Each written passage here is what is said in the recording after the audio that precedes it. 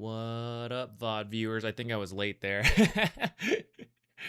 I don't know. I don't know what I was thinking about.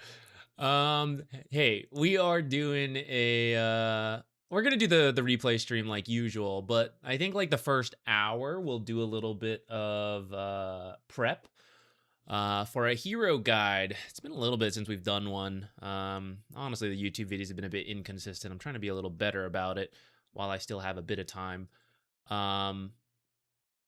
I was looking through some popular heroes, like who's doing well in the current patch, and then videos I have made.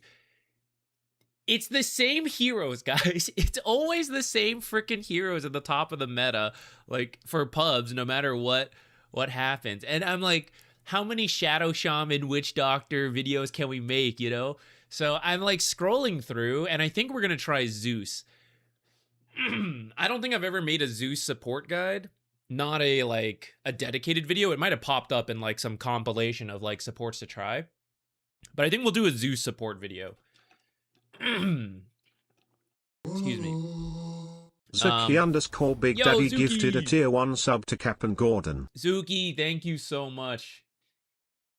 Jigs, how you doing? What time is it for you right now? Colonel Pike, I'm doing well. I didn't sleep all that great last night, but otherwise I'm good. I failed a another Coliseum attempt earlier today. I got him down to like 300. We're gonna get it. We're almost there. When I'm awake and I have my coffee, you know, I'm like peak mindset. So I try like once and then I move on with other things I gotta do. Is IO4 a thing? Yeah, you can do it. Honestly, I've been such an IO hater in pubs just because of like the communication required, you know? But the last couple times, like every time there's a big patch, you know, I'd say for like the last year, and I check and I look at the win rates, IO is consistently above 50%. Even if you sort by like Herald, Guardian, like whatever, right? In theory, where it's the coordination is just like not there. We could say, like, sure, there are some Smurfs doing it, I guess, but I don't think it's enough to increase his win rate. Like, he is surprisingly high picked with a decent win rate. Not like the top tier, like, competitive picks, but it's up there. It's not like a 0.5% pick rate, you know? For example, let's not just talk into the void. Let's, 1 second. Let me find...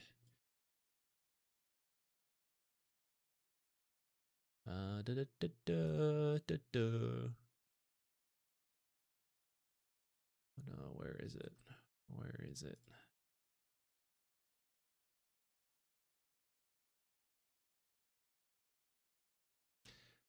So Dota buff, right?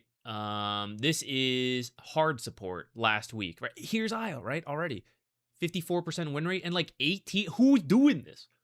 Where are these IO players? How are there so many of them? Right? This is an Archon.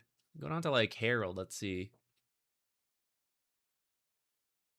What freaks are playing Huskar 4 out there? Huskar 5. IO 52, 20%. How is this happening, you know? But it's happening. And it's winning. So I guess the lack of coordination in pubs is not stronger than the lack of target priority to kill IO first. And so IO is just healing his teams through it. That's my theory.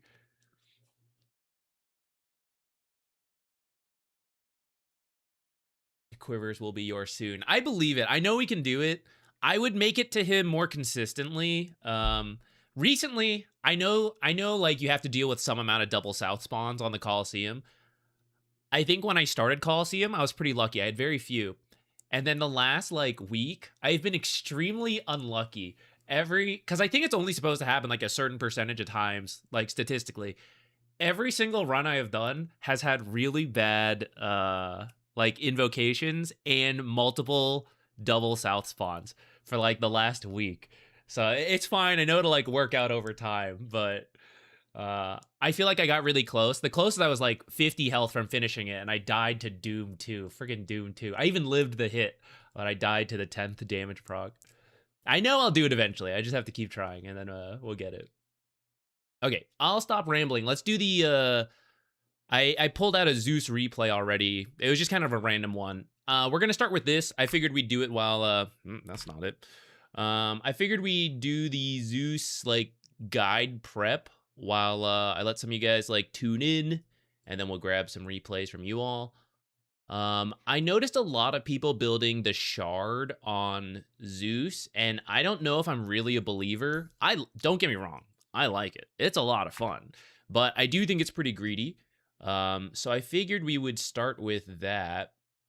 Let's go at least watch one replay of someone doing it and see what it looks like. Maybe I'll be more impressed than I thought.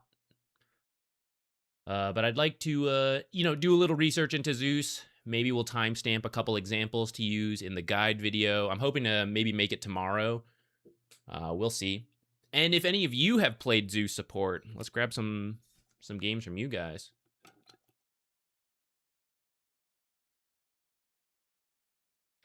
There's always space for shards in our brackets. That's the thing, right? Like, maybe there is. Maybe there really is. Maybe it's fine.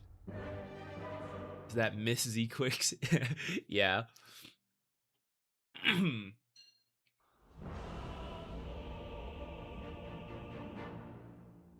I struggle with being consistent. I always stop playing for months at a time. How do I stay consistent? Oh, that is tough, because, I mean, that's like inconsistent behavior, you know? Oh, wait, this is a Meepo in it. Maybe he just stomped because Meepo's in it. Well, we can at least watch the lane, I guess. Let's do, hold on, let me timestamp it. Zeus guide prep. I'll do a timestamp for that. I'm not Jigs sure if Xiang there gifted a is. tier 1 sub to Toggledy Hey, Jigs, thank you. 1 second. Okay, Zeus, before I, like, lose track of what I'm typing. Okay. Thank you, Jigs.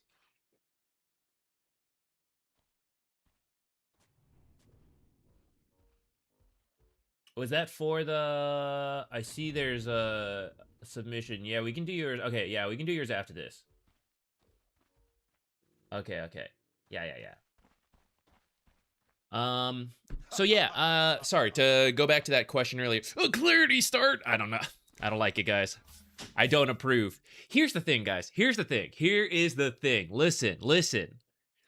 Dota 2 Pro Tracker, I don't know how much I trust it anymore for me. These people are the same rank as me now, you know? And I've seen all the dumb shit that people do in my game. So then I pull up Dota 2 Pro Tracker and I look at this stuff and I'm like, oh, it's supposed to be like high rank exam. I'm like, that guy's in my games. I mean, not that literal guy, you know, like, I don't know. But I don't know if I don't think I believe in that. I don't believe in the clarity start. I'm not doing that one. We're skipping that one. I'll pick a different one.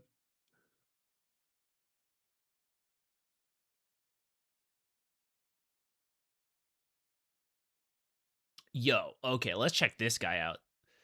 Okay, he's not doing the shard, but this guy is doing boots first with the clarity. I'm more open, funny enough, I'm more open to that. I want to see what this guy's cooking with boot Zeus. Even though he also has a clarity, which I just X'd out of. In the past, we did do some like April Fool stuff. Honestly, I have just been busy and inconsistent. I don't know if we barely do enough real Dota 2 content, you know? Plus a patch just happened. So I didn't want to take a full day to do some like silly, goofy stuff. I thought about it, but I'm already inconsistent, and I know like weddings in the future, moving in the future. There's a whole bunch of stuff coming up where there will be gaps in content. So figured this is the time to lock in a little bit more. We'll still do some like variety stuff, of course, but at least for the patch being new, I wanted to get some more patch content out before we had fun.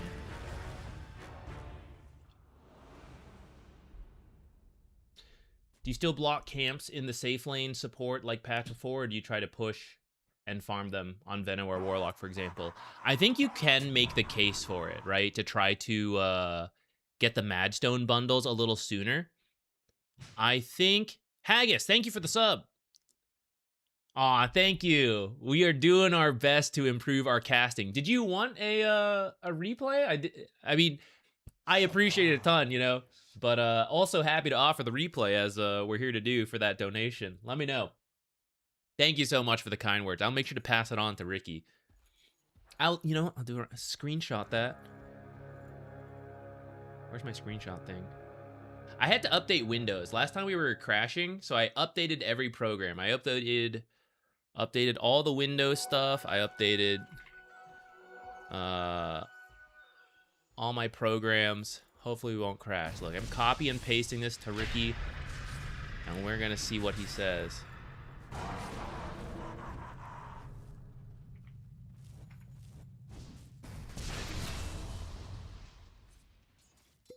This guy got to kill. What'd he do? I wasn't looking.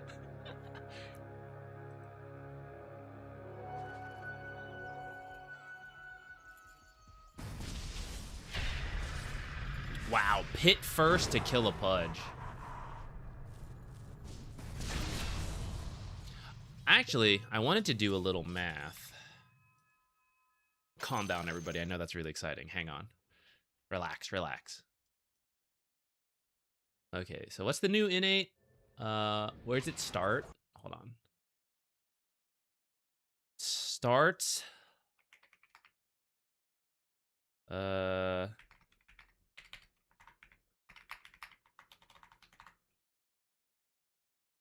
0.0345, and then it's that plus not enough zeros there. 0.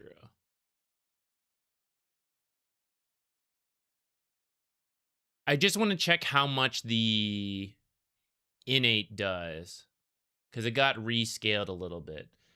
He attacks or hits with abilities based on a percentage of their current health. Okay, so now we work out. Let's do like, let's do increments of 100. So we'll say like 500, 600, 700, 800. And beyond that, I don't care as much. So we'll do like 1,000, 15, 2,000. Actually, I want to do a couple more of the earlier increments. Let's do like 200, 300 as well. And then we need this. I know you can't see this yet. I'm going to finish typing out this table, and then I'll flashbang you with the bright white Excel sheet.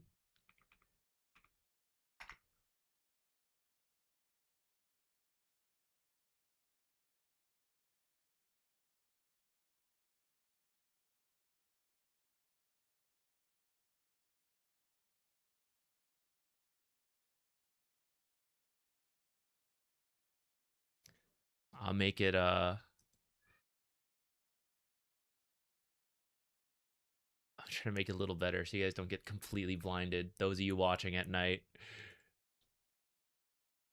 All right.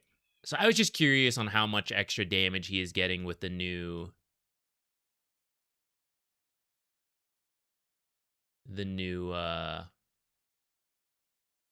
rebounce innate. Okay, so this is the starting value, 3.45%. Level 1 here, and then based on people's current health is not how much it would do. So like at the start of the game, when you auto attack someone who has like, let's say 600 health, you're getting like a bonus 21. Did we do that math correctly? That seems like a lot, but I think that's accurate. All your auto attacks and spells do a bonus chunk of damage.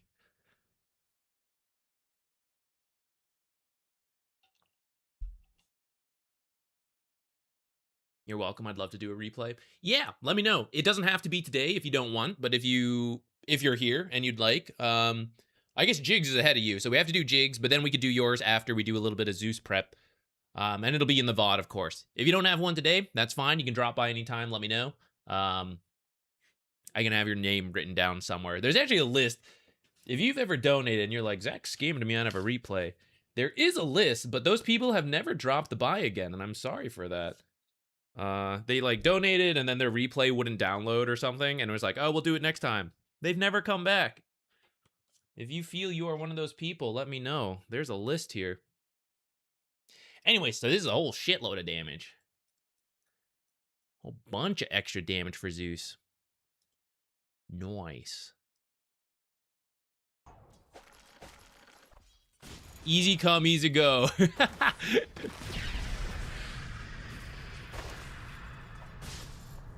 Let's see if that's right. Can we see the number? He's got 400 health.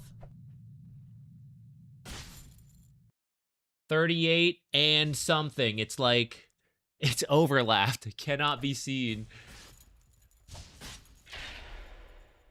Get me on the list. Done.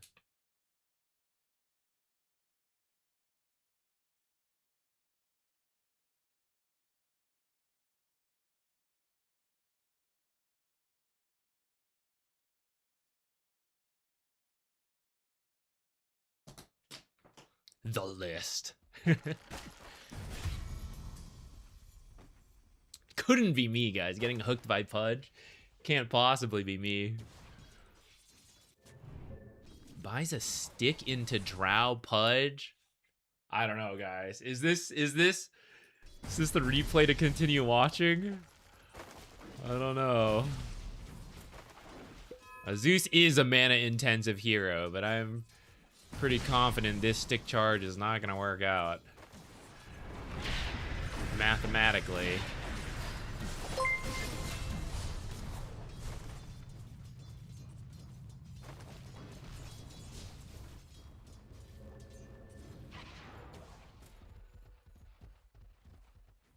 At what point do I let my ego take over and say, I simply know enough about Zeus support? What are my stats? Yo, this is not bad. Not bad.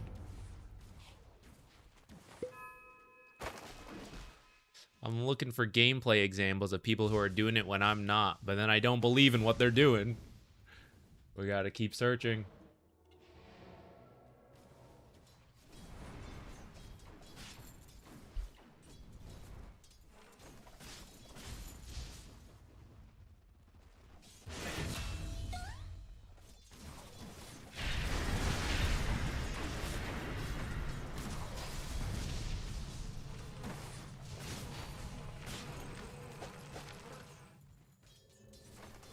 I think Pudge is 50% on hooks.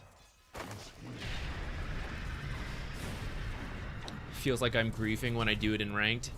It is a greedy support. It is good. They should know he warded there if they were looking at him.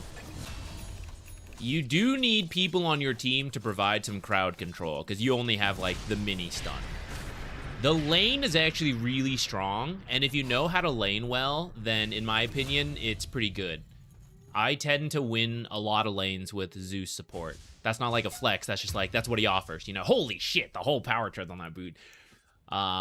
If your laning is weak, and you're not making use of Zeus in that regard, then that's where it becomes a bit of a grief. Because I think as support Zeus, the ideal game plan is like strong laning stage, then you enter the like weird gap where it's like kind of good in fights, kind of want to farm, and then as the game goes later, vision superiority and damage, like it ramps back up. That like middle period is very weird.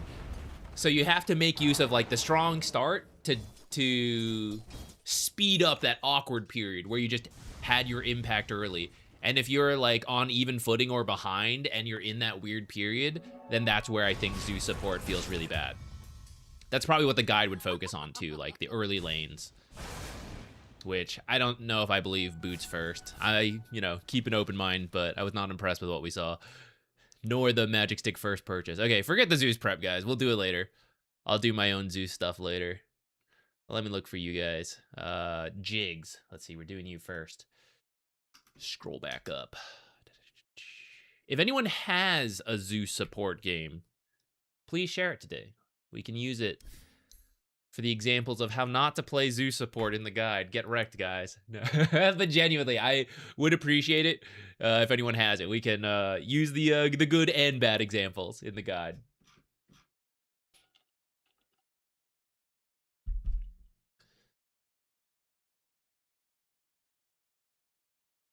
Tidehunter. Okay, let me write this down. Tidehunter 3.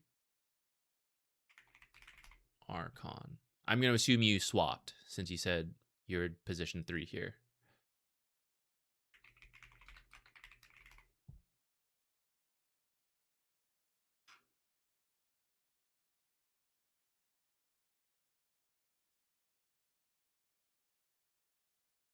Did Ice Frog delete support Void? Kinda. If they end up buffing time dilation, there we go. If time dilation as a regular old ability gets stronger, that's where you can maybe make a case for support Void. But losing time zone hurts a lot. Chronosphere is just harder to use than time zone. Like when time zone existed, it was really easy to, like, if you overlap, whatever. It boosted everyone on your team very easily. It had the leash, so it was some control. It was very good in that sense. Chronosphere is just much harder for Faceless Void support to use because you don't do damage. So like core Faceless, if he overlaps with some teammates, it's like, oh, sorry, but I will still kill this guy. Right? Like if you screw that up as support Void, you don't do enough damage to justify it. So it really limits what the comfort support Void can feel when trying to like enter these fights.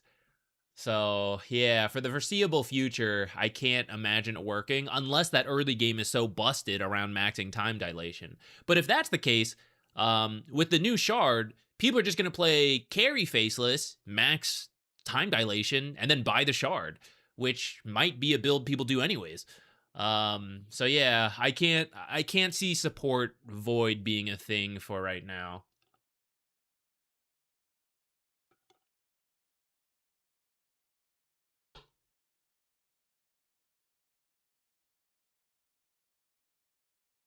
All right, let's open up this Tide game. You gonna watch the rocket launch later? I don't think so. I think I could just watch a recording of it and feel the same emotional impact to me.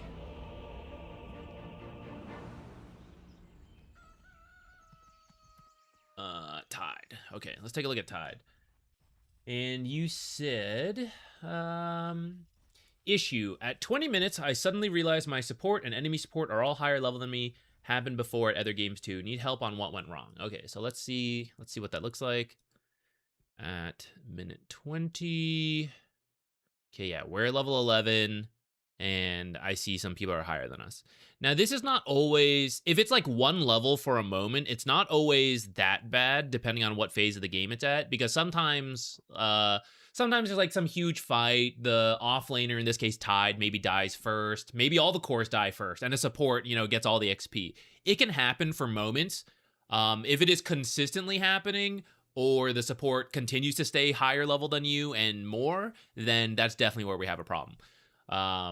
It does look like you have quite a few deaths this game. So we're going to lose a lot of XP. Because let's see. 1, 2, 3. Lich also has a lot of deaths. 1, 2, 3, 4, 5, 6, 7. We won't count. Let's do pre 20 minutes, right? And I won't count this one either then. We'll say like 5 minutes. Five deaths, which if we take death times to just be, let's say like 30 seconds, that's 2.5 minutes where we're not playing. So it's not 20 minutes. It's like, what's my level at 17.5? And particularly painful are these 3 deaths right here. They're really close together, which means like if you die once, sometimes you still make it back to the lane without actually missing that much, You know what? Let's not talk through theoretical. Let's go take a look at these deaths. So like 8 minutes. Oh, long game.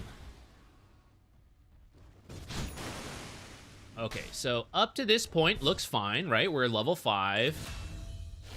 Things are a-okay. You are keeping track of a fight going on. Okay, but I see you teleporting. So this is a little bit unrelated. Let's not go. Let's not go here. This fight's kind of already decided. It's pretty far. So you have to teleport, and then you have to walk. This is going to take you about 10 seconds to walk here. So will the fight still be happening? Sometimes. But what's the alternative? If a fight is happening top that you are not at, so Spirit Breaker's dead, and it looks like Magnus and Skywrath are here as well. So 3 heroes are accounted for. I don't know how this bottom lane has been going. I guess you're probably against Slark, which is an annoying matchup. And Huskar's not having a great time. I don't know. Maybe this mid Huskar versus Viper. Maybe that's why he's not having a good time. You can just stay here and pressure this tower. You'll get a lot of solo XP. Maybe Warlock is with you, so maybe you're splitting it. But you'll pressure this tower. If the fight top goes badly, you got good tower damage in. You got yourself closer to level 6. If the fight goes well, you weren't needed anyways. You maybe show up and contribute to the fight. But what does that get us, right? 3 heroes are splitting 1 creep wave. Maybe I'm getting 1 kill. Am I getting 2 kills? I don't have Ravage, right? So, like, how much am I contributing as an offlane Tide showing up to this fight? You know? The money I could get from just farming a creep wave plus a jungle camp, if not several, because this fight might drag on for a while, that's going to help you with your early levels and get to that power spike level 6 to have more impact when you do ultimately show up to a fight. Let's see what happens, right? We do come up here, scare him a little bit, right? And now we actually got 4 heroes up here. And we end up sticking around a little. You went to get your courier. Really? Okay, after you do this, you should just go back to the Twin Gate to get back down here. So first thing we're seeing, because up to when we started this, level 5 at the time, pretty decent. So that's one moment where we lose a good chunk of XP, right? Because we left the lane and we didn't really get much. So now we walk mid.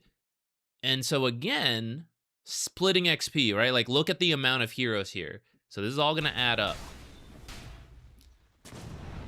Add up to us just not getting as much. Because actually, that's the strength of Tidehunter, right? He can be left alone in a lane, which means solo XP, the most you can get. It's kind of hard to kick him out because he's Tidehunter. Like, he's a very tough hero to kill. You need to bring a lot of heroes. And we're missing that. We're currently playing with other people, but we don't even have Ravage. So even when it does happen, like, okay, we all showed up, they showed up, big fight, it makes it worth it because we get the kills and the XP from that. But I actually can't. You know, I can't Ravage yet. So definitely try to get your ult before you rotate. Maybe because you were having... Maybe Slark was being annoying, and that's why you were looking for, like, other things to do. But you actually still have to, like, try to play down here on your own. So then this kind of sequence, right? You die, and then Lich gets the kill. So that's where it's understandable that Lich might pick up an XP lead over you, at least in the short term. So this is the first death. That's not too bad, because notice the death timers are so short, 8 more seconds, the creep wave's here, so you died, we missed some farming time, but what would we have farmed? It's this creep wave, and this creep wave is actually still alive. So you are going to make it back for that XP, ignoring if, like, someone else shows up. So this is where the second death on that timeline can be really painful. Because I died, I TP'd out. So I would have missed nearly nothing if not for the Viper coming in, clearing up on the stuff. We missed a little, but it's not that bad, right? We're back on track. Okay, let me get level 6, let me farm, whatever, right? But then it does look like, at least on the timeline, we died again. I guess we got an assist, actually. That helps. We did kind of this dive. We don't have the Ravage from that earlier play. And then here's the second death. 22 seconds. I'm back. Okay, I won't miss this creep wave. I'm going to be back. I'm going to teleport. Oh, no, wait. Teleport's still on cooldown. So the first death is kind of okay because we teleport back to make it, in theory, for this creep wave. But now we can't do that. So you will guarantee miss this creep wave and maybe even the next creep wave. So that's where back-to-back deaths are really painful. And then you actually had a third death after this, which is also painful, but can kind of be okay sometimes because the teleport's back up. But you still don't want to do that, you know? You still don't want to have that third death. At least we get a kill. And it looks like you're maybe trying to pressure the tower. Oh, big combo. And then the third death happens. So if we go back to 7.5 minutes when you hit level 5, and then now 5 minutes later, we're just about to hit level 7, this is where we, like, lost a lot of momentum. And the sooner this happens, the more painful it is, because most Dota heroes will ramp up, right? You get your farming item, you speed up, right? Tidehunter gets more levels and he can farm faster. He gets harder to kill. You get the items, whatever, right? So when you get killed in the like ramping up period, then you have to like delay the ramping up period because you still got to do it at some point. But the other heroes are done. Like they're ready to start fighting and you're still weak. So then it can snowball even further, which is, I suspect, what happens with the following deaths. How do we decide to join fight or stand lane in like the 10 plus minutes? So that is one that takes some game experience. I would give yourself some rough rules depending on the hero you play. So some questions are, what does my hero need to be strong? It can be an item or it can be a level. It can be both. For Tidehunter, let's say it's Ravage, right? Level 6. Ravage is when you get really strong. See this play happening without Ravage, so this is where we wouldn't want to rotate. 2, am I winning the lane or not? Am I beating my opponent? If I am, you're probably farming the most possible. If you're losing, then the lane kind of sucks and rotating might pay off because it's relatively worth more. Can I take the tower on my own? Anyone can take a tower with the help of creep waves if they're winning, because creep waves do 300 damage. A full health creep wave does 300 damage. More creeps than that do even more damage. I gotta write that down. I meant to make a video out of that, and then something happened. I think a patch. I forgot. I'm gonna do a series of like shorter videos coming up, guys. I just need to make a bunch of thumbnails for it. Creep pushing tower math. Okay. Nerd shit. So what else? That's actually kind of it. Those are the big ones I would think about. The part that is experience over time is like looking at a fight, for example, the one you rotated to, and doing the quick mental math on like, I know what my hero can do. I'm looking at this. How long does it take my hero to get there? And then what will my hero get out of it? The more you know the heroes you're watching, like, Viper, Lifestealer, like, the fight's gonna last this long. Oh, the enemy has these heroes, right? The more you play, the better you can fill that out, and then decide, this is worth it, this is not worth it. To start, before all that, for your own hero, list some power spikes. Level 6, Blink Dagger, Phase Soul Ring, right? Like some combo of items. And if you don't have those, you should be very reluctant to move.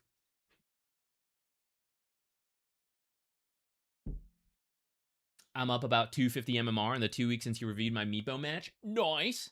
Totally has nothing to do with the patch. Of course, Meepo, not good right now, of course. That's all pure skill. Nah, I mean, make use of it while you can, right?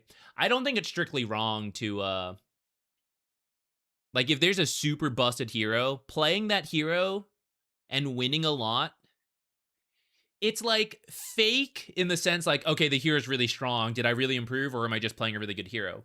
But it's also very real because you are gaining MMR. You're gonna play versus better players, and that's gonna help you improve, right? You might drop as that hero gets nerfed, or you go back to playing other heroes, but now you're like, I saw into like, that's what that's like, you know? Like, I should try to do that.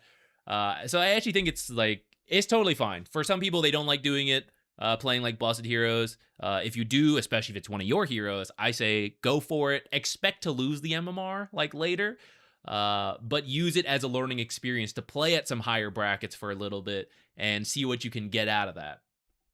And maybe you stay, you know, who knows? I know, so I hate to say it, but I think I will just, it's very lazy thumbnailing on my part, actually.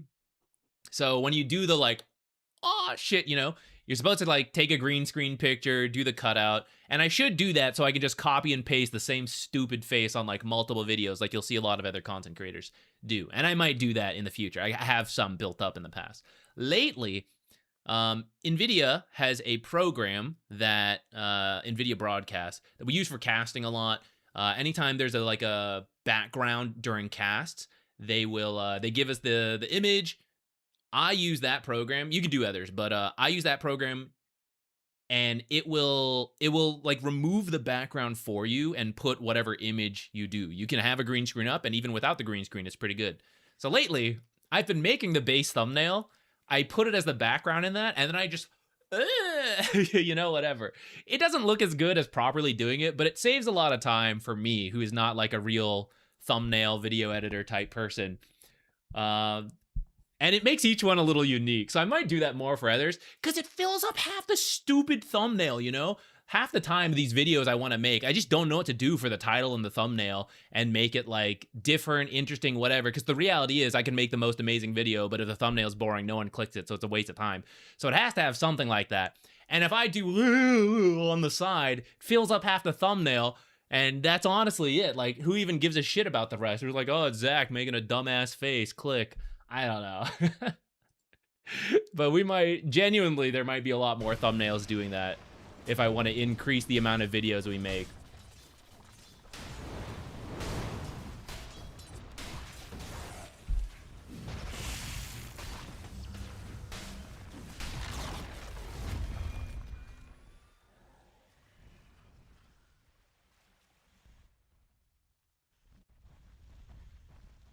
The reason to click a video is the clickbait title. I mean, it's true, right? It works. It is what it is. So here's another fight we're joining without the ultimate. For Tidehunter, who is a very, a lot of your impact comes from the ult, especially at the early levels. So give yourself an on-off switch, Jigs. In the lane, try to play your lane as much as possible until you hit level 6. When you have level 6, default, try to get people to help you push the tower and say, like, I have Ravage, I'm strong, let's take this tower. And if you think, like, if you're being left alone and you see a fight break out, especially if they're diving your team, then you can show up with Ravage. And if you don't have Ravage, you can maybe show up if they're diving. I'll let you decide on that. But especially once you have Ravage, you heavily think about it. Once you use Ravage, you go, I'm chill, guys. I'm farming. I don't have Ravage. And you use 150 seconds at level 1. So we Ravage, we finish the fight, right? We probably back out. Probably about 2 minutes before Ravage is up again. And we're going to need a little bit of time to like regroup with the team. So we use about like 90 seconds to farm. Like you go back here, you push lanes, you try to take towers if you can safely. Not like that much of a commitment. You just like push lanes. If they let you, you take it. If not, you go in jungle. And you just do that for like 90 seconds. And then as Ravage is about to come back up, like it gets to that last 30 seconds, you start telling your team, okay, I've almost got Ravage again if we want to do something. And then you repeat. Do we want to take this tower? Hey guys, group around me. Maybe I can do it by myself. Let's push this tower. Oh, my team's doing something. Okay, I will go and join. I'll go use Ravage there.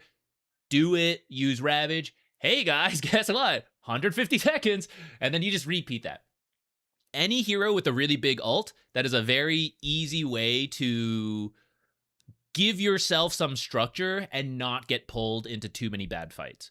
Now, at a high level, are there times you should join fights without your ultimate? Yes. And I will let you guys try to decide that. But the answer is most certainly not, yes, every single fight join without my ult, right? It is a rare, right? It is a, okay, this makes sense on why I go because I don't have the ult, but like all these things lined up. It's okay, I'll go, right? It's something you push yourself into, not like every fight I go when the ult is down. So if you don't go every time the ult is not up, you're more likely to be correct than going to all the fights.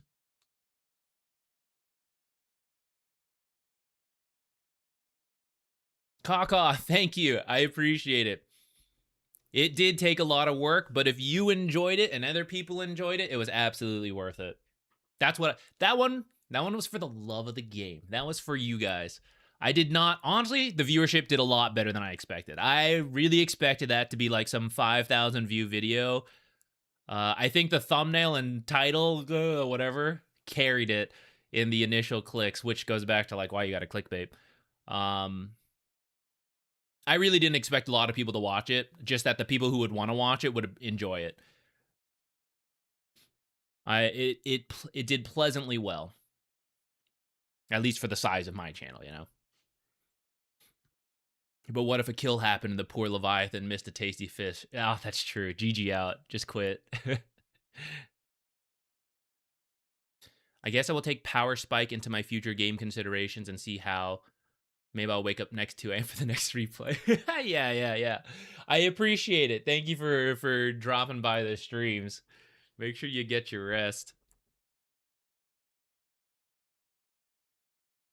I think that will answer your question. I know we didn't quite get to like that 20-minute mark like you were asking about, but yeah, it's all these fights we're joining and dying, and you're not taking the farming time. And the farming time is where you get the golden XP.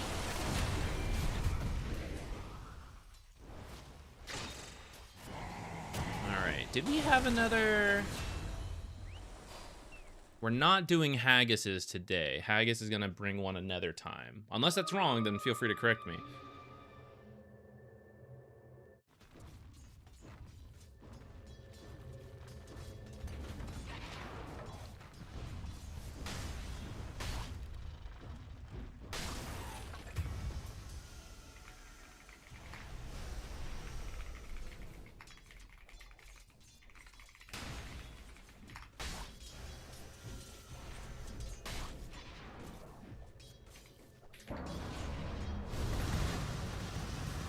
I binged the new videos. Thumbnail game is immortal.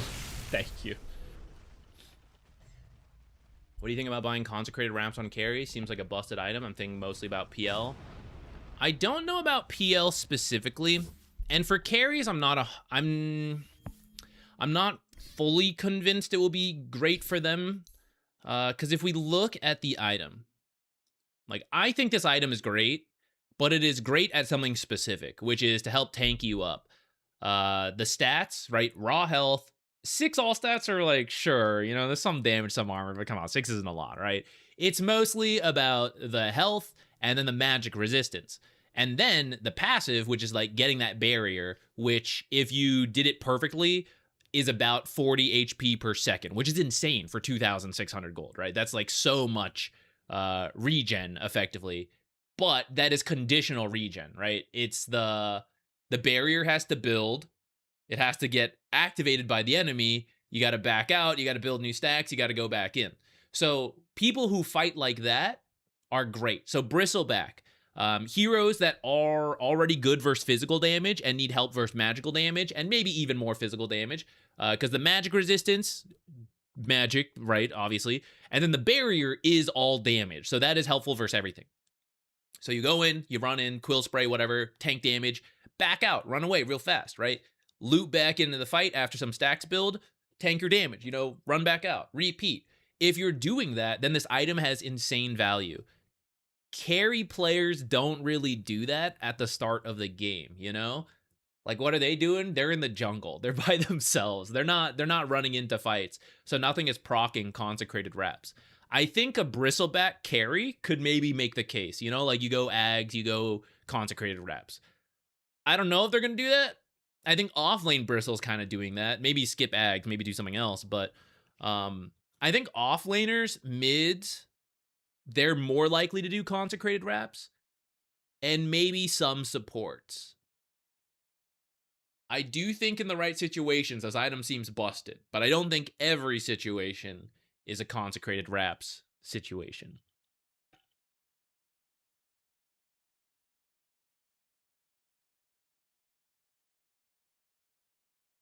Would Slark be a good contender? Maybe. The thing is, Slark doesn't just want to be tanky. He also needs to attack, right? To build up stacks and do damage. And he actually has so much regen in his kit already. I wonder if Consecrated Wraps is overkill. I feel like it would be.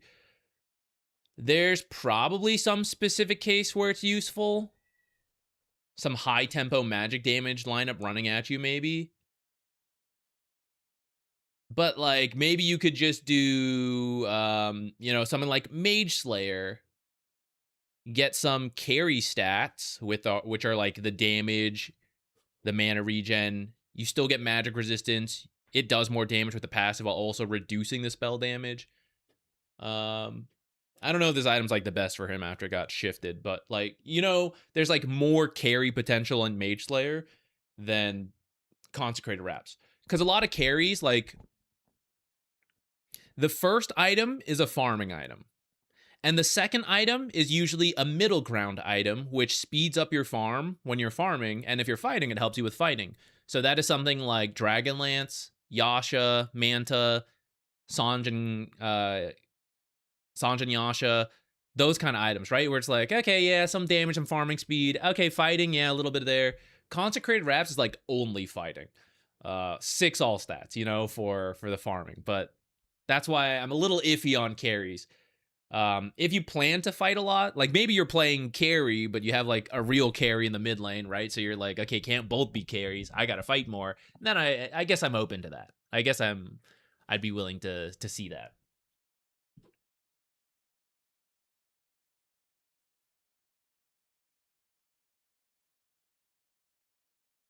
I think it might reveal. I know one of the questions was about PL. Let me just double check. I'm pretty sure you would just reveal the real PL, so it's probably not worth it, even if Consecrated Wraps was an item for carries to buy. Oh, I guess I don't need to. I need it to be. I know which one's real. We need to see like the enemy PL with Consecrated Wraps. I'm still learning the item builds off the top of my head. All right, you build some stacks. Let's switch to like yeah, let's be like Lena. Okay, he should have some stacks. Yeah, it's that one. So I think these illusion heroes will not be getting Consecrated Wraps.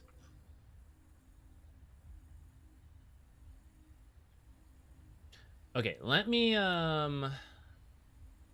I want to grab I'm gonna grab this replay.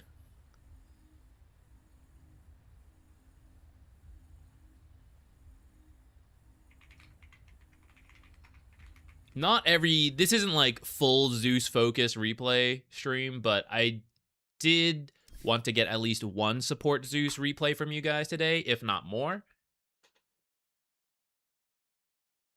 And use it to, we're going to double dip a little bit, you know, we'll give you guys some advice, but I will also collect some examples for the video. Do you have a rough rank for this? If not, it's okay. Could just help frame what we're about to look at.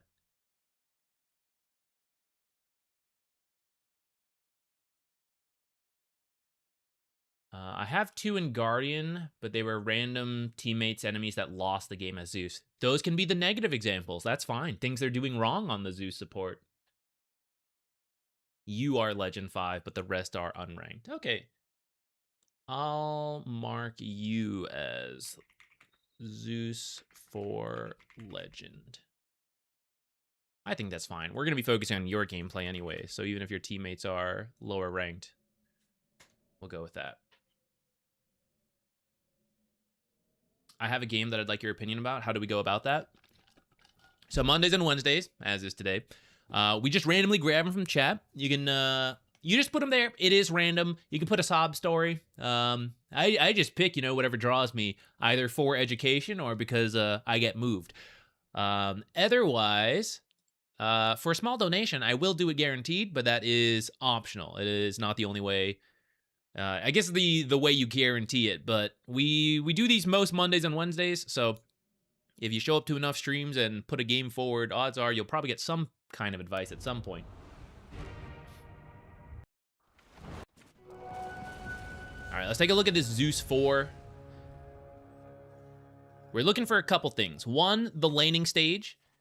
Doing enough auto attacks, or are they just spamming spells? I gotta go find the old match ID. The last stream we did had the Zeus support, which kind of inspired me to maybe consider making this one.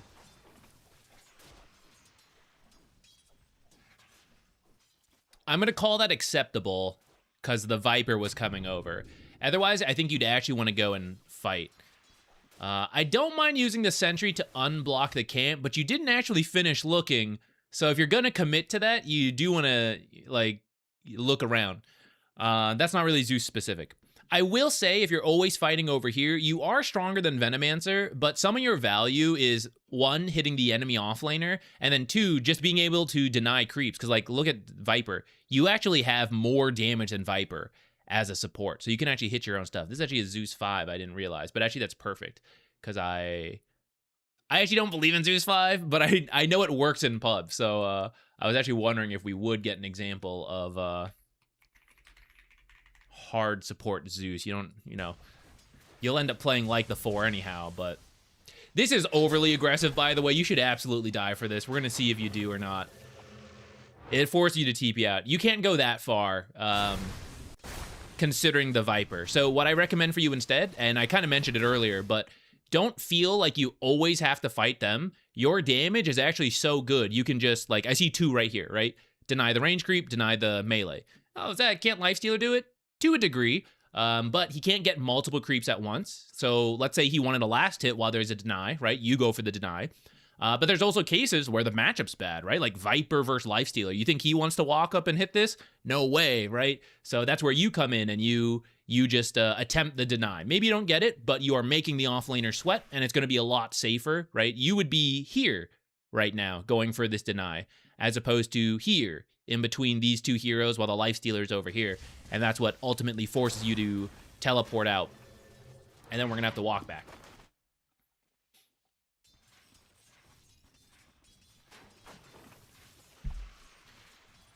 Do we do carry reviews also? Yeah. I am best at support. I can give feedback on core roles, though. Especially when it comes to map movements and concepts. Certain specific matchups and techniques, I may not be able to, especially depending how complex the core is and if I played them or not. Because I did play a lot of the core heroes in the past to some degree. But some of the, like, especially some of the newer ones, things that have, like, changed, I haven't really. There's no Dota player that knows all of it, and I'm not going to try to, like, fake you out, pretend like I know how to play. I'm going to give you valuable Ember laning matchup advice compared to, like, Thompson or Quinn. I won't, like, I'll let you guys know if I'm not confident in my info. Okay, I came back here because we were talking about other stuff when the death happened. The thing I want to highlight is off that earlier play, we had to back up, and then we're here again, but look at the XP because of that. Zeus is a really strong laner, and the power spike is very good. Level 1, you're okay. Level 2, Heavenly Jump gives you the kill potential. And then level 3, you're very strong. You're very interested in hitting all those levels as soon as possible. So anything that really hurts your XP will hurt your potential chance to get kills. Like, look at this Venomancer. Let's say we take a very casual level 1, level 2. We hit level 3, we have 220 damage on Lightning Bolt. This guy has what? 700 max health at that point? Maybe he buys an item, maybe he's leveling up. 700 max health. 2 lightning bolts is half his health. So like a little, like where he's at now, a little bit of poke, lightning bolt, jump, lightning bolt. I've almost killed him on my own, especially if my carry can do any actual damage. So you really don't want to miss too much XP. And if we take a bad trade and are forced to TP home and come back, and we didn't at least like get a return kill and all that, then that's where the laning stage, we're gonna kind of have missed the goal of the Zeus.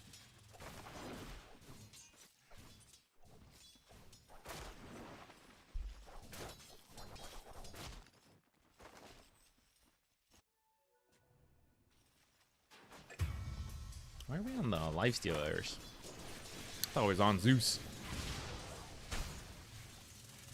And that was the death because we ended up looking at the Lifestealer. In this situation, when you're not sure what to do, 1, you wouldn't have died if you had the Heavenly Jump from earlier. But 2, you don't need to do this trade. So let's come back here. So I don't know where Venomancer is. He could be in these trees, which would be a danger to you because you don't have level 2. So you really want to be over here. Zeus level 1 is not a very survivable hero if they get you. So you have to be very careful with your positioning. Once you have Heavenly Jump, you've got more flexibility, but the jump is actually not that long range. So it's not always a like foolproof plan. You still have to be careful with Heavenly Jump. Being in the lane means I can see a lot of the approach angles for the Venomancer, which means I can just turn around in time. That's why, like, he gets too close here, you know, because, like, oh, there he is, right? Like, he pops out of the tree. But if I'm over here right now, he pops out of the tree, he's still not in range to get me. He's still got to walk forward, and I just go, oh, okay, back out.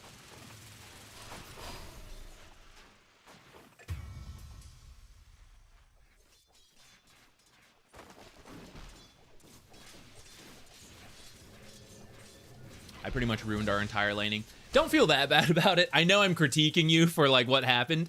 This matchup was kind of cooked to start. Viper into Lifestealer sucks. You shouldn't die, though.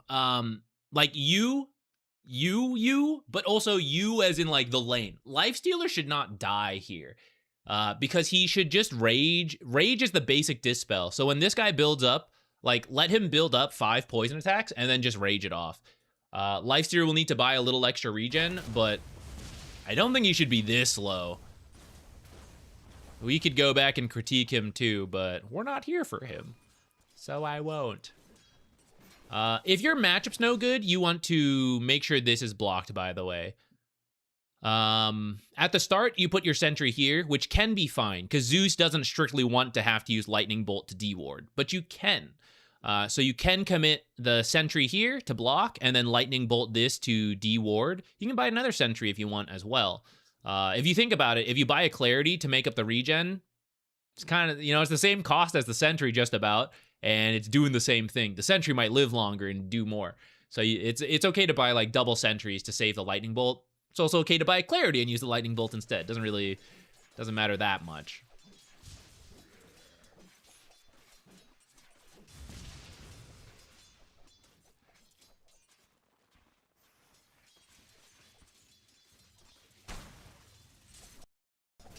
Okay, this lane is kind of pushing at this point. It's getting messy. I think the main thing, we've kind of already covered the lane, like the mistakes that happened. To recover from here, right? This is not supposed to be this bad, but it happens, so let's talk about that. Lifestealer jungling can be, like, the carry jungling can be okay. Lifestealer is not a very good jungler, so this one's not the greatest. We need to first unblock this camp and reblock this camp. And you would do this like a couple minutes ago. Like, once you feel like, oh, this lane's a disaster, right? Start buying sentries. If the lane is really bad, what item could you buy for like 100 gold that suddenly, like, oh, I can kill Viper now, you know? Like, hey, we were getting destroyed, but with just this 150 gold item, you switch it on its head. Like, there's nothing. There's nothing that can change it that much. So what you have to do is play for equilibrium, which is what the sentries can do, and they are affordable for this. So the goal will be, will Viper actually try to dive and kill us in these early levels? Probably not. Usually we want to hold equilibrium here, but if the lane has gone poorly and we're doing that, we're going to lose, especially if the matchup's bad. They're going to get more. So what we actually want is for the lane to bounce back and forth repeatedly. We don't want them to be able to hold it somewhere, even here, but especially not here. If they have the camp, they can do that kind of stuff, right? They can deny us. They can use it to get equilibrium to come back. If we have this camp, we have a tool to make it come back, right? And it's okay. Sometimes you do the full pulls and it shoves, and that's bad. In this case, it'd be okay. You want it to shove back and forth, because when you guys have a lot of creeps, Viper does not have wave clear. So he can't stop you from doing this stuff.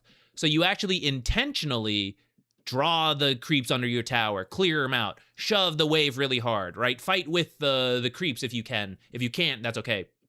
Fight to make sure this camp is available. Try to keep this camp blocked. Don't like feed to do it, but like do your best, you know? And that's where the sentries come in, because you can drop them in at like 59 seconds and run. And even if they see you do it, they have sentries ready, they can't kill it fast enough. Don't farm this camp. Like the Lifestealer desperate for farm, don't farm this camp, because you need this camp to pull to make the lane go back and forth. He does this stuff, what he's doing. But you wouldn't do this nonstop. You like force the lane, you do the pull, he farms the pull, and then when there's nothing, you do this until it can repeat. It respawns, the lane pulls back, whatever. You create this cycle. That's how you approach these like horrible matchups. It's still not great. The enemy's gonna get like still gonna get more than you, but it's better than like perma jungling and just like sitting in the trees getting nothing.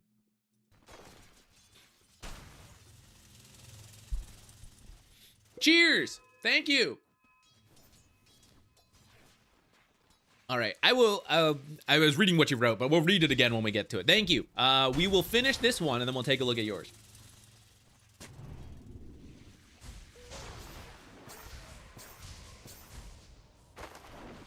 So this is where, if this camp was up, you would do the pull, and then it will stay here for a bit. Well, actually, you have quite a few creeps here. It might stay here longer. We might need to do more pulls. But in theory, the goal is hopefully you do this pull, and then this lane comes back. You could attempt a hard pull, maybe. Maybe you could do like a half pull, right? It depends on the exact situation. In this case, I would just do a full pull. Actually, because you have nothing, I would attempt the hard pull, since this small camp is not available. Without doing the pull, see what happens. Like, the creeps just walk up. You know, I got more creeps than they do, so it's going to stay here. Thank you, Viper. This is very kind of you. I was really struggling to lane up here, and now you're going to shove it back to me. This is the nice thing about pubs. They'll mess stuff up. This is not strictly bad for Viper. This will increase his farming speed to start shoving the lane in, but this is actually what you want on the Lifestealer, because his farm sucks right now. He's not a good jungler. So when the lane does get shoved in, Lifestealer will come up here, clear the creeps, and then go back to jungling. So it's like a trade-off. They get some benefits, you get some benefits. Your team does, since you guys are partied. I think you were partied. This is a party game, right? Oh, it's not. Never mind. For some reason, I thought it was. Okay. Ignoring the party comment, then. Their lane is doing well. Catapults have spawned. If you were doing party, the enemy team should try to make use of this. Viper should say, hey, guys, I'm kicking his ass. He can't even lane. I have a catapult. Let's take the tower. 6 minutes in, let's take this tower. I just need like another hero or two to show up. We can put insane pressure. They should bring heroes here. For you guys, the losing team, teamed or not, we need to deal with this catapult. And how can we do that? We get this catapult under the tower and get rid of these creeps somehow. AoE damage is one way. Drag the creeps away out of the tower. The catapult won't move. The catapult will stay locked onto the tower. You drag the creeps out of the tower. The catapult will then be targeted by the tower, killed off. You can bring the creeps back in. That's another trick you can do. Some people have the insta-kill, Pudge 5s that you run into your pubs. Mirana Arrow, right? They can insta-kill the catapult. That's a good one. But that way, you immediately stop this winning lane from taking your tower early. They might still take it early, but it'll take longer not having the catapult.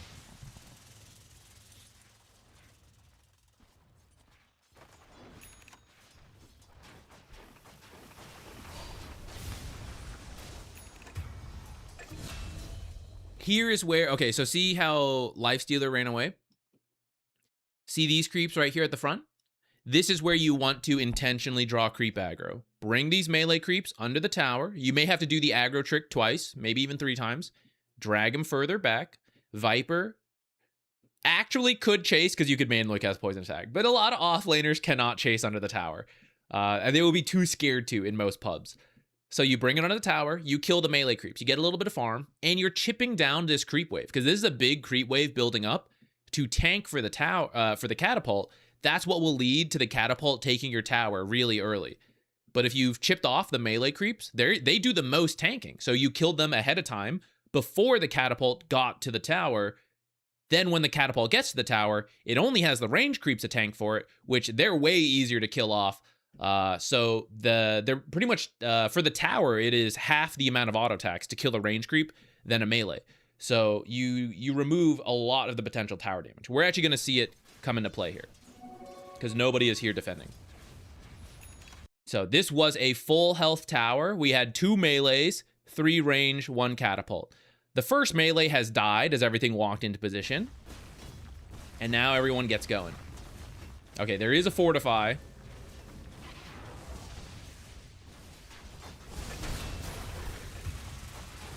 we'll say they are intentionally tanking the tower to keep the catapult alive. They're going for some kills here.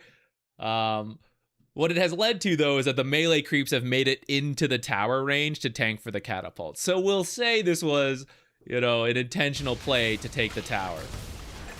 This is what you want, though. They've been beating your ass this whole time, and then they screwed up, right? This is why a lot of people are scared to tower dive, because they mess it up all the time.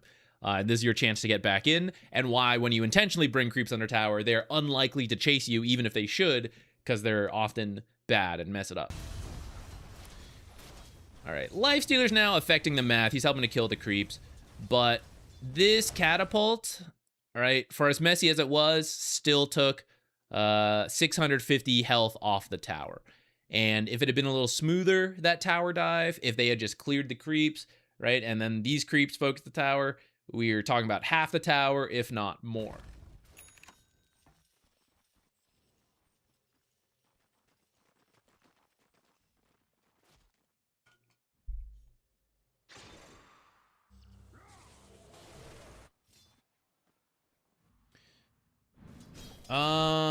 Let's see. So we kind of did a lot on the lane. Let me think about what else we want to see before we move on. I would, by the way, Null Talisman is good if you're winning. If you're losing, I would probably just go for the Arcane Boots a little faster.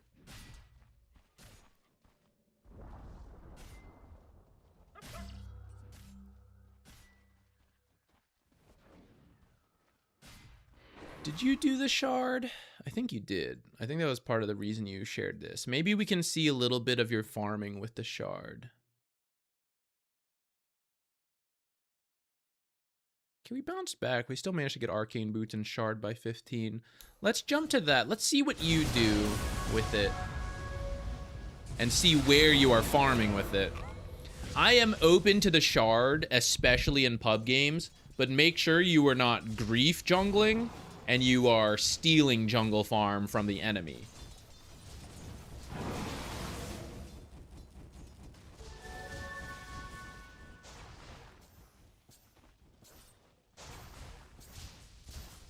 So this one would be okay, right? This would be where,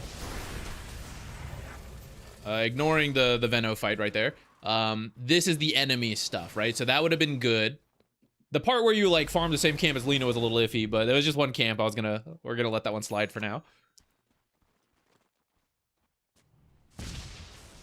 Okay, you do some stacking, that's great, and then you don't farm it, right? You're not, so that's good, but I don't want to see you guys do that. Like, oh, I've got the shard, I'm gonna start jungling these camps, right? No, I want us to be pushing lanes and stealing it from the enemy as much as possible. And if it's truly too scary, then yes, maybe we can do some safe jungling, but I want to see you guys up there, especially because look at these guys. They're up here, right? So I want you to join them, and you are, so that's good. We're joining. We're joining. Yeah. Yeah. Yes. We're getting up there. Okay. Oh, yeah. Oh. I'm looking back at my camp. No.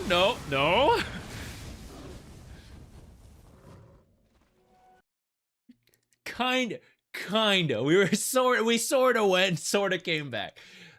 This is where you just want to go with them, right? Be up here, farm this stuff. Let Lena will do this on her own. She'll make it, right? While Axe is here, we can jungle this stuff. This one's okay because it's on the enemy's half of the map and it's with the offlaner rather than the mid. And it'll be putting you in position to do the deep warding that we would like. With a little bit of time awareness, you could have stacked this one. You could also farm it and then let it respawn, and then it's not taking it from Axe, right? He's still getting one. He wasn't going to make it to that first camp. This jungling is good. Timestamp this for my sake of example. This one is good because this is the enemy's half of the map. So we're stealing this away. And we're kind of close enough to contribute if a fight breaks out. Or we're maybe a little far. After we finish this, we should get a little bit closer. Where are we going? Okay, you're looking around. You saw that warding video. You're thinking about it. I see you. Now, actually, the warding video only talked about spots. It didn't really talk about concepts. This one's actually a little unnecessary because you have this one, right? So you would actually see them move through this ward, And then you don't need to see them go through here because you kind of already know they're coming through this ward. So usually when you have multiple wards in a line in the same kind of like, I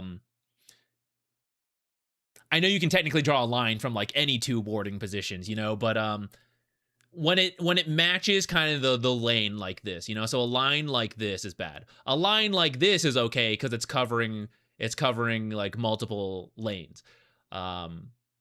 So this kind of thing is no good. Now this one's about to expire, so we can argue that like, okay, then this one will be fine. If this one's about to expire, it lived the whole time. They never checked it. Oh, I'll just put it again. Why not? And I like this. It's a little further in for you. Like, I want you to steal these camps, and I want you to push this lane. This is behind me, you know? Like, I'm in front of the ward at that point, so the ward's not protecting me as much. So if I'm going to be greedy, like, I want the ward to protect me, so I want to stick it, like, somewhere up here, if possible. This one's also okay.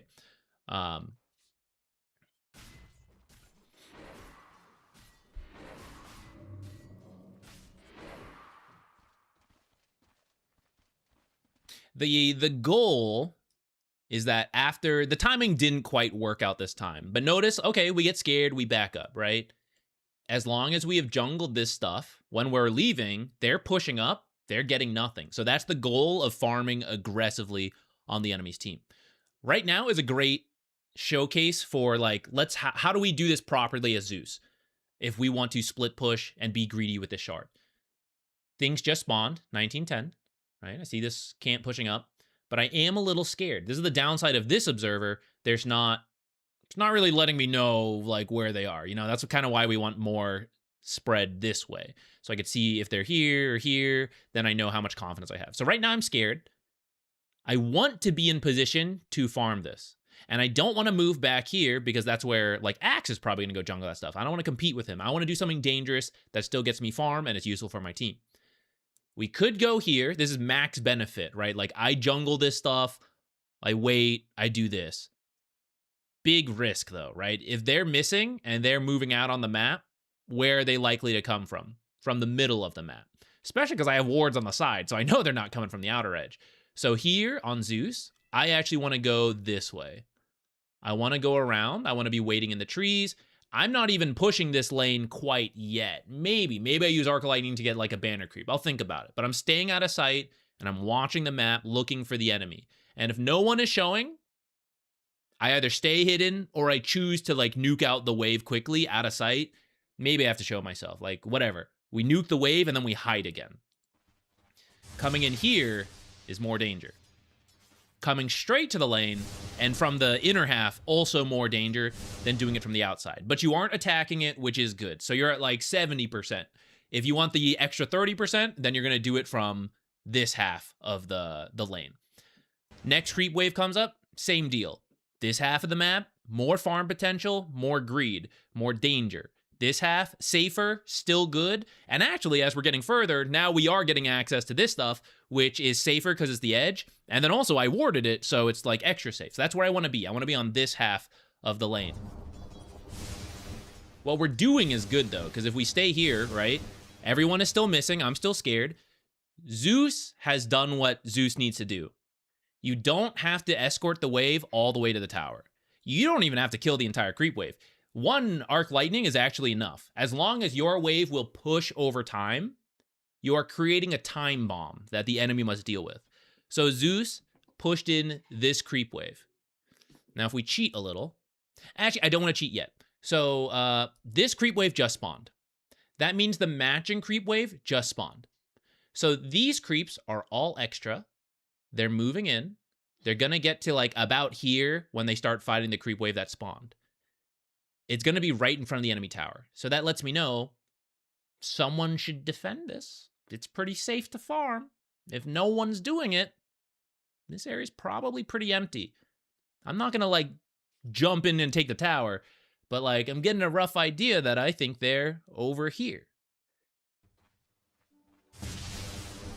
So you're jungling this camp. Again, it's pretty dangerous. I would move to the top half and see how you're retreating. So now this is where we're messing up. If you want to keep being greedy as a support and get stuff done for your team, we want to stay up here. And after you finish this camp, I want you to move to this side and hide in these trees if you're scared. But I want you to stay here.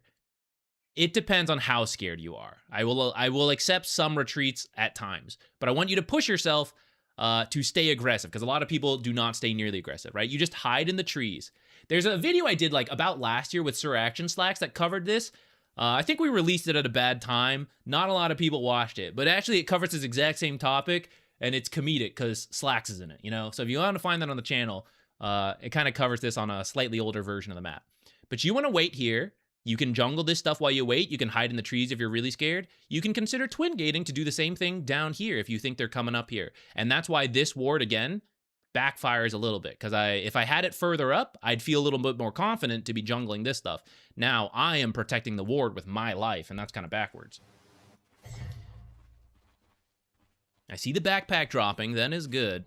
But as we watch the minimap, we see, okay, those were actually just Naga illusions. This lane needs to be pushed again, right? Here's the next spawns. This is where the creeps are. For my team to get information and for plays to potentially happen, for us to limit the enemy team, I need this creep wave to push in to the enemy. And now I have to walk back. 15 seconds to walk up here, push it. At that point, the next creep wave is already like here, you know, then I got to do it again. If I'm already here, if I'm waiting in the trees, I'm nuking this creep wave right now. 10 to 15 second difference. That's tower damage that will happen because I did it sooner. It is the enemy who just backed away and they're like, let's go make a play. And then, god damn it, Zeus is pushing the wave again. Okay, we got to go back, guys. I know we were about to go Roche. I know we were about to go do something. This stupid Zeus keeps pushing the top lane. Hang on, guys. I got to go deal with it. And they leave. And then, Zeus did again. Okay, we got to go back, right? If they get to push, they're now going to move on the map right now. They're making the play. And then you will go walk up there. And then when the play happens and you see it coming and your team's like, oh, we got away from the play. Okay, farm defensively. Oh shit, there's no farm here. Zeus has already farmed it all, right? That's why we want to be up here right now. We want to be stealing all this.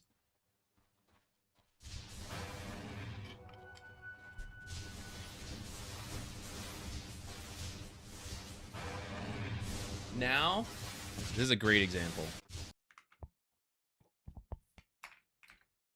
What time is it? 2024.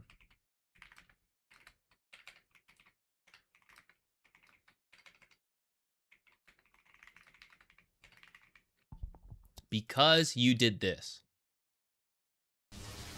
This is not being pushed out. Lina has boot to travel to some degree to do this stuff.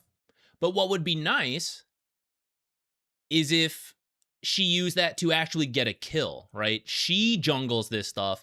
You push the lane. You guys see a solo hero. She can now TP to the lane. You guys can kill her. Or because you keep pushing this lane and someone's defending here, you see people moving down here, you go, wait a minute, that doesn't make any sense. They're not ready to fight. You can bring the Lina, you can go, right? You can fight bottom. Instead, as the support, I did very defensive stuff, and it forced my core to go do this. And now we've lost the ability to make a play, because we can't join her, and she can now no longer join anything else because she's using her boot to travel for this. And this is a direct result of us not staying up here.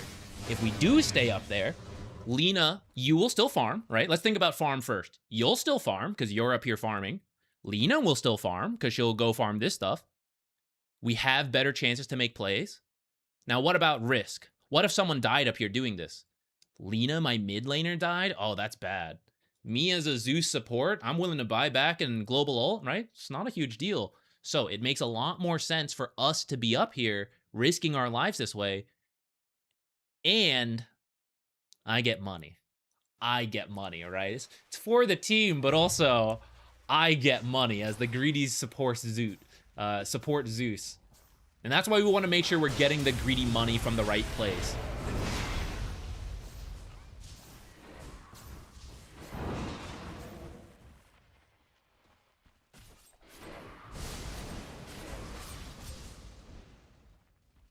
Now, in a moment, we're going to rewind and we're going to look for something. I was just seeing if anything else happened. If no one on your team is pushing mid, then you should do it. Otherwise, let them do it and you go like do the deep warding and all that. Stay out of sight. You guys are kind of revealing you're all up here, which is giving the enemy a lot of information. You guys like all took turns showing mid. You can't control your teammates, but you can control yourself to stay out of sight. Okay, so let's go back. We're gonna actually, multiple times we're gonna watch this. So you guys just killed the Venomancer here, right? So watch the map. What did we end up doing? Like, sorta push top. Now what's happening mid? Nothing's really happening mid. You guys aren't pressured to go defend it yet, because it's not pushing that hard into you. It's starting to now. But you're also not really threatening mid, because mid was not pushed prior to this play. And then, you know, whatever, Lifestealer died to Slark solo. Partly because of that, and because this lane is pushing in, ignoring the death, right? The lane is pushing in. Lina left, taking towers, playing aggressive, doing good things. She felt she had to come back, which is fair, right? That's what we are creating. When we stay up here and we keep pushing this lane in, people like Lina keep coming home to defend. They can't do things because you are forcing them to come back. And then they're looking for farm, and you've already farmed it. So now Lina has left you guys. She cannot play with you because this lane has pushed in. It could be from a support doing it. Maybe it's because Slark just solo killed a lifestealer, whatever, right? So now the same thing's going to happen mid in a moment, right? Axe sees this mid wave pushing in, so he is leaving the place we want to play, and he is coming back. That's why as supports, when you are looking for farm, the first is to think about lanes that need to be pushed out. Because if they're not pushed out, your cores are going to go backwards, and nothing is going to happen. One more time, we're going to go back, and now we're going to look at the enemy team's perspective. Venomancer, a little more. One more. All right, so Venomancer dies here. In theory, high-level play, we are now weaker, right, as the Dire. We just lost Venomancer. He's kind of important for defending because he has the Plague Wards, he has the ult. Let's just say we don't want to fight, you know? We don't want to fight because we lost a hero. What's the most obvious thing for them to do from up here? Take Roche, push a tower. It's a pub game. Maybe push a tower is a little bit more likely. And we just said, we don't want to fight because we lost Venomancer. So what are our options? Well, if they're going to push top and we can't defend, gotta go mid. Gotta go bottom. If they want to push top, then they're going to be here. So can someone sneak around and cut a wave and kill that push? I can't fight them here, but the fortified tower can kill the creeps for me, and I can kill an undefended creep wave here. And then I gotta get out real quickly because people could TP because this tower's up, but I can do it. It is possible. So at a high rank game, what you would see is the Dire heroes all to do one of those things. People would either move to mid and bottom, someone would move around. The Naga illusions, for example, would go around, try to cut this stuff, right? Let's see what they do. This is all assuming you can't fight, right? They kind of like cluster together. No one is rushing to go push the other lanes, which we saw. If you push the lanes, people will TP back to defend. That is another way to stop the top push. It is something you can intentionally do, but no one has gone mid. Slark was kind of bottom already. We'll say he was there, right? But mid lane especially, we can say nobody went there to force the Radiant to make a choice. Can we push top, or do we have to go defend mid? It kind of happened by chance that the mid wave pushed in. If the Dire were better, or sorry, if the Radiant were better, they would have dealt with it, and then they would not feel like they have to come back. If Lifestealer was better, he would not have died, and he would be dealing with this for his team. They would have stayed up here. The Dire needs to force this to happen. And for you guys who are like, team coordination doesn't happen in my games, blah, blah, blah, right? Individually, you can do it. Walk to those lanes, and if a fight does break out top, you TP here. But otherwise, you are, as soon as you see that Venomancer dying, right, you are sprinting to this lane as quickly and as safely as you can to shove it out. You look at the minimap while you're doing it, and you go, okay, we're still not fighting yet. Either keep going, or, okay, there's another lane I gotta deal with, right? Like, get two heroes to leave top. Go push another lane. Or maybe you can cut top, right? Maybe that's another option for you. You want to look for the stuff right away. That's individual. Any role, any hero can do. Some heroes can do it better, but like anybody, it is possible for anyone. And it's very impactful. The more times you do it, the more likely a good play will work out for you. Question, would the lanes being pushed be not priority for the cores, because lane creeps are priority farm? If all cores are in one lane splitting XP and farm, you're losing efficiency. Yes and no.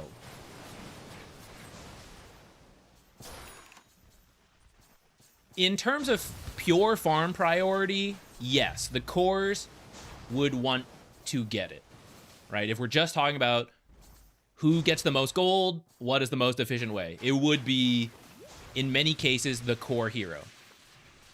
But Dota's a lot more complicated than that. For one, there's risk. Will somebody die getting this gold, right? And you can't say, oh, there's risk, we just won't do it, right? Everything has some amount of risk, and if you want to win the game, you got to engage in that risk. But maybe someone less important than a core can take that risk, like the support, right? What we've been talking about, support Zeus, being up here, shoving this lane, that's dangerous. Support Zeus. He can take that risk, right? Even if we can say, oh, well, core might get more farm up here. Yeah. Core might die and then lose a lot, and they can actually do a lot off of that kill. So there is some balance between cores and supports, getting the farm priority with the balance of risk. There's also, though, balancing doing things besides farming, right? Again, Dota's not just about farming. If a hero is always dealing with creeps, let me tell you, a creep wave spawns every 30 seconds, 3 different lanes, jungle spawns every minute, right? If you think about getting every single creep wave and every creep that spawns, you cannot manage to do anything else. It's just not possible. Even a hero like Naga Siren, who has the illusions, farms really fast, she can't reach literally everything. So if a support or a lower farm priority core does not contribute to that, then the core hero who's like, I gotta farm everything before I can do a play, they will never make a play. So as a team, you finish the job of farming. Everyone gets the farm. The core arguably gets a little less, right? Because they're sharing the duties with everybody. But they have saved 20 seconds now to go win a fight, to go take a tower. And so it pays off. That's where Dota is a team game, and it's balanced out by everyone doing things. In pubs, it's very, will they? I don't know. That part's a little messy, but that's why, in theory, it's not that bad for supports to farm. In fact, it's quite good. Of all the patches, it is very good for supports to farm, as long as you are picking the right places to do it. Which hopefully this game is starting to highlight. Okay, again, let's cheat. Let's look at their perspective. Veno died top. What should we do? Farm as much as we can safely as we retreat from this map. So as the enemy team pushes in to take the tower, there's nothing for them. And then beeline it to mid and bottom to shove those out. Where's Warlock going? Towards his Viper and Naga Siren. He's not getting in position to push out mid. Nobody is rushing to go bottom to push that out. Top side, after that kill, are free to go for Roche. Free to go through Twin Gate for Tormentor. Free to push top for the tower. There's nothing is being created to make them waste time. But they didn't do anything because it's a pub game. So the guys respawned and they didn't get anything out of it. That's pub Dota. That's why you can individually have a lot of impact, guys. Anyone can do it.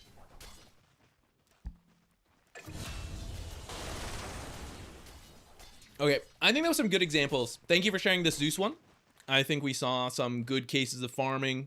Got to talk through some useful cases with you guys. Things that I probably won't even put in the video because it's not Zeus specific, but the split pushing is very good and is something that may be a separate video soon. I need to find an example of where it works, and actually this might be, damn. Could have been an example of where it worked. Because you see what happened here? This is actually, I will write this one down for the split push example.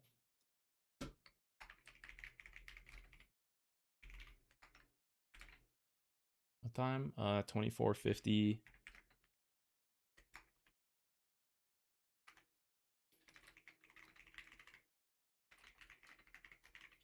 All right, this one didn't actually pan out, but you can see how it could have. Because bottom lane is pushed in, who's coming here? Instead of pushing aggressively with her team and taking towers off the 2 kills they have, Lina feels, oh, farm, gotta go get farm, gotta have money, I'm core, I must farm. TP's back, and Slark, He sees Lifestealer's still here. Lena just left. We can try for a fight. Now, Lifestealer's not the easiest to kill, and Slark actually misses the pounce, so this is one where it didn't quite happen. But this whole thing is possible because a lane got split pushed and forced someone to rotate back. And in pubs, the team should coordinate and be like, oh, this guy's leaving, we should all get out. Very slow about it, right? There was the chance for them to get a kill, even though they were down in heroes. And the more you do this, eventually one works out, right? Is hopefully. Fingers crossed. Not this one. This one did not work out. Can you make a guide on how to cliff jungle in 7.41? I don't know if I would tell people to cliff jungle in 7.41. Where would you even cliff jungle now?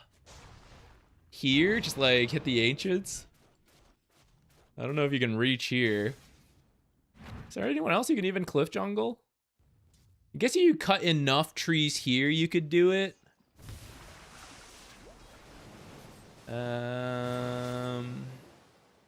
I guess maybe here as well.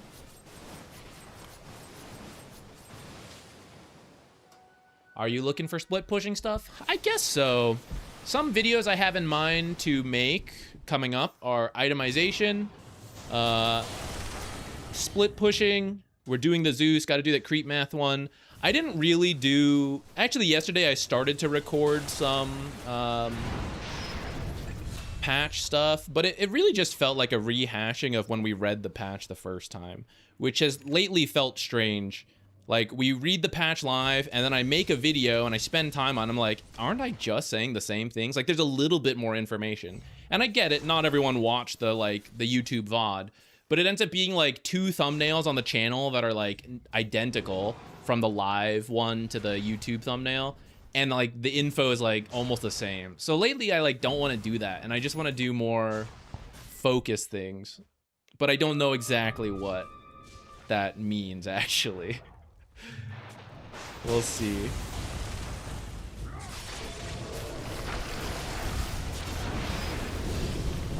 We have one to go to. Someone donated earlier, so we're going to get to that one in a second. I'm going to let this play out. I got to go refill water and everything, so I'll be right back, guys.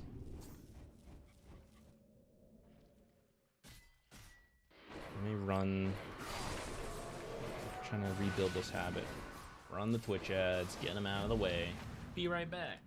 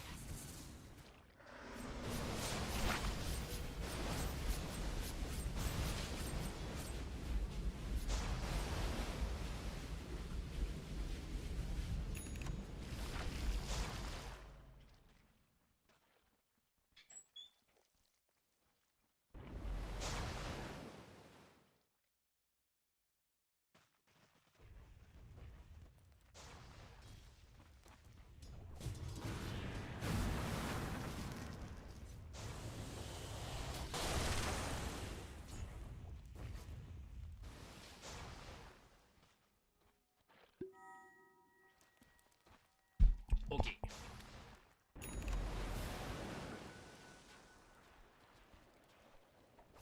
I cannot tell the new update changed the like UI. Now when I alt tab and I'm looking through my 5 million different tabs, I cannot tell the OBS versus Windows versus all the other junk I have open. Breezing Wing, yeah, sorry, I forgot. I did have that saved. Hold on, I just look. I said we would just do this one, so let me do this Zeus one, but I'll pull up your Luna one after this. I completely forgot.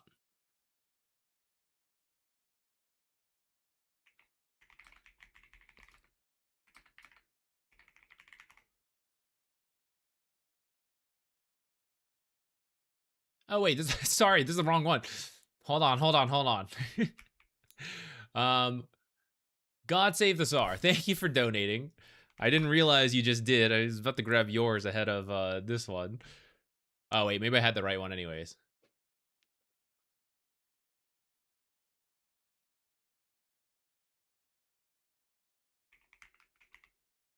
Okay, here, this one for sure.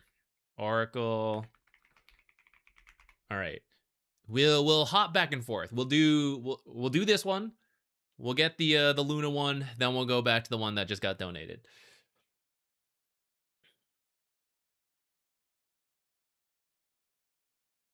Where is my thing? Here it is. Hard support, Guardian.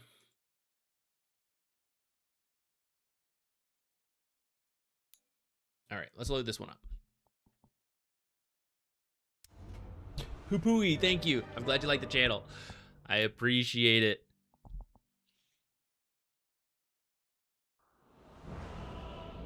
Currently playing carry as Medusa, have about a 70% win rate. Very nice. Find it hard to hit 200 CS at 20 minutes. Any tips? You don't strictly have to hit a certain CS benchmark because the games are flexible. So I just want to say that first, right? Like, as long as the most important thing is to look for a net worth difference. If your net worth is higher than your opponent's by a decent margin, that's more important than having some like arbitrary specific number. With that said, to boost that number in general, for Medusa, my number one tip, it's a little bit twofold. The skill you need to practice is timing and minimap. We always do this. We always timestamp and immediately talk about something completely different. Timing and minimap. You need to see when jungle camps are going to respawn to either stack them as you can or pick a farming pattern where you go, they respawn, and then you move backwards. A lot of very efficient movements. If you want examples of this, the smurfing video on the channel where we looked at like a Luna smurf into Abaddon smurf, it kind of covers everything I'm talking about here. The other thing is you're probably building Manta as your first item on Medusa.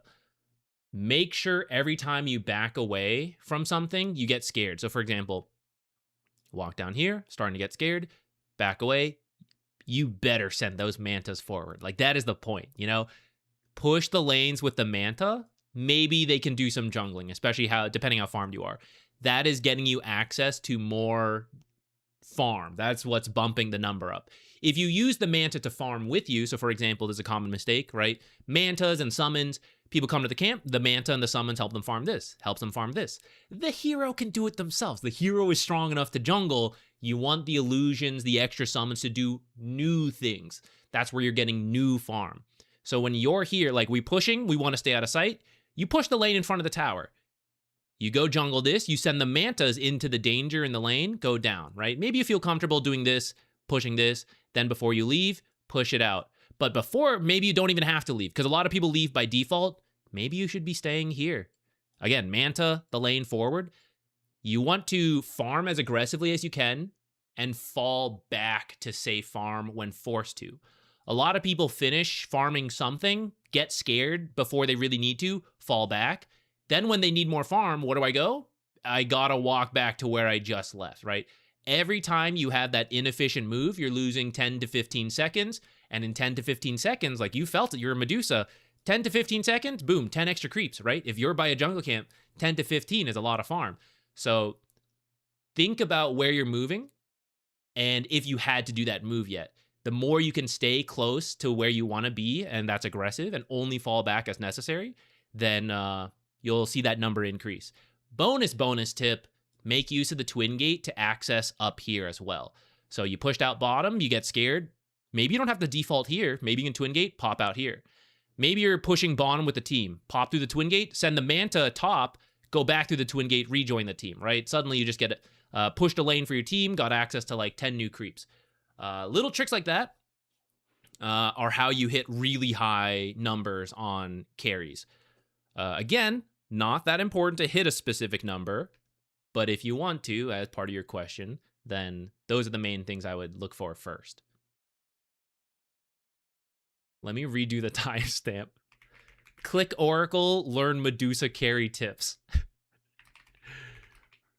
New timestamp. Okay, before I click that timestamp, let me see the other questions. Let me answer the questions, then we do the video.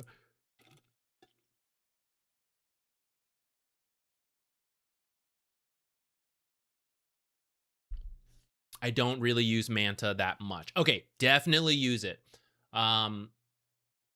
The Manta is nice as a middle ground item where it can help you fight and it can help you farm.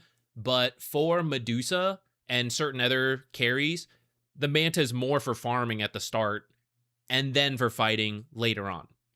So use those illusions. That's how you're going to get the numbers to go really high.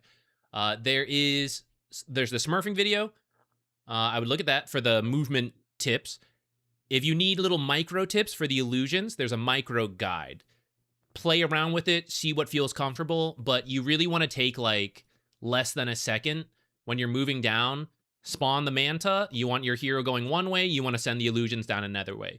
It should really be as fast as like pick the control group, press A in the direction you want. There's the little extra tips you can do. It's in the micro tips to like have the illusions go different ways, especially as you get stronger on Medusa. One Manta can deal with the wave, one can jungle, rather than both of them doing the same thing.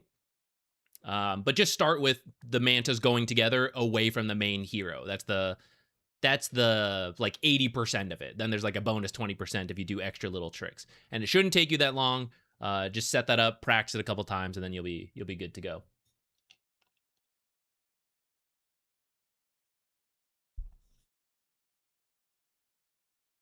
All right. Let's do this Oracle one. Hopefully I remember to delete the old timestamp. Okay, so in a stinky rink called Guardian. I like that. Keep playing with people that don't really know their position. I do play as position 5 or 4 mainly. Played for about 8 months, so relatively new. Okay. So let me tell you, and this is up to you. This is up to you how you want to address this, because there's no right way to go about Dota. Oracle is a very team-dependent hero. Like, if I gave you 10,000 gold, there's only so much you can do to, like, solo carry, kill a guy, push lanes, take towers, right? It's just not, it's not Oracle's thing. Oracle is truly a save hero with some early kill potential, but the scaling is not really there. For your rank, Guardian, when you see that and your team is like, boy, they don't understand what they're supposed to do, they don't understand their jobs, let me flex, right? That's what you need to do in these lower ranks. You need to flex to cover what they are not doing. Oracle is not a great hero for flexing that. What Oracle is good at in this rank, though, is that everyone will overcommit. The enemies, your own team, and then Oracle will save and do a little killing as well. Oracle's damage is not that bad. It's just not enough to, like, fully solo carry. So that's what Oracle is good at. But the games you need to flex and you can't, you will suffer. If you're okay with that, and you like save-style supports, and you want to play based on saving people, then keep at it. If you want to cover that, where your teammates don't know their roles, don't know what they're supposed to be doing, you need a hero who can do a little bit of this, do a little bit of that.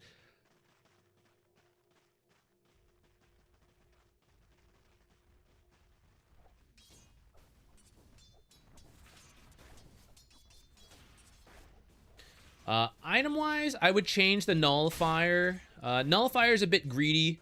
I would do some like cheaper stats, things like the Tangos, Iron Branches. This is a good Magic Stick game. I would have thought Batrider might be up here, but actually I guess not. As I look further, maybe Batrider mid makes sense. You can just stay in the lane as the Oracle, like this kind of stuff. So let's think about it. You're a ranged hero. You're versus 2 melee heroes. How can they hit you back? They have to get close like this. If you just sit in the lane, like you stand where Juggernaut is, and you practice, if you know how to harass without drawing creep aggro, you step outside, you attack. To drop aggro, you walk in, attack, repeat. That's a very quick, brief version. It's covered in other places. They can't do that easily. Like, that's a ranged hero trick. Melee heroes can try, but because you're melee, right, this is about 500 range from drawing creep aggro. So, like, for a ranged hero, it's super easy. For a melee hero, like, they have to drop aggro here, and then they have to walk to you over here. Like, by the time the aggro's back up, they haven't hit you yet. It doesn't really work. So, ranged heroes tend to get to auto attack for free in the lane a lot, and you don't really want to move out of the lane that much. In that sense, the nullifier is kind of okay, because, like, I got a stat item to right-click a lot. So it's like, okay, yeah. But the nullifier is 5 intelligence at most. I don't know why I said it like that. It's literally 5 intelligence. But you can buy various starting items to get you there for less money. So, for example, 2 iron branches, 2 fairy fires. That's 6 damage. That's more than the nullifier to boost your right-click harass that we're doing a lot for free. And because it's cheaper, I can then buy the regen that we have skipped out on for when I do, inevitably you will take some damage, and I want to heal up from that. But also, one way they can prevent me from just standing in lane and harassing is by doing pulls. Or maybe we screw up, we push, right? Then I need this camp open. So you did have this 1 sentry. But you could get 2 sentries, for example, with the money you save instead of buying the full nullifier, null talisman. Nullifier start. Okay, if you can buy a nullifier to start, that's fine. But a null talisman, you could sentry block this and have a second sentry to open this up, which you would want to do earlier, actually. So you teleported here after some start. You did a little creep blocking. You don't have to do this, actually. But if you want to, I don't really mind. But it will come at a cost, which is that instead of blocking, you could have came over here and put the sentry now ahead of time. You could have, like, hid it in the trees. The way you ended up doing, which, by the way, you can use this spot from the low ground, but you have to walk here. If you try to manually cast it from, like, further out, your hero will move around. If you walk here, maybe even directional move in, the sentry range will be enough to stand here and place it over here. But you have to, like, make your character walk here.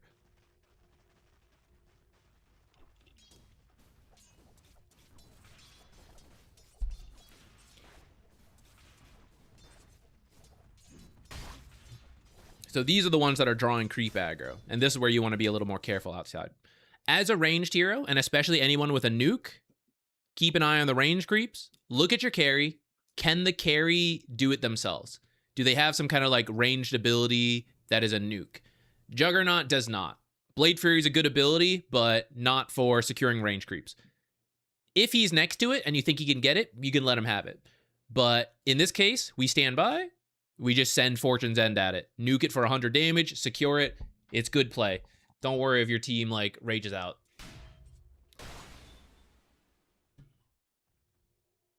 And then here, so yeah, here's where you walk in, you drop it, you'll be in a safer spot. We can zoom through this.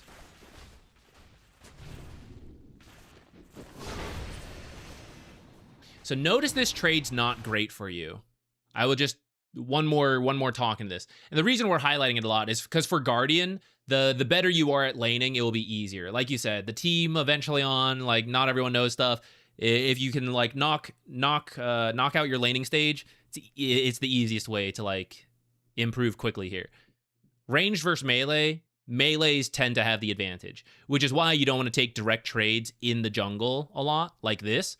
And you want to have the creeps and the tower protect you while you attack for free as the ranged hero. And you want to limit actual direct trades until you've gotten them low enough where you can take a technically losing trade, but that you have more health to work with so you can kill them first.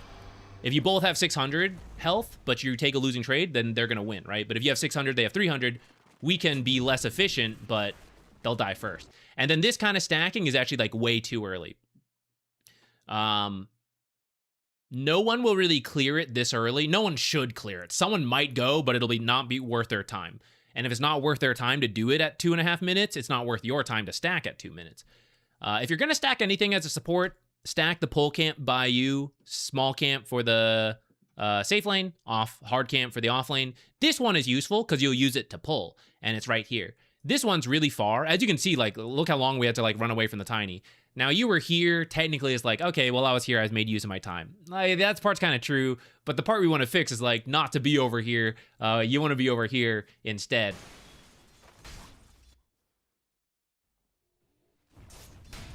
I just did it because I was there on time. Yeah, okay, so it's, like, it's kind of fine.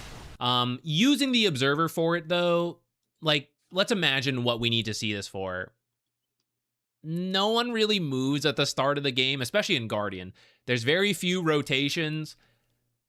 It's mostly about what you see in the lane itself. I'm going to tell you not to use this one because they tend to die pretty quickly. But you can use lane observers in general. I would just try to, like, put them further out over here rather than in here. Because anytime you fight over a jungle camp, they tend to die very easily. Like this, right? You put your sentry here, see how it covers this area naturally. If Tiny has a sentry, he does. Actually, we're probably going to see it in a moment. Oh, body block Tiny, let's go. All right, Tiny, do it. Prove me right. Show me the example. Come on, Tiny. Come on, Tiny. Go put your sentry. All right, puts it down. He may not have even known you have an observer. He was just blocking the camp, but then he finds it, right? So that's what we want to avoid, and that's why vision here is great. I get it, but they just die too often. They're not really worth it. If you put it out here without it being spotted, it will see slivers into here, and that's kind of enough.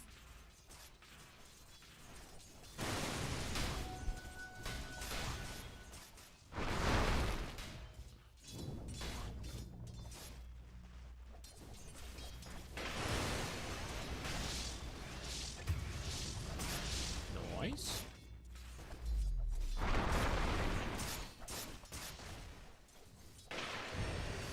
One more. Ah, damn. Almost. All right. I'm not 100% sure what you're looking for here. Maybe another observer. But there's a lot of sentries being placed up here. So a lot of your starting money... I mean, actually, this is what you started with, right? It's this null talisman. You have some money hoarded up. Oh, I guess there is some on the courier as well. Where is it? I just didn't see it. Where are you? Where's your courier? Is it dead? No? Am I blind? I don't know where the courier is right now, but we're spending a lot of money at the start of the game on these sentries, covering a lot of area that you don't really need to.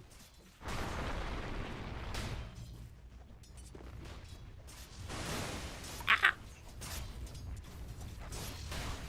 Well, the courier died. Was it buying the energy booster?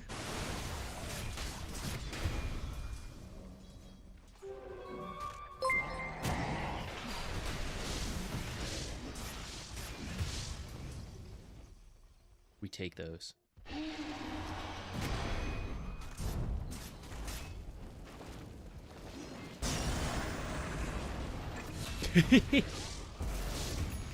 Little bonus tip for Oracle. You can Fortune's... I think you weren't in range to Fortune's End the Bat Rider, but you can Fortune's End your teammates if they're next to the enemies, and then it will affect them. And that way you can cast from a little bit further away, and then I think you could have stayed out of the fire. If you died to kill the Bat Rider, it would be worth it. Obviously, that one was just like, they went a little too far. Yeah, so see, there's like the next sentry, and then it's still pretty close. This spot in general is not too bad, but I would recommend over here. So stay out of sight, move over here, drop it somewhere around here. Usually over here is better, so this tree doesn't block it. Or at night, walk around here, drop it in this corner here from the low ground, and then back away. It just tends to live a little longer. These observers, this one's close enough to the hard camp where it might get lost, but a lot of people do put their observers here, so people put sentries around here, which will then get this one.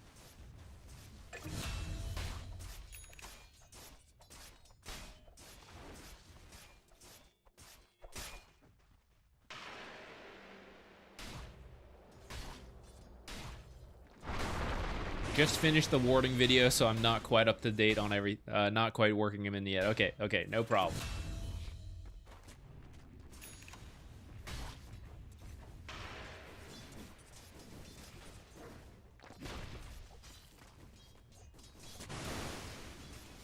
Okay, so now the courier did deliver this energy booster. Okay, go with some earlier items first.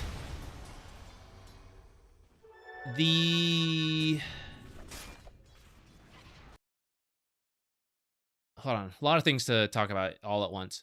So first, in terms of items, there's like a flow of the cost of an item to the value of it.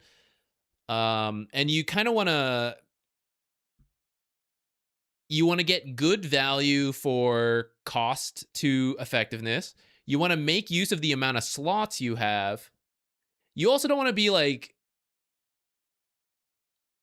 over committed to early items. Like you don't want to buy a bunch of small null talismans and then have to start selling them for later items, because that's inefficient, right? But usually rushing straight to something is not the best, especially for supports. And Aether Lens tends to not really be necessary that quickly. If you want a greedy null talisman, like it's not the end of the world. I don't really mind, but I would definitely get a magic stick. Every support will pretty much benefit from a magic stick into the full wand every game. This one has some great spellcasters. Batrider, Tidehunter, and PA all spam low cooldown abilities. So you get a billion charges. The magic stick for 200 gold will get you more effective mana than this energy booster at this point. Like if you had bought the magic stick, one to start, but even if you bought it a few minutes late, you would have far more than 250 mana from the amount of spells that have been cast. So that one pays for itself in pretty much every game, even when you don't have such effective spellcasters on the enemy side. It will just build up enough charges to pay for itself very quickly. And same with like starting cheap items, Iron Branches, they then build into the wand, so it works out. It frees up the slots. We make use of the slots to start, and then they consolidate into the item to clean up. Casual Blood Grenade, pretty good. It can stack up to 2. You don't have to do that every time, but sometimes if you need it, you could do that one to fill up slots. Raindrops can be good. Even in this case, like let's just say you had the Nullifier. I don't know why I keep doing it. The Null Talisman and the Wand, and you decide like, I want to be a little greedy. I want to go for Arcane Boots. That's fine. It's not perfect slot usage, but like you're going to have some Observer Sentries in one slot. We could say that Blood Grenade in another. You'll get the boots.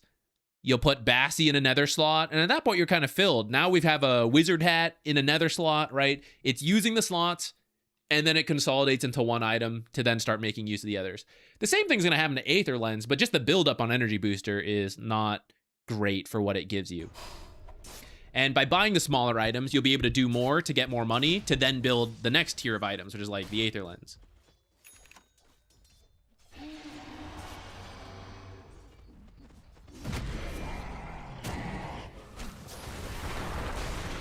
Ooh, get him. Nice. I would probably not skip your Fate's Edict. You actually can do an aggressive build where you go like 2-0-2 if you're really getting kills in the lane. But I think usually 1 point in Fortune's End is fine for most cases. And if you do the 2-0-2 build, I think you have to get Fate's Edict at level 5, then get your ult, and then go back for Purifying Flames. But Purifying Flame scales really well, so we don't usually want to have to skip points. That's why you kind of have to do like 1 point Fortune's End, 2 points Purifying Flames, Fate's Edict, and then back to Purifying Flames, ult Purifying Flames.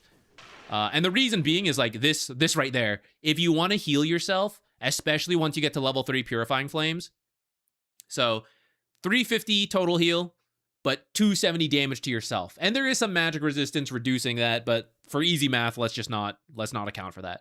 It comes down to about 80 heal after you account for the damage and the total heal. So 80 heal for 75 mana. That's, not that great. You could keep doing it to get more heal, but it's going to take a lot more mana. Fate's Edict is 70 mana. So for 2 casts of Purifying Flames without Fate's Edict, with 80 heal, we're talking 160 heal. Fate's Edict will make you 100% magic damage resistant.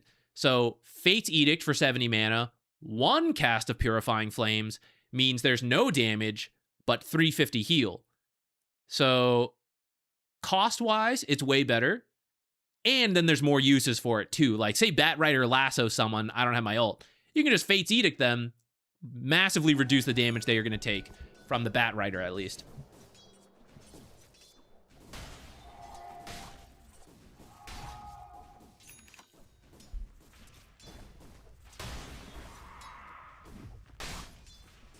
I just learned about that combo. Okay, no worries. I don't know everything you know. If I'm saying stuff that's like, I just learned that, don't sweat it.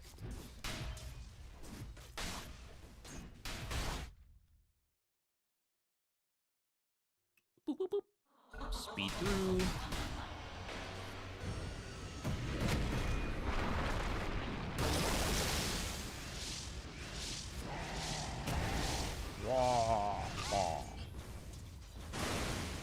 This is like way over aggressive from your team. This is where Oracle shines, right? Like in other cases, it might be Juggernaut about to feed, but then Oracle saves the day. Maybe this guy's about to do the feeding. Okay, you ended up using ult to heal this guy preemptively. I don't hate that actually, but that's where, yeah, now that you know about the like the Fate's Edict, then you'll just use Fate's Edict and heal him, and then you can save this for the other guy. And then you may have been able to save both.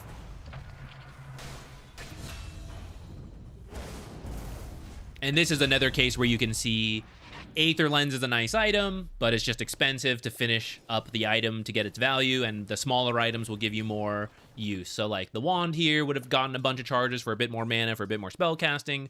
Arcane boots could have helped your teammates have enough mana. Maybe they get more spells. Maybe just you.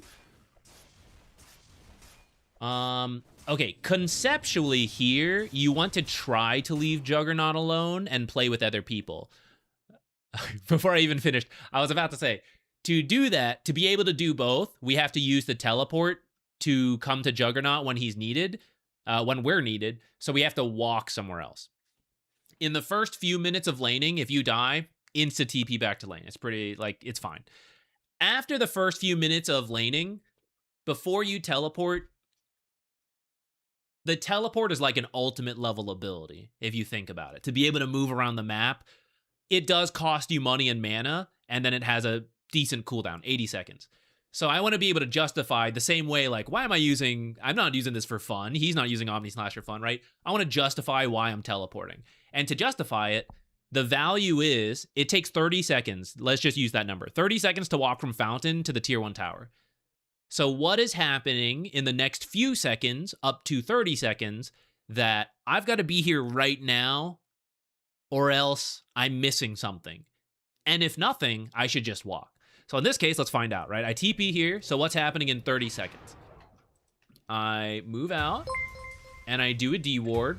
That's nice, but we can probably just Crusader, do that later. Hard support, Hey, 8,751,243,000. Let me...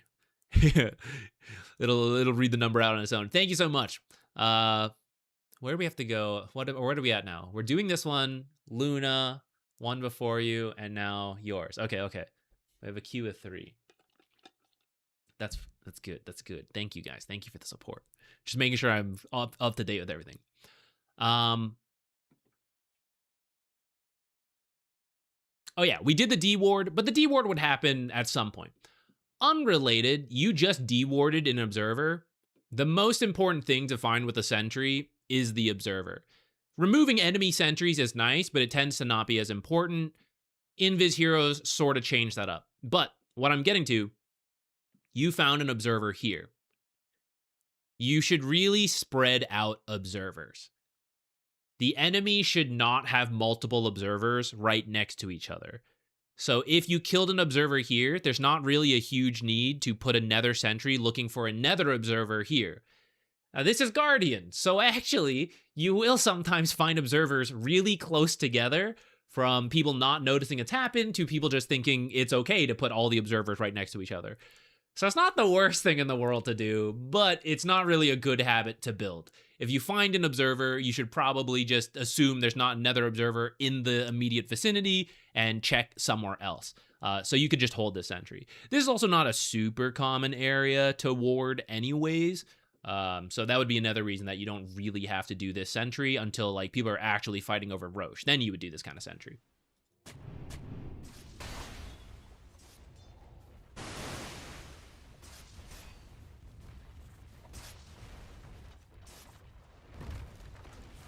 And then I think about 30 seconds of I got sidetracked. I forgot to time the 30 seconds. But as you can see, he sort of did some stuff, but it wasn't so urgent. It wasn't like life-saving, right? It wasn't killing a guy. It wasn't taking a tower, defending a tower. Warding is important, but it's not usually like, right now, it's gotta happen. So this is one where you could have just walked here and then done all the warding. For example, walk here, sentry, drop it, right? Drop your observer. You find this one on your way in, right? Same stuff. But if we're talking about leaving the Juggernaut alone, making plays elsewhere, it's walking bottom. And then, oh no, they're killing him. Teleport over, help him. But while we're walking, we can just keep our eye on him and, oh, he's fine. Nothing's happening to him. Just let him, like, he's good. Okay, I'll just keep walking, you know? Join these guys, make the play. And what we're hoping is in Dota, a lot of people are reactive rather than proactive. I want people to leave Juggernaut alone. If I show up here, a very good play for them is to say, okay, forget bottom, pressure Juggernaut. But what they're likely to do is, oh my god, there's so many heroes here, let's all go teleport down here. So they'll all teleport down here reactively to what you did, which is to also join this play bottom. And so they'll hopefully leave Juggernaut alone. But if they don't, and you do need to help Juggernaut, reactive play is not strictly always bad, right? So you can react and go, oh, now they're pressuring Juggernaut, so I will now teleport over. But you proactively tried the right thing first, right? Which is to like to bait them to come down here. Just let the carry die, it's fine. It could be okay to just let the carry die. Jokes aside. But we try to save them when we can. When we can, we help them out.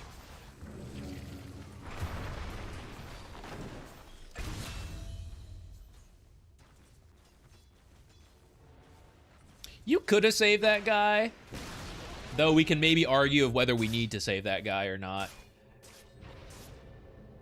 Okay, so now everyone's coming over here. This will happen a lot. For your own, I know you just watched the warding video, so you're incorporating a lot all at once. I don't mean to overwhelm you, but I'll give you one bonus tip on it, and feel free to work this in over time. Deep wards are very important. And a lot of times, especially as you're getting into warding, it's much easier to just put them defensively, right? Here, here, here. These are very defensive wards, and defensive wards have their place. But the balance is like one defensive ward, one offensive ward, and then like one flex one to do as you wish. And that essentially translates to like one on my half of the map, one on the enemy's half of the map. And we also want to cover like different sides, right? So like if this is my defensive ward and this is my aggressive ward, they overlap, you know, like I'm going to see them moving this way and then I'm going to see them here, but I already knew they were coming here because I saw them on this ward. So it's like, this is the defensive one, then this can be the deep ward, right? Then you're covering different things. Now placing the deep ward is the scary part and what a lot of people struggle with. And this is kind of covered in other videos. I won't go too much into it again here, but the reason we pause to talk about it is taking a tower is often a great time to do the deep ward. Because if you're taking a tower, it typically means you have beaten the enemy team already. You killed them, so they're not alive to threaten you. Or they gave up on it. They said like, okay, we can't defend that tower. We're going to go somewhere else. And that means they're not down here. If they were down here, if they probably would have tried to defend. Not always, but in most pubs, that's actually true. So as your team takes this tower, and let's say they're not contesting, you think it's safe, a lot of times you can just walk in as a support and go place that first deep ward, whether it's on the lower edge or you make your way over here. I don't really care, whatever you think you can get away with. But that would be a great chance to place that first deep ward. Anytime you take a tower, try to think about it. Look at the mini map and like, can I head in now, right? Plus, if the enemy is there, your team's taking the tower, so hopefully they come help you if you do end up finding some enemies. It's one of the easier times to look for a deep ward. It's not the only time. You can do other things. You don't always have to do it. But it's a good one. Oh, get him! Darn. Also, to go back to some itemization talks, notice you started to move around the map more. In the lane, we tend to be in the lane. Though funny enough, you actually moved a lot in the lane. And in the future after this, you will stick in the lane a little bit more. So you don't need the movement speed as much because we kind of just play this area, you know? Like I'm in the lane, I do some pulls, sometimes I stack a little bit, right? It's mostly around here. It's not a lot of movement. And then as the laning starts to end, we start moving more. And that's why you kind of want boots as one of your earlier purchases, because it will save you a lot of time as we walk from here to here to here, or we go from here to here, or a fight goes poorly and I walk home and I TP out, or I respawn and I discuss like 40 seconds to walk to a lane versus 30 seconds to walk to a lane because I have the boots. As things start to happen, that's where the movement speed really is useful. And that's why you'll see boots as like one of the first purchases for most heroes.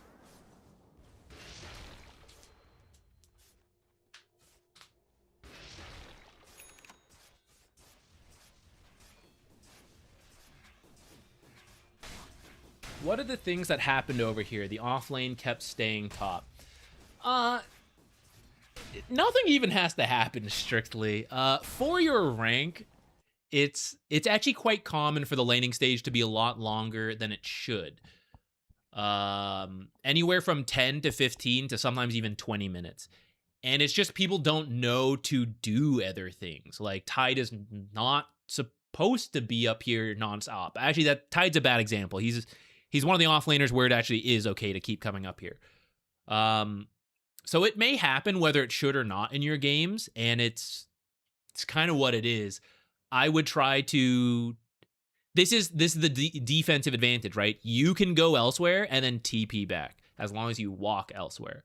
So if they're always top, it's not strictly in the world. Go make things happen elsewhere, and that might bait them to leave. And if not, I mean, you're hopefully succeeding in your plays, and he's not really contributing as much, especially because you TP back when he does try to make a play to stop it. That would be how you address it. You can't really make him stop coming up here because if it's his belief, like, he'll just keep doing it.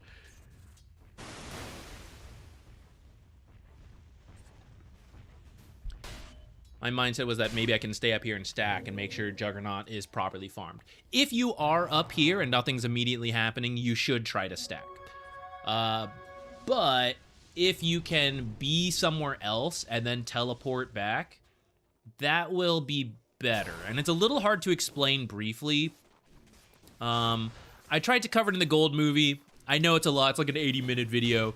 It kind of explains a lot of these gold concepts of why it's usually better to be away from your carry. And it's also covered in like various other videos of various other lengths.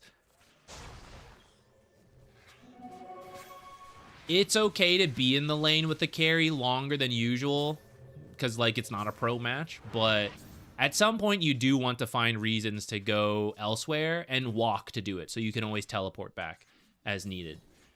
Try to leave an observer and walk, which we actually have 2 observers here, so it's a little overkill, but that's fine. And then you would walk away. And you're hoping that the observer will give you the heads up time to teleport early enough so it's not like, oh, the guy died before I showed up. You may have been in vision when you put that observer, but we won't worry about it too much. I will highlight here, though. I know we're harping on wards a lot, but then notice we do have like this line of wards, so it's a little bit overkill. We tend to want to spread them out a little bit more.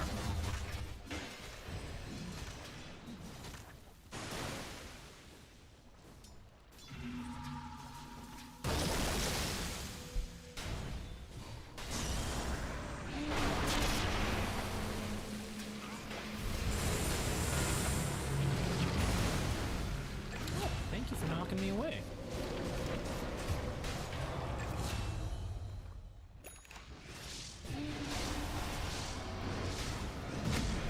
Get him.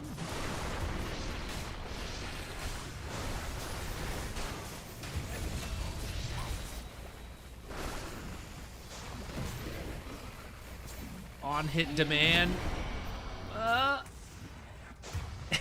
Worked out in the end.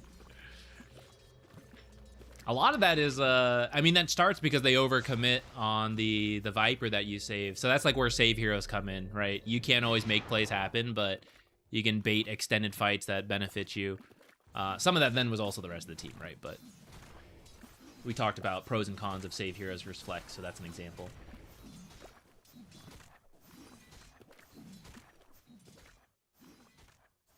I was, in theory, just trying to protect the Juggernaut. Yeah, I mean, don't get me wrong. You have the right idea on it, you know?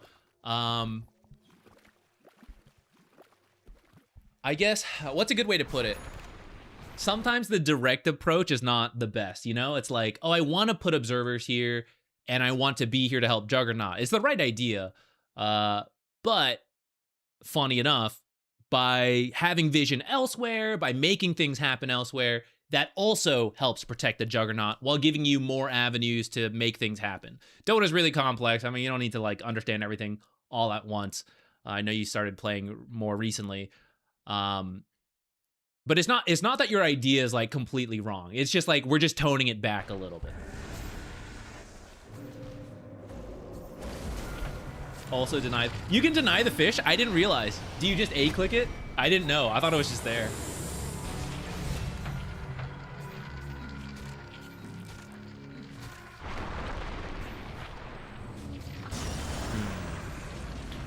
Okay, I think we covered some very good concepts to already start working in. I don't want to overwhelm you with like a million things to look at, but also as we do more replays anyways, like some of the concept stuff you're interested in learning will show up in the other replays as well. I think we already gave you some like Oracle lane specific things to work on, and then we can learn more concepts starting with this Luna one.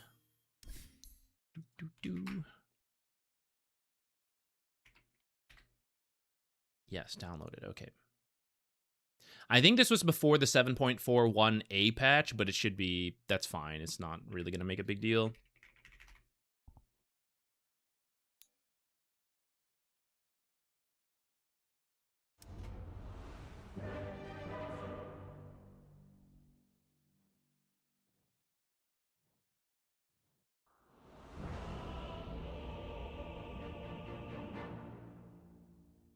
Okay. I don't have my old question saved. I have it. I have it on the side. Let's see. It was this was your first carry game in a bit. Not sure if the position 6 Alk was messing with my reading of the net worth lead, but the late game, despite being the carry, felt more like a position 3, not having enough impact. Game was mostly rallied off the position 5 pudge, which means I as a carry might be doing something wrong. Advice appreciated. Okay. So it's more of a mid to late game question. Let me just take a look here at how it progressed. So the Alk is on your team, and he's given away Ags, and he's what is he? 4 support. Yeah, he's 4 support, and then you're laning with a pudge. Things were not slighted out for you this game. I have a prediction on why maybe you didn't feel as super impactful. Because Dota is a very connected game, and when this guy needs to farm a lot to be giving away Ags, someone pays the price. Even if the Ags is being given away to the teams, you know, at some point. Luna's not a hyper carry. She's very much about having a strong start, getting a good chunk of farm, hitting some nice timings around this 20 to 30 minute mark at a, like, you know, top tier meta. You have more flexibility in a pub game, but that would still kind of be what you're hoping for. So when this guy ends up farming a lot instead of making space for you, it's not too surprising that you might struggle to hit that critical mass and feel really strong and then, you know, play that way.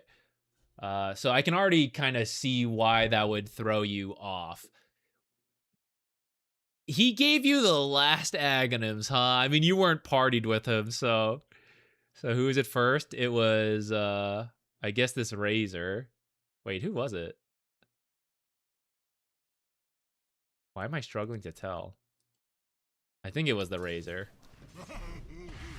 The swap was just a little slower than I thought it would be. Like, let me look at the last hits as we jump in, right? Like, funnel, a typical position 4 would be down here, right? So funnel 70 of these last hits into you and the others, right? You can imagine yourself having a much better start. Okay.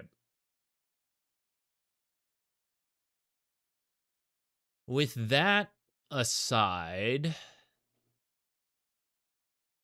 this game is a little tricky for you guys.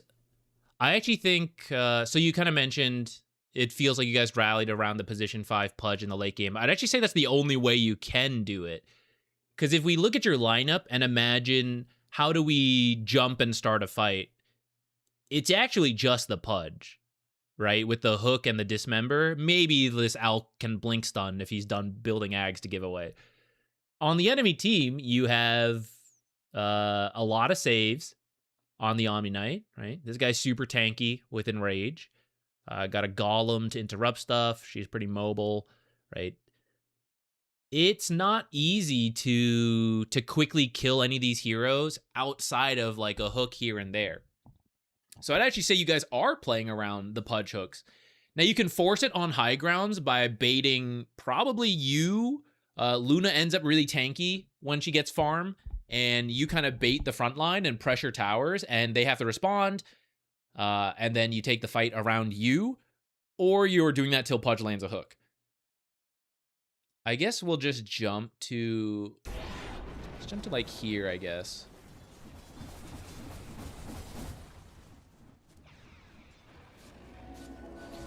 Some of my other games, even by the time I, as Luna, get Manta BKB Butterfly, she still feels kind of squishy and doesn't output that much threat.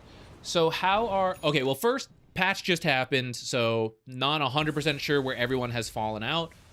Luna does seem like someone who's doing decently, but a lot of that comes from the laning stage. So my first question to you, we kind of skipped it, but like, how consistent do you feel your laning stage is? Because I kind of brushed over it to start because of the Alchemist, but I'll go back to it. Ignoring, like, in a typical draft, Luna is not meant to hyper carry. She's meant to have a really strong lane, farm really quickly because she has glaives, hit a very nice timing. So if you're slow on that timing, that's why when you have those 3 items, and then someone like Phantom Assassin maybe has those same 3 items, Ursa has those same 3 items, it doesn't feel as strong because they scale better than you. Like, you're supposed to be 3 items when they're 2 items.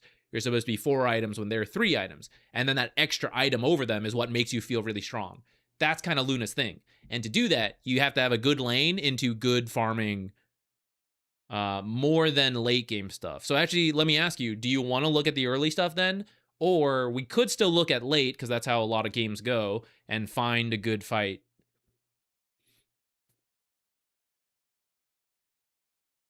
Or lack thereof of a good fight. My lanes do feel kind of difficult when I play Luna, even when I get lucky and I don't have something like a position 5 Pudge. So would you like to pivot a little and maybe focus on the lanes? Oh, I did forget to change this, my bad. I don't know, I deleted Guardian. We could have just left it.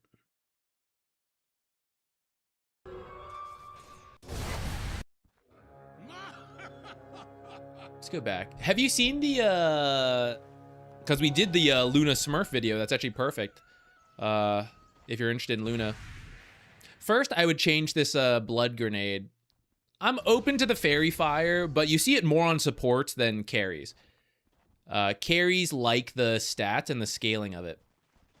The blood grenade, if you're really worried about being burst killed, I don't hate it, but it typically goes to the supports and you build more stat-oriented items. So in this case, maybe you would go Circlet and build any of the Circlet starting items. For agility carries, it's often Wraithband. Now, if you're not getting physical damage, like harassed, you could just leave it at a Circlet. Casual Circlet, sell it later, build your power treads instead. That's also okay.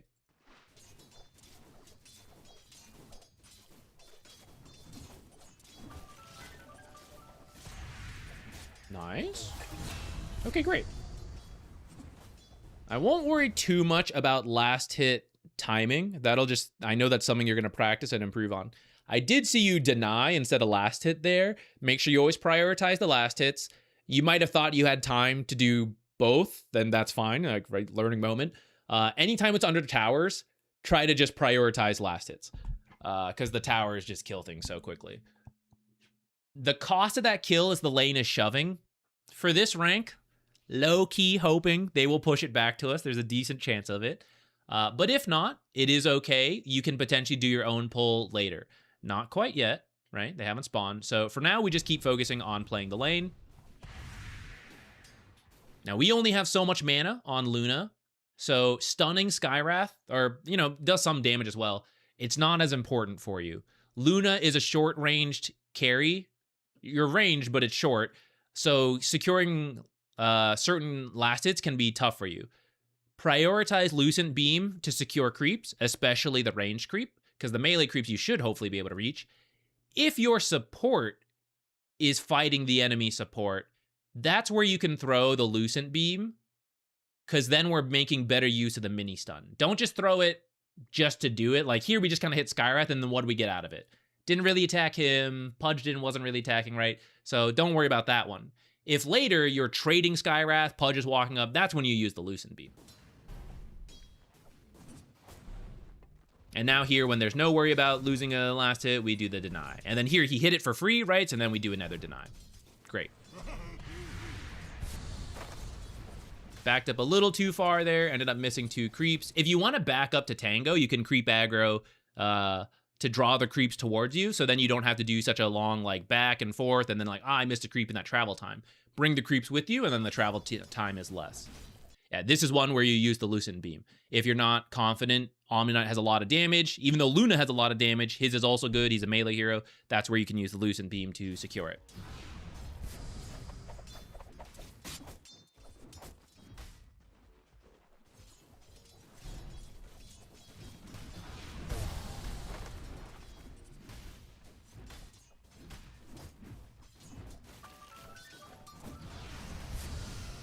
Now right here, I just want to do these little like check-ins. There are times you should feel pressured to do stuff, and times it's okay to just chill. And it's pretty much determined by the amount of creeps. 2 ranged creeps for the enemy, and we have a regular creep wave. So it's 4 versus 5 right now. I do not feel pressured to do anything. Equilibrium is good. The lane is coming towards me. I'm a carry. I'm going to scale well. The lane is not strictly where I need to like kill, destroy people, right? Even though I said Luna's a strong laner, it's mostly like getting farm for yourself. It's not like I have to kill people. So if the lane is pushed towards me with this amount of creeps, if you come to a moment where it's like, should I fight here? I don't need to. Like if I'm not confident, okay, I won't. Like if you know it's a really good trade, you can do it. But anytime you're uncertain, just if you've predetermined, hey, the lane is good for me right now, they have more enemy creeps, it's coming towards me, I can balance it here and just farm, then I don't need to feel pressure.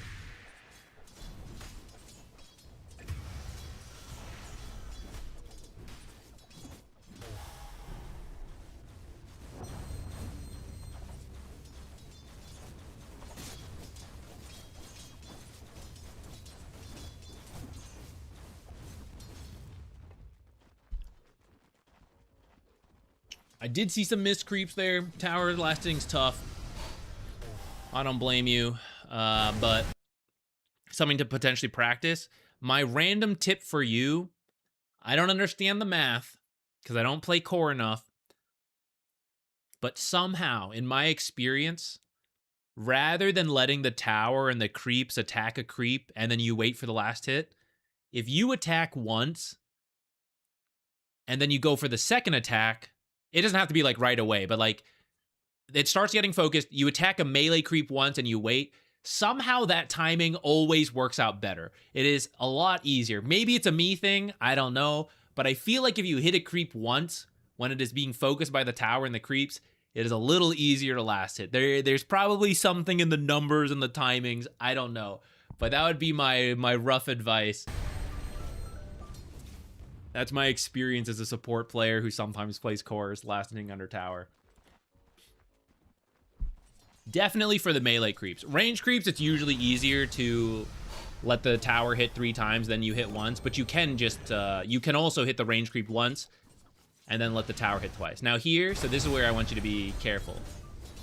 This is where we ask ourselves again, should I feel scared? Should I not? And remember, we can always do our own polls. Uh-oh, it hasn't spawned yet. So that's okay. We won't do this pull, but we can wait a little bit. We're a little low, right? Half health. So we have to be extra careful here. And then Pudge is securing the Lotus. So this is where you just have to give stuff up. You don't always get to farm things. There are times to intentionally let things go. And this is one such moment. I'm low, Pudge is busy. So you just make sure you get XP. This is the XP range, right? Plenty of room to work with. We can actually be back here. And if I am scared, let's say I want to get a little closer, where is Skywrath? I don't know. But I know he is not here because I see this area. So you're in the middle, which means Skywrath from the left side, wherever he is, here, I don't know, but it will be from this angle when he approaches, which is exactly what happens, right? He's right here, hits us, they start running us down. He cannot reach you, though, from this side. Actually, he could with his slow, but he would spend time walking over, which would still be better. Here, he immediately transitions to attacking you, so it's not as good.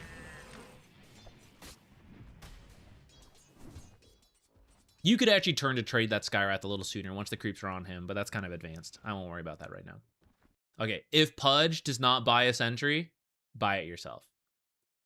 50 gold to ensure we get more money than that, worth it.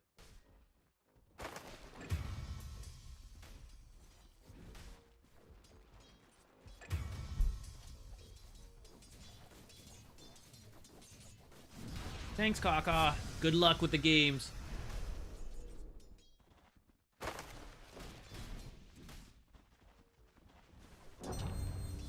That was rude of him.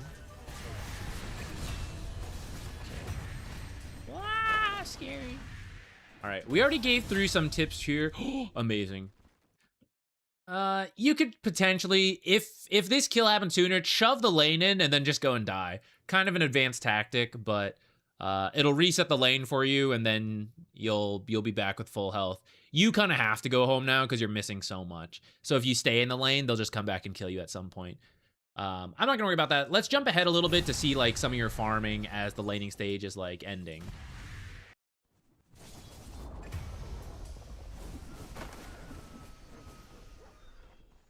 Okay, so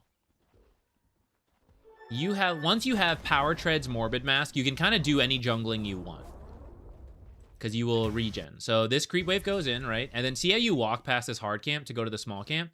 But why not farm this hard camp? Because I see up to here, because the creeps have pushed up. So why are they killing me if there's creeps here? They might, but they really shouldn't. And if they do, I will see it happening. So you can farm this and just like kite it backwards. You will get farm. You'll get more farm, 100 gold. You won't take that much damage because you have the Morbid Mask. You even have some extra tangos here. And then you're farming the small camp, which you could do later. It's money. But if you're interested in getting the lane to come back, you could also do your own pull and then farm it. But the delay would help bring the lane back faster for you to then shove out faster to then come down here. These are the little movements that will add up. And it's very important for a hero like Luna, who is looking to have a quick start. So now we kind of walked back up here, right? So we ended up going here and then back here, which is just adding up extra downtime, which could be already clearing out this creep wave so that we can then go jungle down here. You're going to take a little extra damage because you're standing still, so make sure you like kite backwards as you do this. With the Morbid Mask, it's not a huge deal, but it is good general practice. Plus, if the enemy is looking to like jump you, let's pretend they have vision, right? If you're standing still, it's a lot easier. If you're moving around, there's a chance it's they happen to miss, much like a Pudge hook. Here, let's just run. I think you're getting a little hopeful here with the Dismember. You might want to try to Eclipse. It is tempting. I don't know. I can say that because I play a lot of Dota, right? A learning moment for you if you weren't sure you wanted to try, then it's, it's okay. Now you know it's a little tough. You'll refine that as time goes on.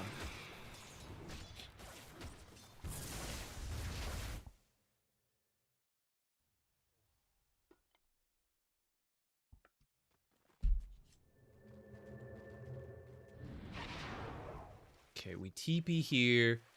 For the attempt to stack, I'm going to say it's okay. Although it looks like we didn't end up stacking. In that case, I'm going to tell you to just walk. Walk over here. If you don't need to teleport to the lane to defend the tower, rather than use your teleport to like come here to jungle or to come here to jungle, just walk here and start jungling your way through here. The river bonus speed will help you get to lane by the time the creeps make their way over, and it will save your teleport, which we've talked about as this ultimate level ability. In the short term, you probably save 5 to 10 seconds for teleporting to farm. But if I teleport to join a fight, there's a lot more potential payoff. If they all come to my lane and I can't farm, I could teleport somewhere else and start farming over there, which is going to be a lot more than the 5 to 10 seconds of lost farming time for not teleporting sooner. Or I get killed and I need to teleport back out, right? There's another potential option. Okay, if you're scared, I think that's fine. You like push the lane, and then you came back here. Are we in the box? What? Oh, right, this is the old one. I was so confused. I forgot. So I guess this is actually still in the ancient one. I mean, that's fine conceptually. We can still go through it. This will be a medium camp now. It'll be easier. Oh, I guess I hadn't noticed you walk through certain terrains. I guess that's the first time I really came up. The lane didn't really change much. So moments like this, notice, so you like back and forth here, because reasonably so, you're like, I don't really want to farm right on top of Queen of Pain. The sooner you identify that, next time, come jungle this while you're waiting, she will push this into the tower, you will come here, you will kill it now, and then you're done, and then you can go somewhere else. This is like how you speed up farming. I know it all seems small, but it's adding up, right? How many times have we said, okay, here's this like 5 to 10 second time save. Here's another 5 to 10 second time save. The more you do that, those 5 to 10 seconds get you to the next jungle camp. So I see a lot of heroes mid. This is where you could push the tower for your team. If we're not showing up to the fight, we could contribute that way.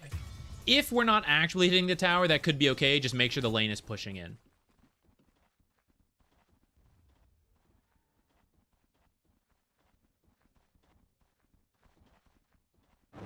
Kind of walked through here. We like cleared it, went here, right? There's a lot of like back and forths. If you're getting low on mana, try not to use your Lucent Beam too much. If you get jumped, we want enough mana to like use all our abilities, right? And we don't have enough. You can also buy clarities to kind of fill up on mana as you do this. Notice we also moved so far away from the tower that as the creeps came back, we couldn't get here. And now we are trying to get back, and we're moving through all the stuff. This part's kind of advanced and is a little hard to immediately incorporate. It is covered in the Smurf video I mentioned, how Smurfs win all their games. The skill you need to practice will be to look at the time and to look at the minimap. Without that skill, you can't do the rest. So that's like the first. Even if you don't understand how to do it, just keep working on like, keep looking at the time, keep looking at the minimap. It'll be useful in other ways. But eventually, it will help you as you play more Luna or any carry and you start getting a feel for like, oh, it took me like 20 seconds to walk here. Oh, okay, it took like this amount of time to do that, right? As you're watching the minimap, you'll see a creep wave coming in. You'll be like, okay, that's about like 10 seconds to get to my tower. So if I go this way, right, it's going to take me 20 seconds to come back. But when I go this way, there's still farm, and then it's closer to your tower. So that's the choice you would have made if we go back in like 30 seconds. Rather than go through here, you could have farmed here so that when the tower comes back, or the creep wave comes back, you're closer.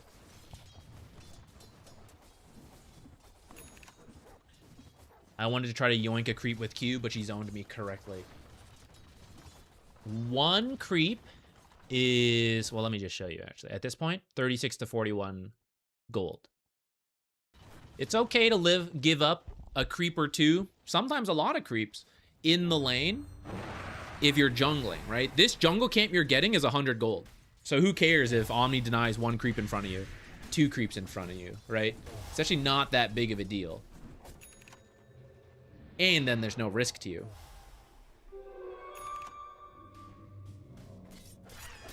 What?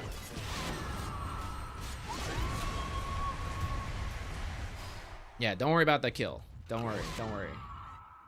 And now we go back to jungling. A little bit more efficiency. You're standing still, so you're going to take more damage. So if you kite, you will take less damage. And then where should we kite? I'm going to farm this next, aren't I? So let's start, doop, doop, doop, move down here. and then you're gonna save a bit of time.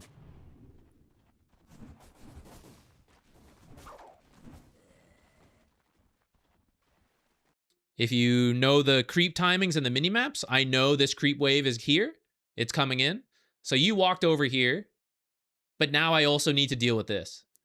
And I know that because I can see the time and I know the mini-map of like where the creeps are going to meet. So that's what helps me in this situation know like, oh, I'm going to wait here, deal this, and then I'll walk here. Now you're going to end up going like back and forth, which will be like, again, the 5 to 10 second time save in all these situations. And I'm glad you identified and like, okay, let me head back there. Like, that's important. But the sooner you eliminate that, then that's where you'll save time. Chrome crashed. Is the stream okay? OBS says it's still okay. It might just be Chrome that crashed on me.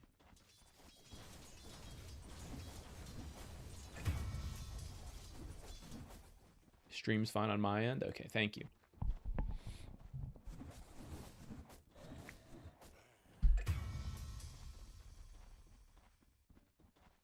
We're still here. Nice, nice. Okay. Guess it was just Google Chrome. Google!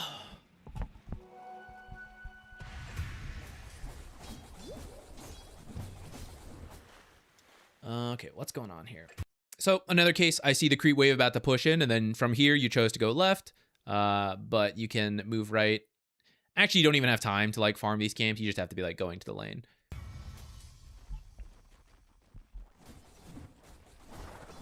There are times it is too dangerous to do so, I will say, and it's okay not to go back to the creeps in that case, the lane in that case.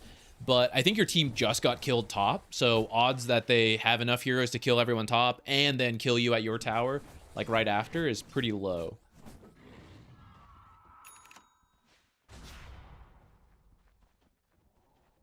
What's up, translucent blue jellyfish? How are you doing? Okay, before we move on, with the Sanj and Yasha.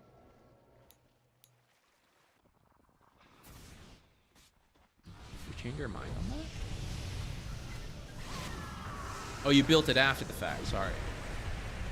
Oh, yeah. You got the Manta, and then you're going back. I don't think you really need that item this time. I don't think you need the Sanj. Just the Manta into whatever else. Butterfly's not bad. I actually don't know if, like, the build has shifted up, I'll be honest. I kind of forget all the changes to her. I know this was an older game, but even the old builds I don't think do Sanj. Against an Ursa and then like Skywrath ult plus Omni's melee, Warlock slow, I'd probably say Hurricane Pike's also a good option if you want to do that. Like Manta, Hurricane Pike, Butterfly, Manta, Butterfly, Hurricane Pike, BKB at some point, Satanic at some point probably is not bad. That's probably a later one.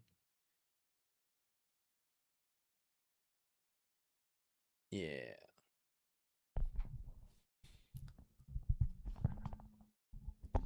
Good to see you as well. Hope you're doing well.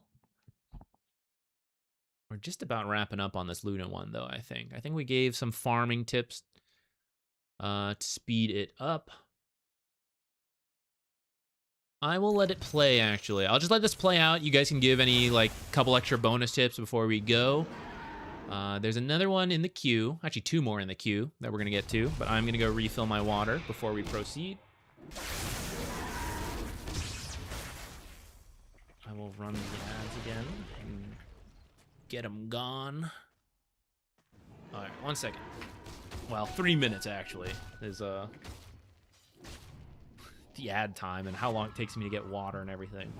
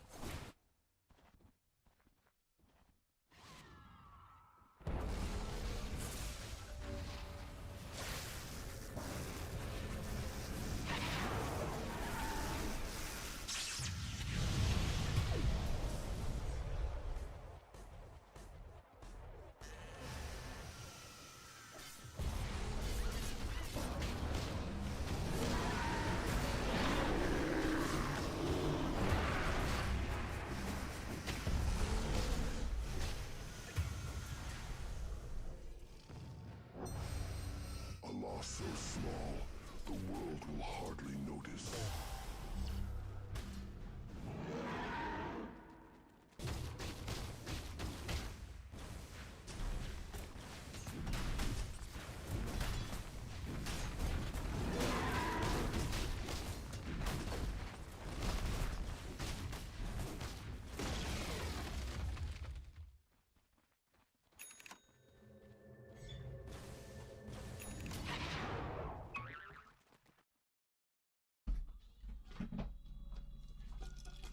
Let's stand up.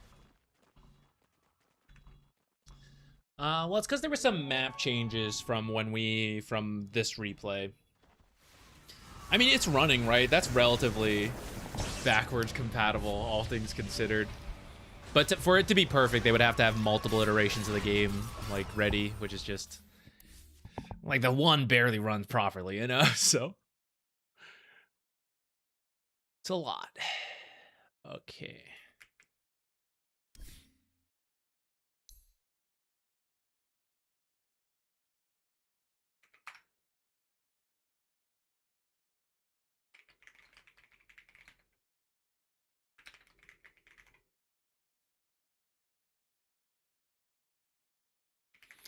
The Guardians are out-representing today.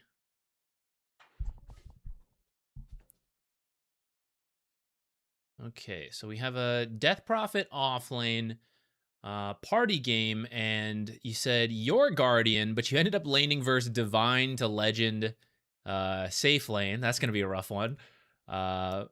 Please review as you like. Felt lane to mid game went decent, looking for improvement. Okay. Hey, look at that. Not too bad.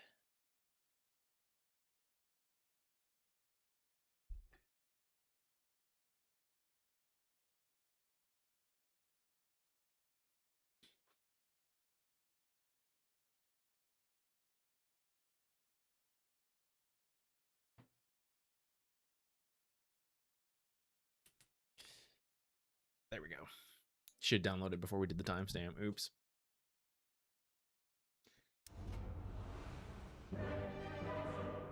Okay, if your lane went okay, I thought that would actually be where we need to focus on, because oftentimes if you're playing at the rank disadvantage in a party game, then, you know, I tend to get bopped in the lane, but actually it looks like you did pretty decent, so maybe let's look how you use the ultimate.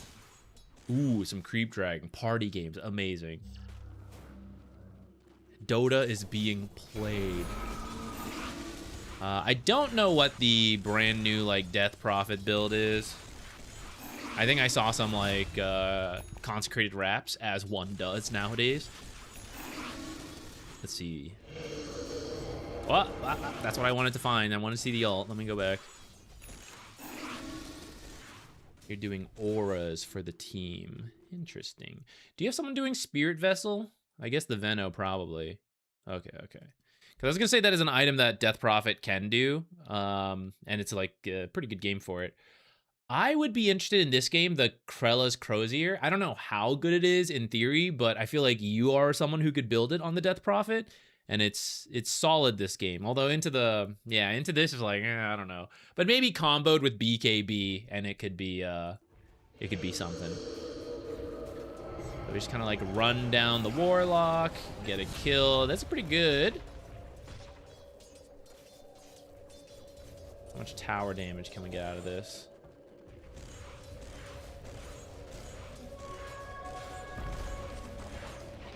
You'll actually do more damage with a Death Prophet ult if you stand close. If you're scared, that's fine. Now that you see like the Muerta further away and you see some heroes on the map, you can just like stand a little closer to the tower. It'll do a little bit more damage. I'm pretty sure that's how it still works, unless that got changed.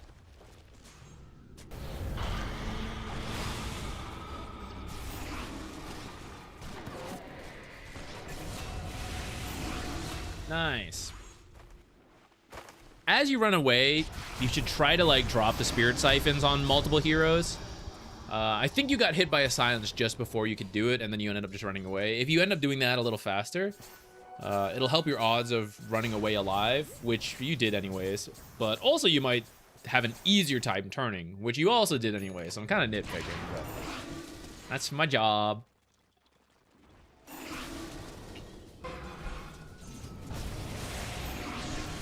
This is a mid-lich. So it is. All right, so we got the tower. Now, I see you moving out of here already, but I'm going to highlight some stuff. One, the mech isn't here yet. It'd be nice to pick up the mech. Guardian Groove's not that far away. You do actually have the ultimate, so if we do make our way to the mid lane, we could maybe do something with that.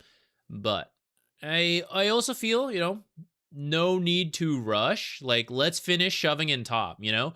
It's right here, but we're not dealing with this creep wave. So it's going to be a little bit televised to the enemy that I'm leaving top to go do something. I'm Death Prophet. I have Exorcism. Like, what could it be? Right? Probably a tower push. So let's make sure we clear this up. It'll give time for the mech to show up, because you're going to get here before the mech, and then, you know, feel a little weird. Could also use the time to get the last Spirit Siphon charge available to us.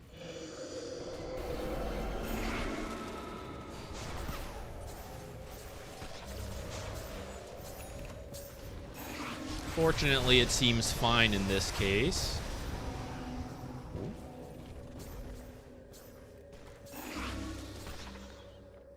Actually, as I'm looking at this, I'm questioning if you even need Guardian Greaves. I kind of zoomed over it.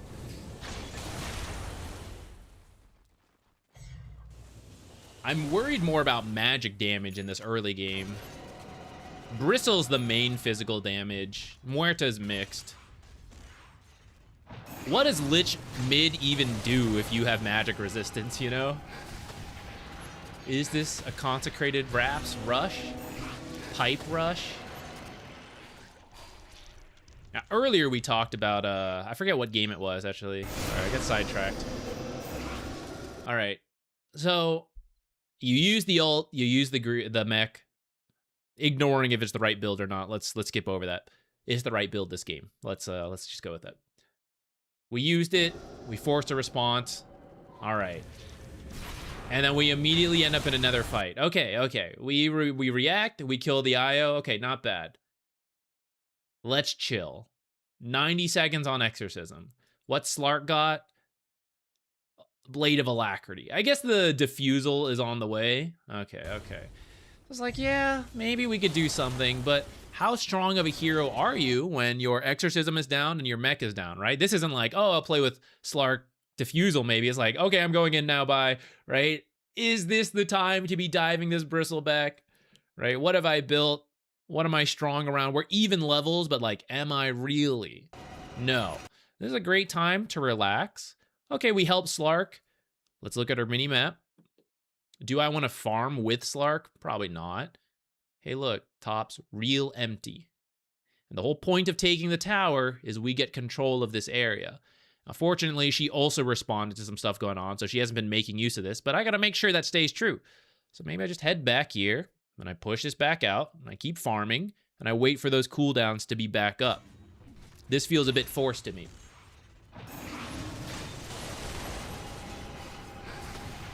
It'd be an easy kill if you had Exorcism.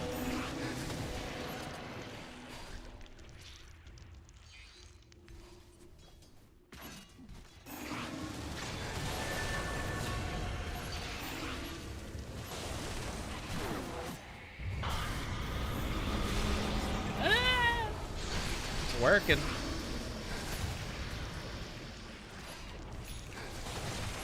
Got the Muerta kill, but it's currently 3 for 1.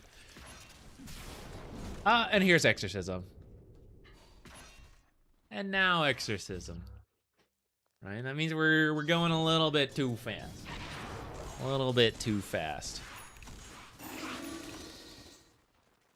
Can we discuss DP a little as a hero? Haven't played her for years, but she seems kind of not very specific. She is a good laner, ignoring the exact patch, right, on her balance.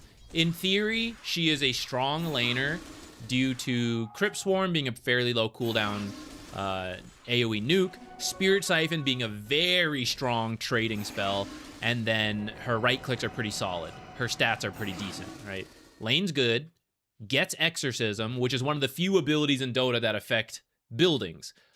So she can use it off of a strong lane to take towers, take objectives. You can use it for Roche as well.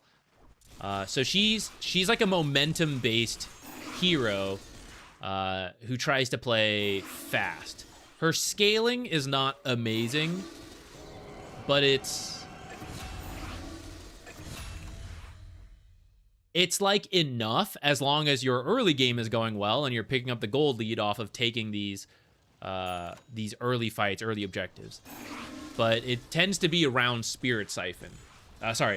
Well, yeah, Spirit Siphon, but also Exorcism, which is why I was noting that earlier push that kept going despite no Exorcism. Where's the Scepter? I don't think people do it anymore. It got nerfed. It used to, was it a talent? I think there was an attack speed talent or something. There was some combination with the Ags that was why people were doing it, and then it got nerfed and people kind of stopped. And now that talent's like totally gone, I think.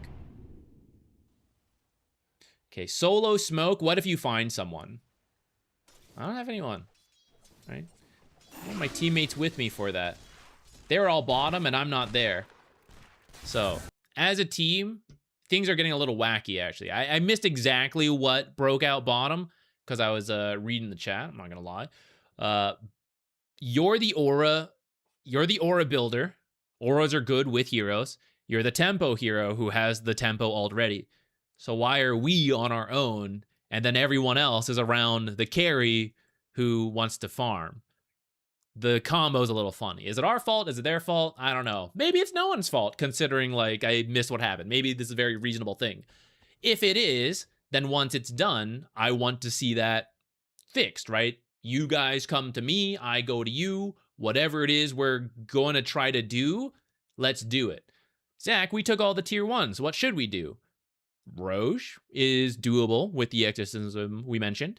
You can also just hold chunks of the map, right? You can get a bunch of vision down here, pressure this tower with Exorcism. You can take it with Exorcism pretty early. If you don't end up taking it, not really the end of the world. But you do have level 2 Exorcism. I think you'll have it, right? Yeah, there we go. Right, level 2 Exorcism can take these buildings.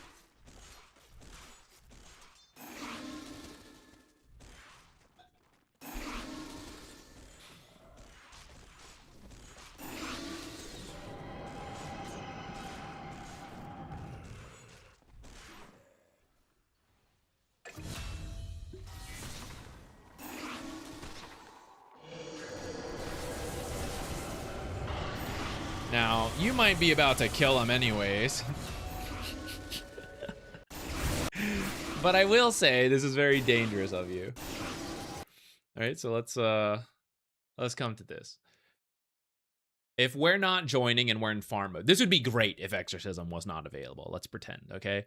We're in farm mode, we're holding top while our team is doing stuff. Okay, great. All right, see a couple heroes down there, but not all of them. So if I'm on my own and I'm in chill mode, my job is to farm as much as I can, keep the lanes pushed, but not actually get into fights because I'm in chill mode. Even if I'm not in chill mode, I still got to be careful about what I get into. So that's why I'm a little worried about you just doing this, kind of like walking up and clearing this creep wave here. You don't need to do it here. What's Muerta going to do? She's just going to hold the lane here? No, to farm faster, she's going to push the lane out.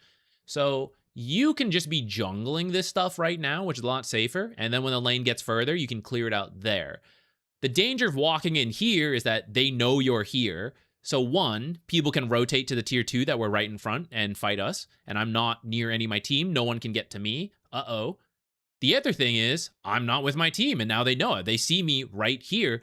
And before, they were like, do we do this, do that? Oh, she's not here. Let's go fight. And then I'll relocate in, right? So we're giving them information to go for our team when we cannot join our team. We got a tier 1 tower up. I guess we can like get there, but it's too early to capture the outpost. So, right, it's just free info to the enemy. And we don't really need to be doing that. Even though in the end, you actually killed her. And if you knew you could, then actually it is kind of okay. But I would say there's a lot of danger here. It's the, it's like the classic strongman timber saw symptom where it's like, oh, I'm so strong, let me do whatever, and then you die. And it's one death and then you're cooked. Death Prophet is similar as that momentum-based hero. But you do need to know when you can push the limits, and if you felt like, Zach, please, I'm a Death Prophet. I knew that was an easy double kill. Then all the power to you. I am not the Death Prophet player, so maybe I was too big of a scared baby. As long as you're confident in it, then I'll let it go. But if you die there, you will find your game sucks after that.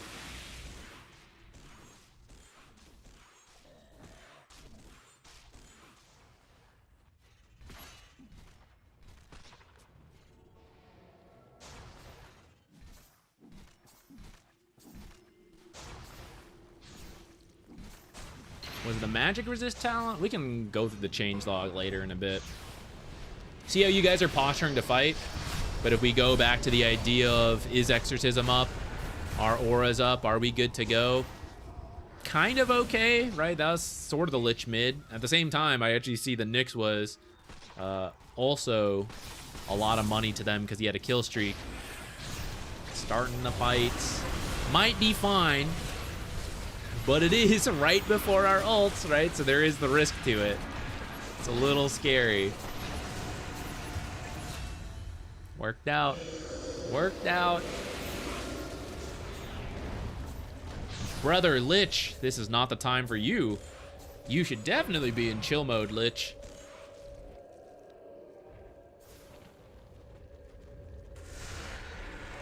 Okay, and as this ult ends and the enemies respawn, kind of repeat.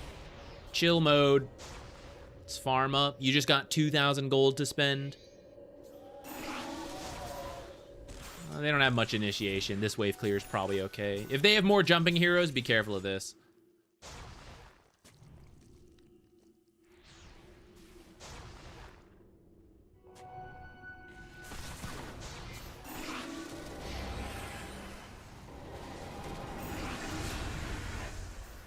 At this point, the gold lead is kind of carrying you. And maybe you guys know that. Maybe you feel you're really strong. I will accept it. It is good to like push when you're ahead. This kind of stuff.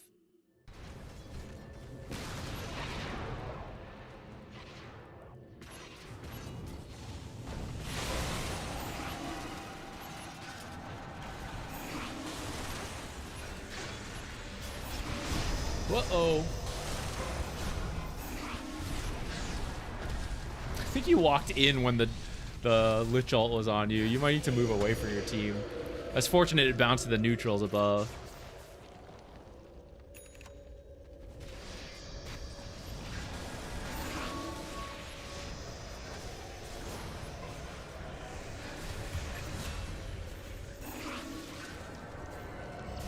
Do we win this? We do.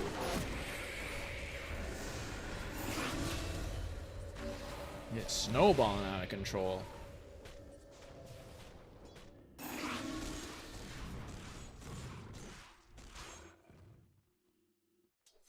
I mean, from here, I guess you just get the Roche, go push. You guys are getting kills all over. Need to turn some of these into objectives. You probably should have pushed mid with your team after that kill. You didn't really need to come top yet. If you look at the mini-map.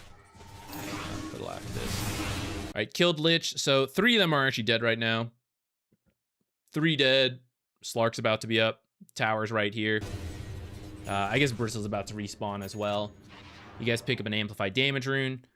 I know we have talked about like, oh, but I don't have my ult, so it's kind of true, but at the same time, if we've been playing aggressive without the ult because we're ahead, then I mean, might as well like, this is the moment to do it. 5 of us up, 3 of them alive. Muerta's almost alive, but it'll still be 5v4, and the team is pushing, so if they're pushing, we can kind of be here as well. This feels a little funny, because there's nothing urgent top. Creep wave is still over here. Weren't at risk of losing a tower or anything like that.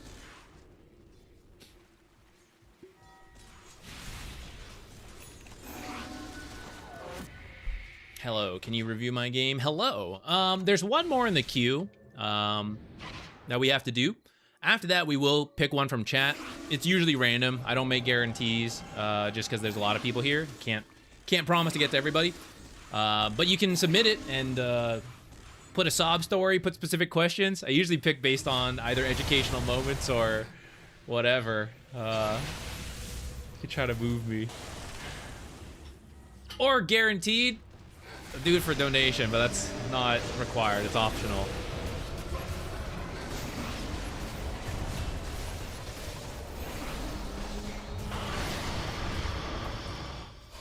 We've gone too hard. Hold on, what happened? I was looking around. We were doing business. All right, what happened? Got an IO kill. End up going really back here. Nyx is like dead before we get here. They're clumping into the golem. I think a little bit of overconfidence on this one. This is a good example where formation and choosing the right fights is very important, even when you have a big lead. I think you guys were like 12k up at that fight, but kind of ran into the wombo combo of their stuff. Nyx was way too ahead. A very common symptom of Invis heroes of like, I found him. Oh, team's like years behind. Right, then there's no point in finding them because there's only risk, there's no reward.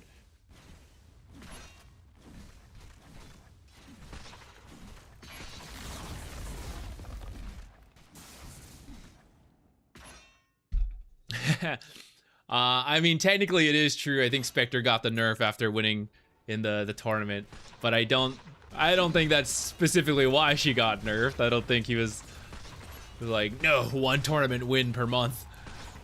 Months. Her pub win rate was just way too high. She kind of needed a nerf.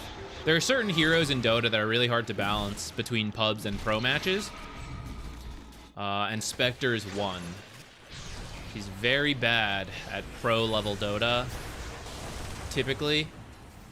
At least in the current patches. But she is... I'm not going to say the perfect hero for pubs, but she is the classic carry for pubs.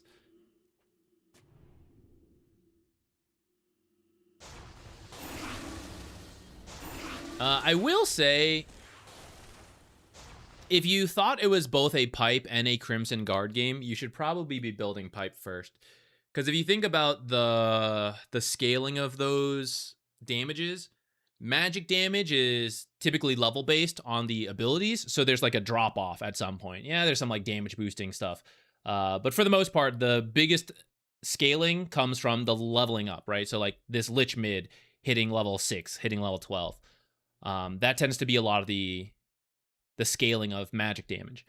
Physical damage scales really well. That's why a lot of carries are right-click physical damage heroes, because the way everything compounds is a lot. Crimson Guard scales better with your own health. Now, yes, damage block is also more useful at the start of the game when the enemy has not ramped up too far. So it's a little bit like, I also won that one early, so I get it. My personal take would be this game, I think magic damage was more of an issue for you early. So I would buy the pipe and then the Crimson Guard. Or if you just like, pipe's not enough, like I'm not that worried about it, then I would skip it. I would do like Crimson Guard into BKB.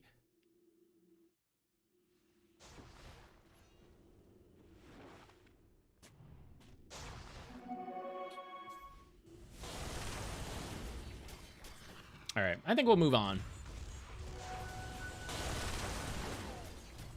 I think our main thing here, it worked out a lot. So this was not the best example, I feel.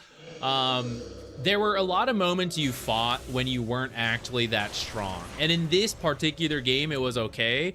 But I will still highlight it as something to be very aware of. Because if one of the earlier times you did it backfired, like all the rest would have backfired. And that's very important for a momentum hero. I don't want to say you can never make plays when you don't have your ult, though.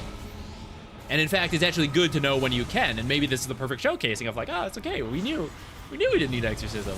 That's when like really understanding your hero in the game, like that's a good symptom of it. So I'll just highlight that as long as we can be aware of one versus the other.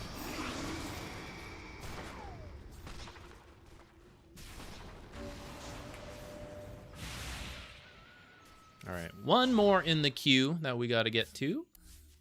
This time, Crusader, moving out of Garden. We've had a lot of Garden games back to back. Totally different Crusader bracket now, right? Completely different.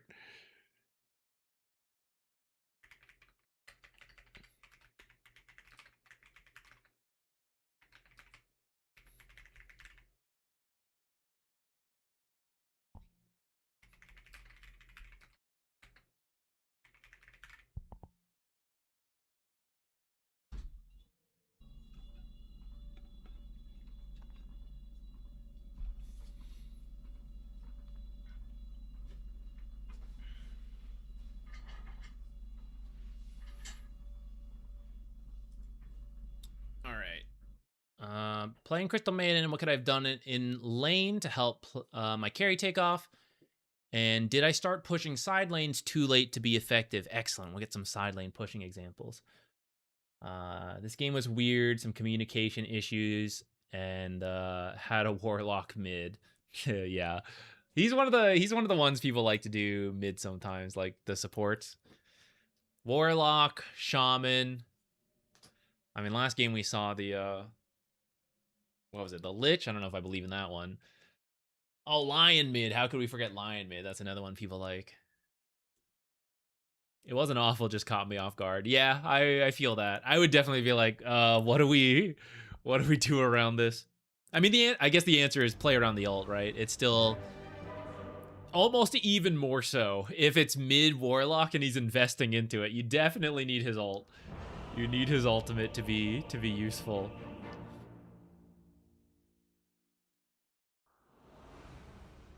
All right, we'll start in the laning stage as part of your question. And what do we got? Crystal Maiden Drow. That can be a strong lane. What are we against? Tidehunter +1. So either techies or lion. Okay, so not the easiest to get kills. I wouldn't expect it. I mean, pubs, you know, could always happen. But I would approach this as let's get our farm, you know? Especially, we might kill them to start, but at some point, Tidehunter will be too hard to kill, and the techies damage, the Queen of Pain rotations, it'll be too much for Drow. So going into this, my mindset is get Drow what she needs to jungle as quickly as possible. Not that I'm expecting to lose the lane hard, but there is kind of this end point that is potentially looming over me, and I want to make sure we are hitting that. I don't feel like I need to get killed. I don't feel like I need to go out of my way to play super aggressive.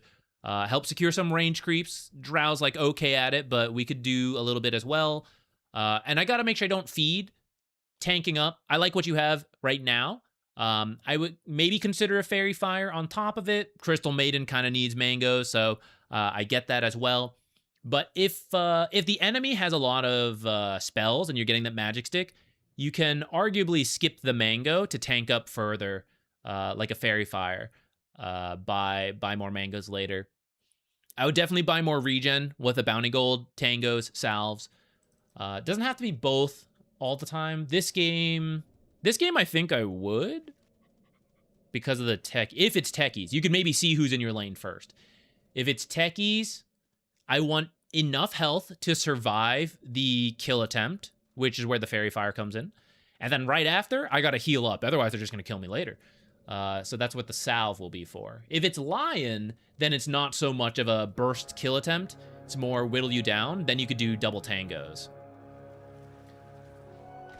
Going for both is a little greedy. I might just go with your team, especially if they're all group top and the enemy's been missing.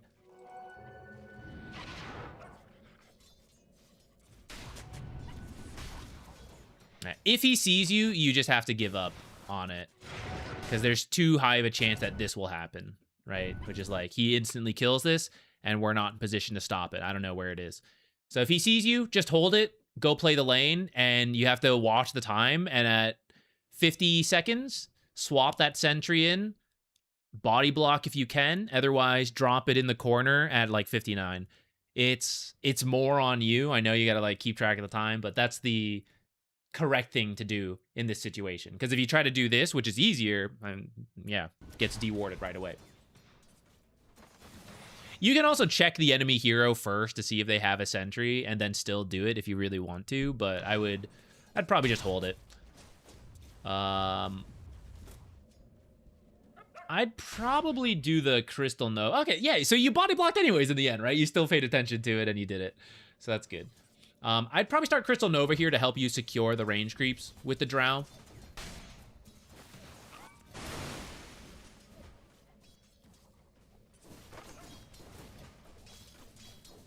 Careful of that poke because of this. So here, double ranged. This is that, again, going back to it, like, what do I need out of this lane? I need to kill them. I just need farm, right? Just pushing into me. I'm good to go, right? So what are my objectives? Looking ahead. I don't want this camp to spawn, right? If the lane's in a good spot, this is how they're going to fix it. If I got free time, let's maybe stack this camp because, you know, if we do lose control of the lane, a stacked camp is better to work with. And until I need to do that, because it's 137, I'll poke. I'll deny creeps. I don't need to go very aggressive, though. I don't need to be looking for kills. I kind of do it, zone him out. Getting a free kill. Okay, very nice, very nice. I was going to say you could stack this into the body block. I think that would be good, but hey, if you can get a kill, even better. Now, part of the reason this has been working is because of the repeated frostbites you've been using, right? So let's make sure we solve that, because now I'm useless. I am a useless hero until I have enough mana. You did go the aura, so that'll help, but let's get either clarity or a mango, if not both. Depending on the time, I'd say this is a good raindrops game to survive the burst from techies. Unfortunately, you're rich too soon. You know, the raindrops aren't even up yet. So we'll just have to do like the consumables. What did you spend? You maybe bought like a windlace. Yeah, you got the windlace. But let's think about how you die. It's probably the techies blasting off on top, right? And Tidehunter being there.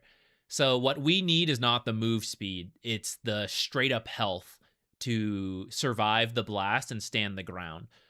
So I would buy like casual blood grenades, if not the raindrops. Turn this into a wand, 1 extra stat. Consider a casual circlet if you can think of anything you're going to build from it.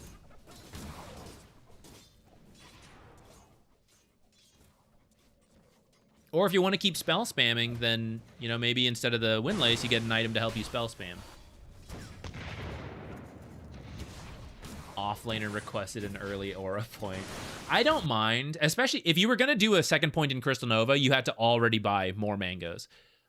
So when you're doing these, we said like this is a casual lane, just get what you need. That's actually a good argument for Arcane Aura, like QE and just secure creeps, have enough mana. WE is more for trading, which you've at least used effectively versus the techies. I'm open for it. Make sure it's for your own game though. You don't have to feel pressured. You know, they're like, I want more mana. Look, you have to play all the other games without Crystal Maiden Aura. You can play like one more level without it. Make sure it makes sense for your lane.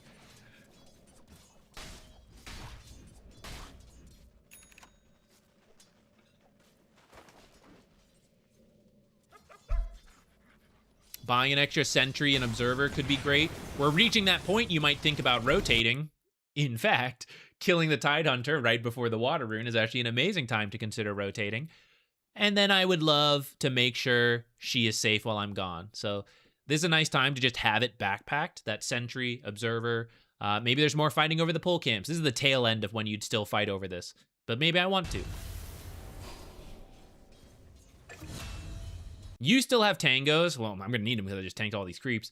You still have tangos. I believe you bought the Ring of Health, but I think a Ring of Regen. But the boots will probably be more useful to you than Ring of Regen if you have tangos to still work with.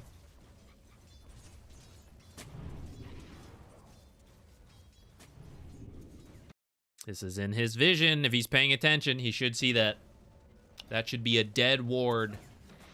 That should be a present wrapped up for techies. College fun written on the box. Which of the techies do you think is going to college? They're saving up for one of them.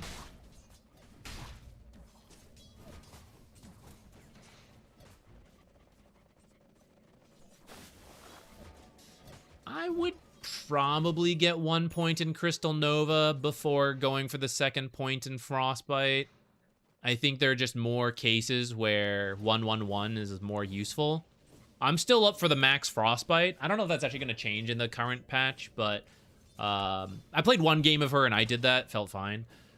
Especially versus the Queen of Pain, I think is not bad. And with the jungling. Yeah, that jungling. But I think 111 gives you more uses. Spoon, obviously. Spoon's a smart one. Alright, let's see what's in your courier. I hope there's a sentry and observer. Ah, sentries, 2 sentries, no observer. Actually, I forgot you warded over there, so no observer's fine. Though if you're gonna move around, like, after this, you're probably gonna walk to a lane, right? So you could ward while moving around. If you needed to deep ward for your team, you could do it. But I forgot you actually put the one that I flamed a little, but you already did it at least. You did do the observer, so that one's fine. I like the attempt. I will say in party games, it's more likely to be contested. These kind of like coordination objectives like Wisdom Shrine, party games tend to be better about fighting over them. So let's think about this.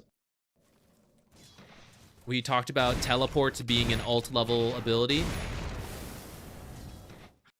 While you're dead, collect that information. Time, minimap, click through the heroes, and 8 minutes coming up. Now, I admit, Warlock mid is maybe not my favorite hero to help secure power runes for. But Queen of Pain, stealing it away from her is definitely big. If anyone has played Queen of Pain, she has mana problems without the bottle. Even with the bottle, she has mana problems. She's a tricky hero. So the more you can do to slow her down, the better. And this is where I think teleporting mid to help secure the rune would be great. We end up going bottom, and we stack a camp. But if you watch the gold movie, this stack, we'll just say 60 gold, just about. The bottle, 260 gold. And then whatever the power rune is. And the drow will just need to be careful while you're gone. Heck, you're here, and look, she's still dying, right? So, okay, well, okay, maybe we saved her. Maybe we saved her for being here. And I guess you would, by teleporting here, you were in time for that. But she could have very easily been safe while we were gone and made our way back.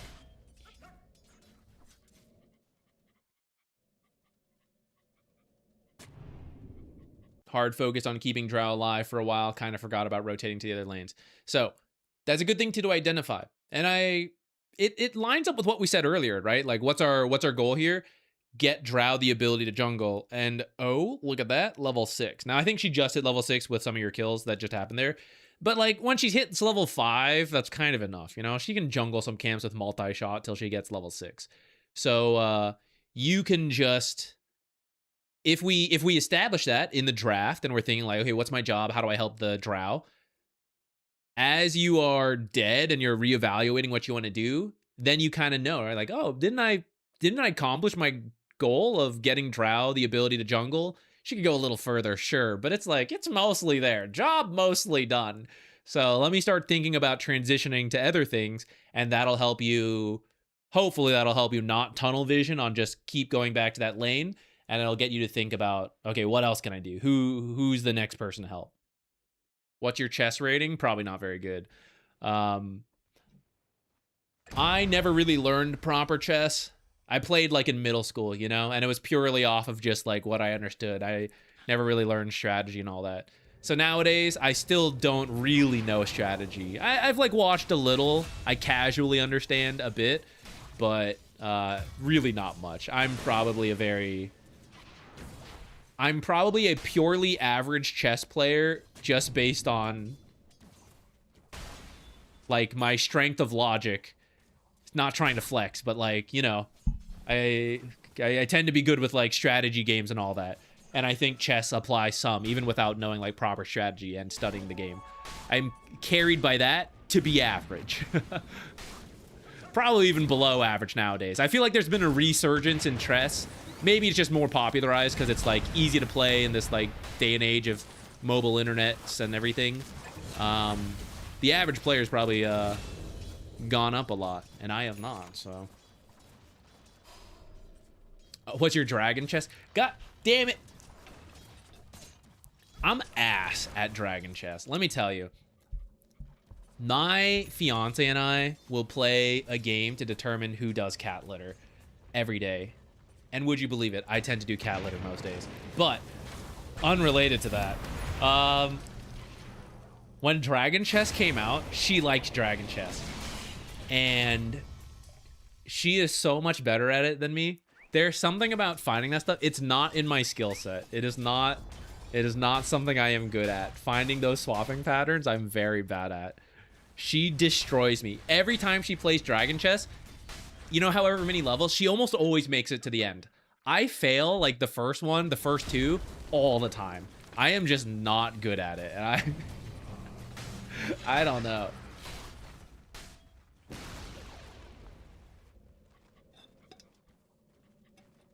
Okay, we got a little distracted there. Let me refocus. Because I think your next question was about split pushing. We actually did talk through the lane, let's say. Okay, things getting rough. Not too bad up to here, and then it looks like it snowballs off of a really bad team fight. So maybe let's go look at that team fight. So just before 30 minutes.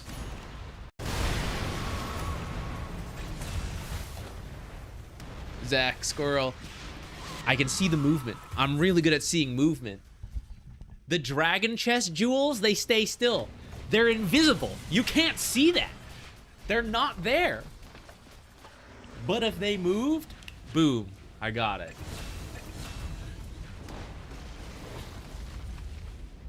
It's because they stand still. I am a T-Rex. I need movement. Somewhere between 40 to 55 minutes I was top pushing. Okay, we can jump there in a moment. I guess we're not too far behind. Got deleted. That was a moment to be... That's a warding moment right there. We've kind of covered it in the past where as you're dead, look at the minimap. Is it a safe time to go? Because if there is a ward there, they're watching it, right? They just want to fight in that area. They probably are set up. You were right. You found a ward.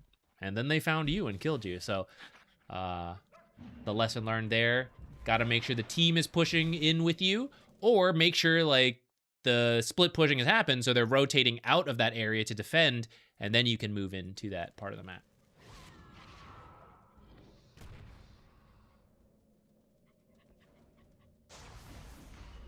Have we learned?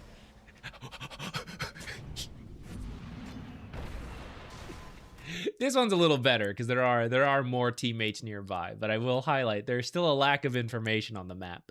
You will get some soon though. The top lane did get pushed in a bit, right? So in a moment, somebody should show top, and that'll let you guys. We'll see what you do with it, but at least you'll know like who's top. So Queen of Pain and actually Bloodseeker. So this is something that we've mentioned to you guys a couple times. Like, why are you all taking turns pushing the lane, right? You're letting everybody know.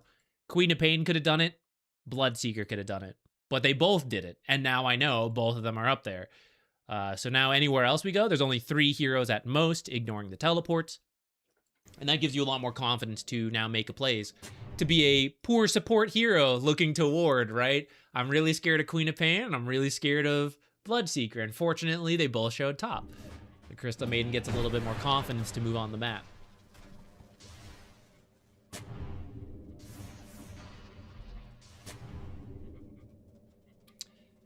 I will say, little bit overkill. Pick one of these.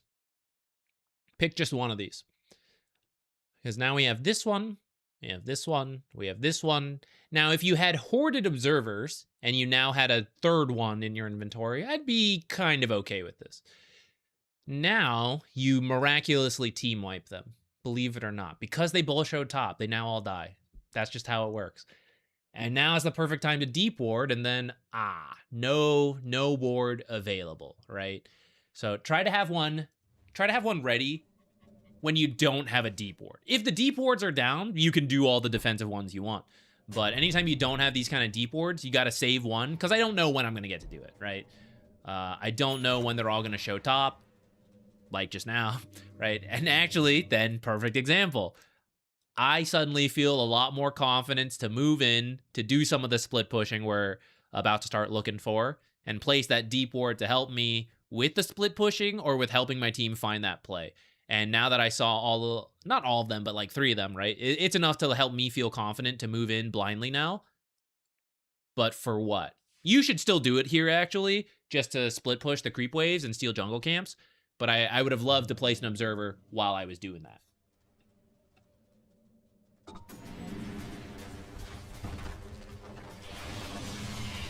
Okay, so you come back first, and this can be okay. So,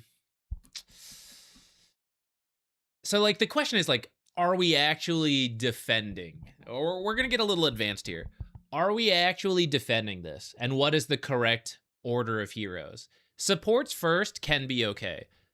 It depends where the cores are, though, I would say, and who should actually be here. If we're defending, Venomancer should actually be the first hero to go, because he needs to put the Plague Ward down, you know? If he's the last hero, it's just far less effective. It doesn't make sense. Are we also going to defend this at all? That's, I guess, the precursor question. Are we even going to defend the tier 2 tower? I don't mind you coming back early as a support, but at the same time, if we think about where you were on the map, where you could have been, actually. So you were here. We have the choice to try to twin gate, cut back here. As part of seeing the heroes over here, we were saying, we could push up and you'd be here in front of the tower. Whoever is in that really aggressive farming area, creep cutting area, you don't want to leave until you have to leave. Because by being in that area, the goal is to bait them to come back, right? So if I actually go back first, who's going to bait them to come back, to leave, right? So, like, whoever ends up doing it needs to do it. If it's a support because it's too risky, then you commit. If it's a core because it's like, I'm getting the most farm and I less risk, I'm going to be the last hero to show, fair. But, like, whoever is there, and you don't really have time to trade spots, you know? So this is them showing, and then this is where we can either move into the triangle, move into this, or do the twin gate, get ready to cut back here, actually. So either one of those would be really good here as the Crystal Maiden. They're high-risk plays. Definitely cutting is a lot riskier. This one's less risky just because, like, we saw them here. There's not really teleport. This one's less risky, but still useful, and still some risk to it. Definitely more risk than, you know, being back here. See how everyone's back here. Warlock's not. And what did he get? He got Queen of Pain to rotate over. If off of that, maybe there was a team called, like, oh, let's go fight. I'm up for that. I guess you're the only one that heard it, because you're the only one that went back, you know? Dawnbreaker, you actually are, I think Dawnbreaker was the one you were partied with. So you can share this advice. Global heroes are also very strong candidates for doing these kind of aggressive maneuvers, right? She could farm here. It's not strictly bad, but someone needs to do what we're talking about, right? Push aggressively, possibly creep gut.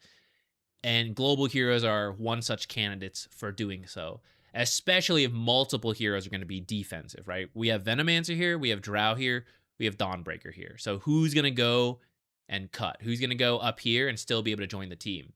Technically, with a teleport, any of them could go. But what if you guys move? What if the fight ends up somewhere else? It's Dawnbreaker. It's the global hero who has, like, wherever you guys go, I am there. I am with you in the heart, right? And also my ultimate.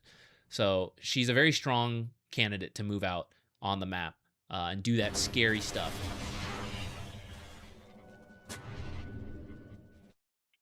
Ends up coming home because of the creep cut. And this is where, if you're over here, you now see, mission success. Bloodseeker came back. Let me finish these camps and then get out. He's going to push. He's going to go, I want farm. He's going to show up here and he's going to go, who took this farm? son of a, why am I over here, right? Maybe he goes over here and he gets farmed. Oh, well, darn, but that's the goal, right? Force him back. Maybe he didn't go back. So what happens? The tower deals with it. The creeps push out. The enemy team didn't go back. They're saying like, the tower will deal with it. No problem. It'll take a little damage. It's okay. It's just a little damage, right? We're going to stay on the map. We're going to play here. And then it starts pushing out because the tower did its job. And then, Crystal Maiden shoves it back. And I go, the tower will deal with it, right? It's taking a lot of damage now. Oh, no, our tower, okay, someone's going to go back, right? It's only through repeated pressuring of the tower that someone is baited to come back. One creep wave, even a big one, like the tower won't die to that, especially if they fortify. It's the repeat, and that's why you have to be in that area to do that until they come back, and then you leave the area. So Warlock pushing mid, and the creep wave did get pushed bot. Don't get me wrong. You guys did push bottom, and that's what got them to come back. We just could have ensured it by being here, that the rotation coming back is worth less because there's less farm here. And in case they didn't come back, by being there, you make sure it happens at some point. And if it doesn't, you take the tower, depending on the hero you are. Like, that's why Shaman's good, because Anaconda, you throw it at the tower and you end up taking the tower.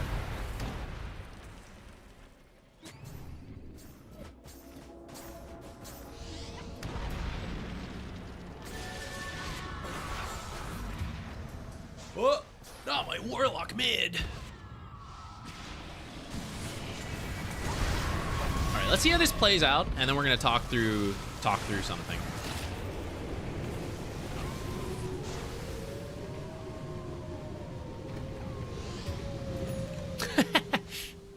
Darn. Okay, it was kind of close. What I want to come back to, and it's hard to make this call, but let's say you lose a hero. For example, your mid Warlock, and they're down a support, but it's a support to a mid. It will lead you to maybe think like, okay, maybe I don't want to fight here. Sometimes you can fight. So I leave this open to your read of the game. If you think you can fight, then you're fighting. The mistake I want to talk through here is one that is very common, though. That is like, I feel we should fight, but I am also aware we shouldn't really fight. So I'm kind of like in the area, kind of being safe, kind of doing nothing. And that's the mistake. If you know you can't fight, then we're done and we have to go do something else. So in this case, as someone dies, like right here, you would instantly go to the other stuff, right? Maybe someone who has the capability would try to cut the mid wave, do a loop around.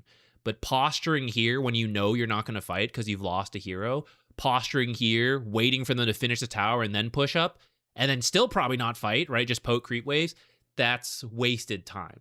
So whoever has teleports or global heroes, right? Once you know you're done, get out. You got to immediately go to the areas that will bait them to come back, as we saw earlier. But if you think you can fight, it is okay to fight. I don't mind that.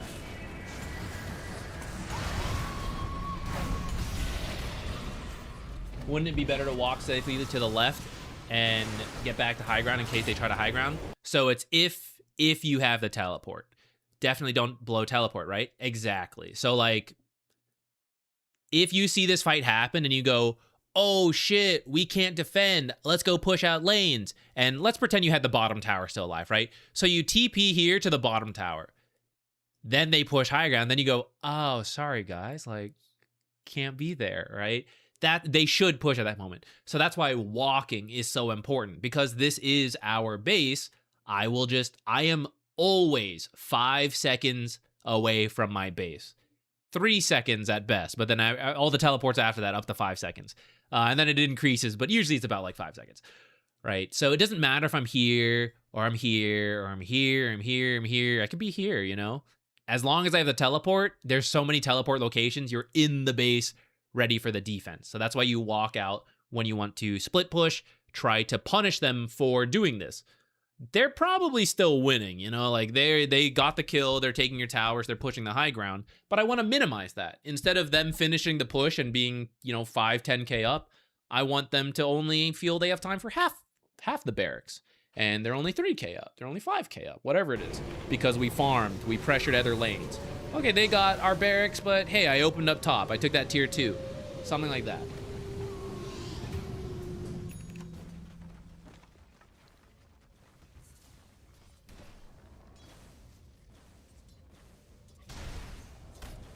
So it's okay to walk to the left because you have the teleport. Yeah. If you don't have the teleport, that is where you have to stick around high ground. Because it's, yeah, if they push, I don't know. I don't know if they're going to push. I don't know if they're going to back. But in the worst case, they push, I have to be here.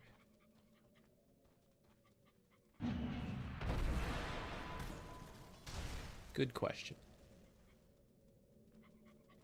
All right, let's zoom a little ahead. Let's look for more split push moments. We're starting to fall behind. The team is like in a weird spot. This is actually a good... let me show that again. So this is where, as a support... so you have 2 heroes dead. They're all up. This is a mini-map bug. They're all dead. Drow is dead. Warlock is dead. It's you 3, and they're all missing. If they push, we cannot defend. They're stronger than us. So this is where we want to get out on the map. Eventually, Drow and Warlock will respawn. And what are they going to do? They're going to TP because of the pub, but they shouldn't. They should walk. They should walk to the nearest farm. Now, what if you spend this time farming this stuff? Where are they going to go when they respawn? They're going to have to go real far out. And that's kind of dangerous. Now, you guys don't want to take too much danger depending what hero you are. So, of course, if, like, let's say Dawnbreaker's farming here, it would make sense. It's like, yeah, okay, that's safe farm. And this is where, depending on the time, it can be okay. Like, oh, it's all going to respawn by the time Drow and Warlock are up. So it's all good. But as supports or heroes who can take a lot of risk, which, like the core heroes that are very elusive, things like that, when you're really strong, that's where you want to do your best to sneak out. And this is really scary because we don't see anyone on the enemy team. Kind of goes back to that double ward we placed here. Maybe if we had it a little more scattered, maybe if there was a deep ward here, maybe I would know a bit more information to work. But as a support, this is where you tank it. This is the acceptable death, right? You go, look, someone's got to move on the map. Someone's got to get in position to split push, to cut waves.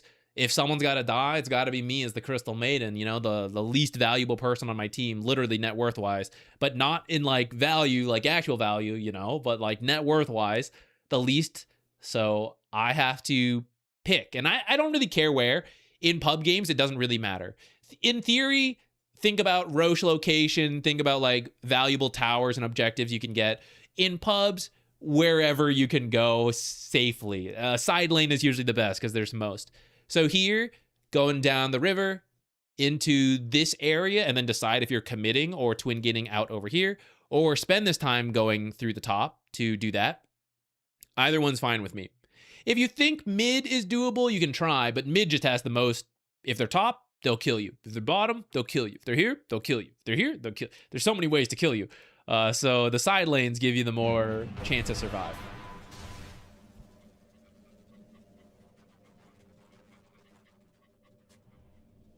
Now you're going. I did wait too long to split push. Well, we'll see. I think you did do the loop around here. This is where we went back in time. So this, it starts to look good, right? But this is where you would keep going, right? Just go along the edge. If you have to ward, I'll say it's okay. Like you take a moment to ward in this area, I'll say that's fine. Let's pretend the warding's done. Or it's too dangerous to ward, which it could be, right? I don't know what they're doing. They could have been here to kill you, actually. So I actually wouldn't walk in here right now. I would go along the edge and just move in position. And you don't have to show yet, right? Because I'm uncertain, I can just stay out of sight. The lane's actually pushing for me, so I actually don't need to do it. I'm just getting in position to do it. So I would just hide somewhere along the edge. There's a lot of trees back here now. There's a lot of trees to hide. Okay, so then you hear Roche. Roche should signal, look at the time, look at the minimap.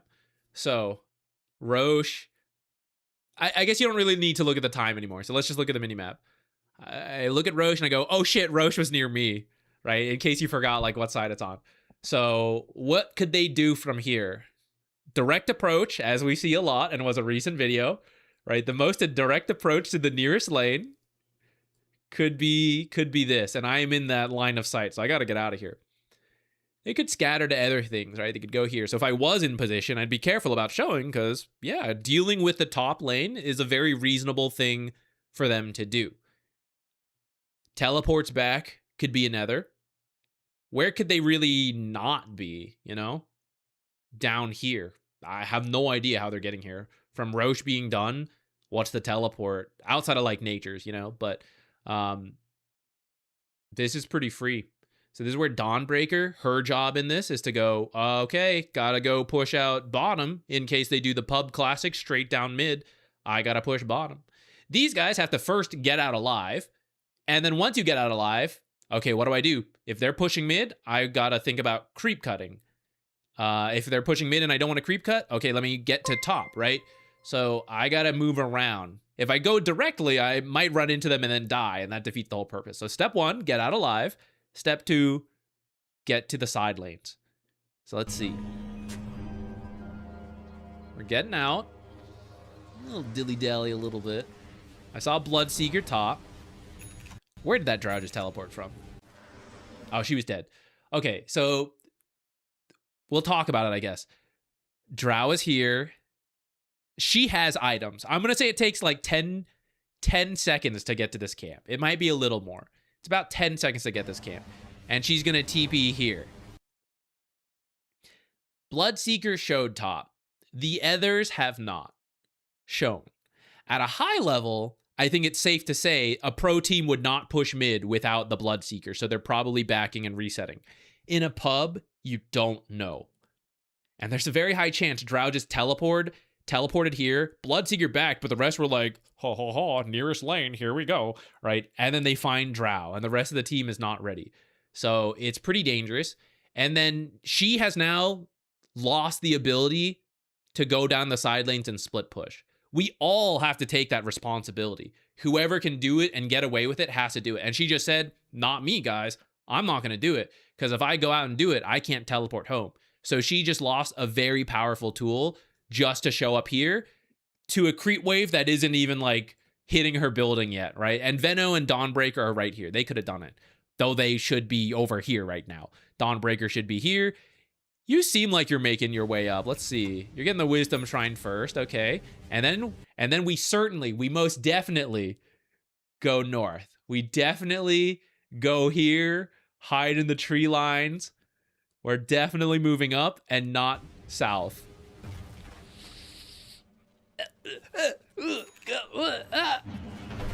We end up south. Valkrix, what is this TP? What is this? This is where you want to be sneaking down the side in the tree.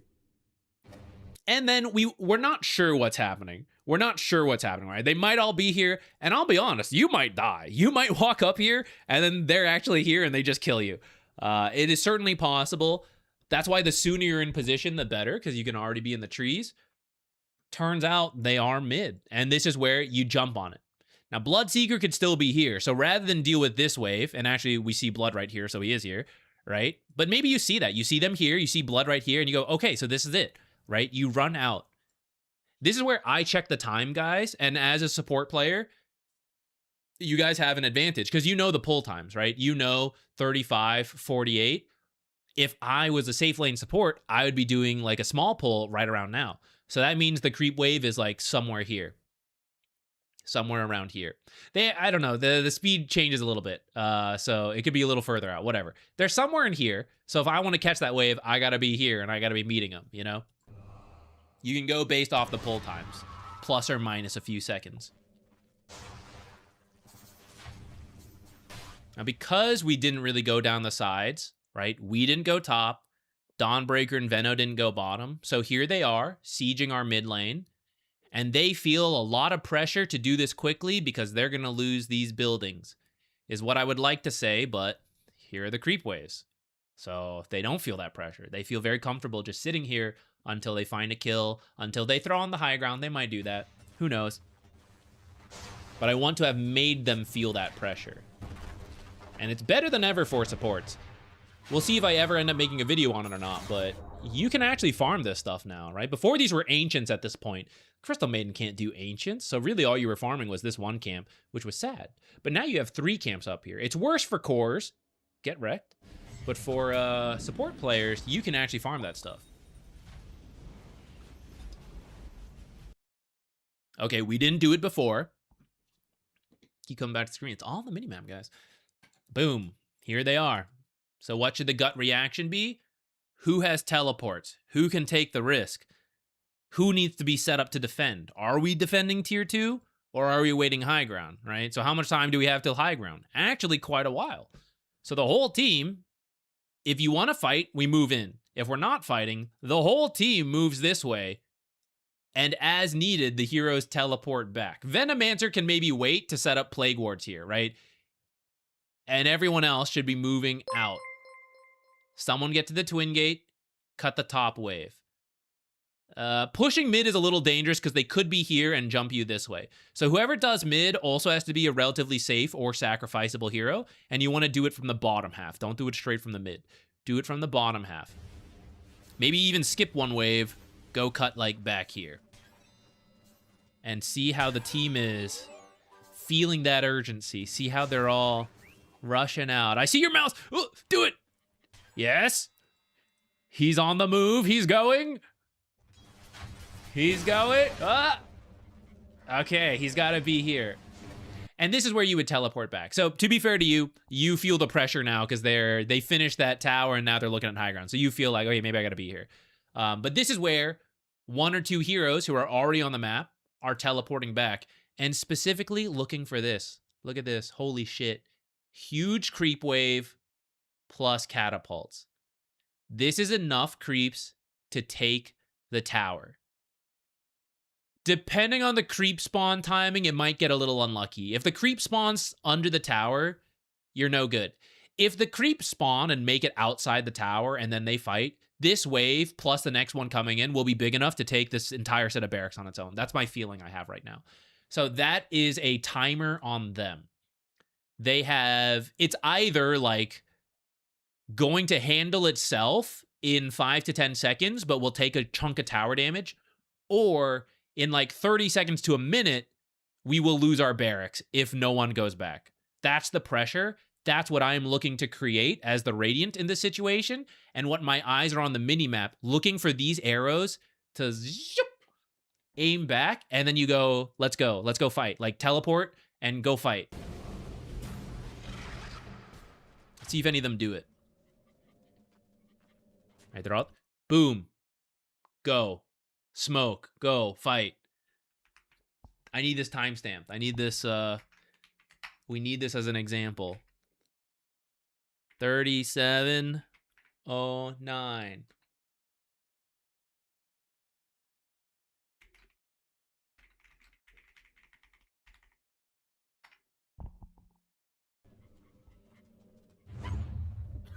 You smoke.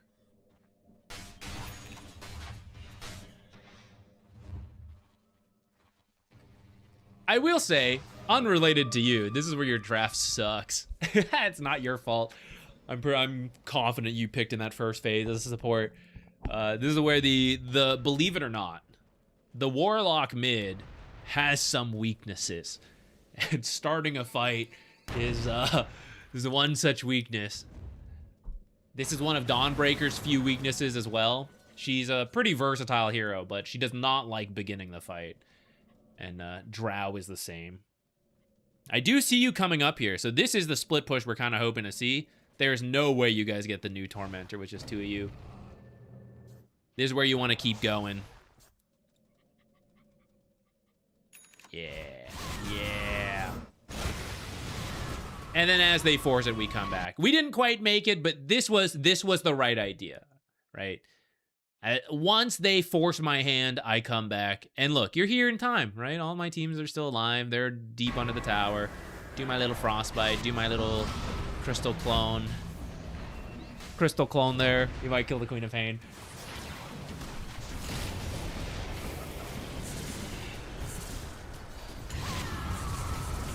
What was that supercharged Crystal Clone? You like phased through the building. You phased through the building. Ended up a lot closer than you meant to be. And we kind of win the fight. And what we're hoping is that we then look top and we go, oh, hell yeah, my creep wave took a building. And the more we push in, then the more likely that is to happen.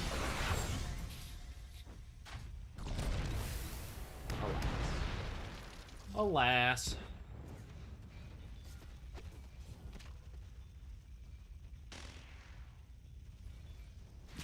What is that noise?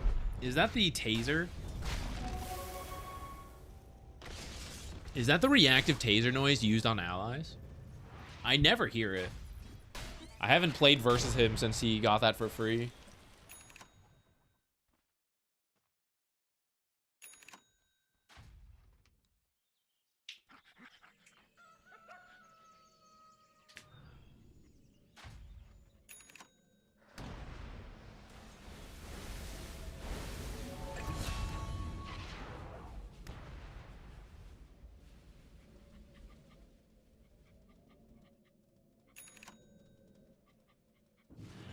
I think we'll move forward. We can see it's the noise when it ends, ally or not. Oh, okay. Oh, we're doing it. We're doing it. This is it.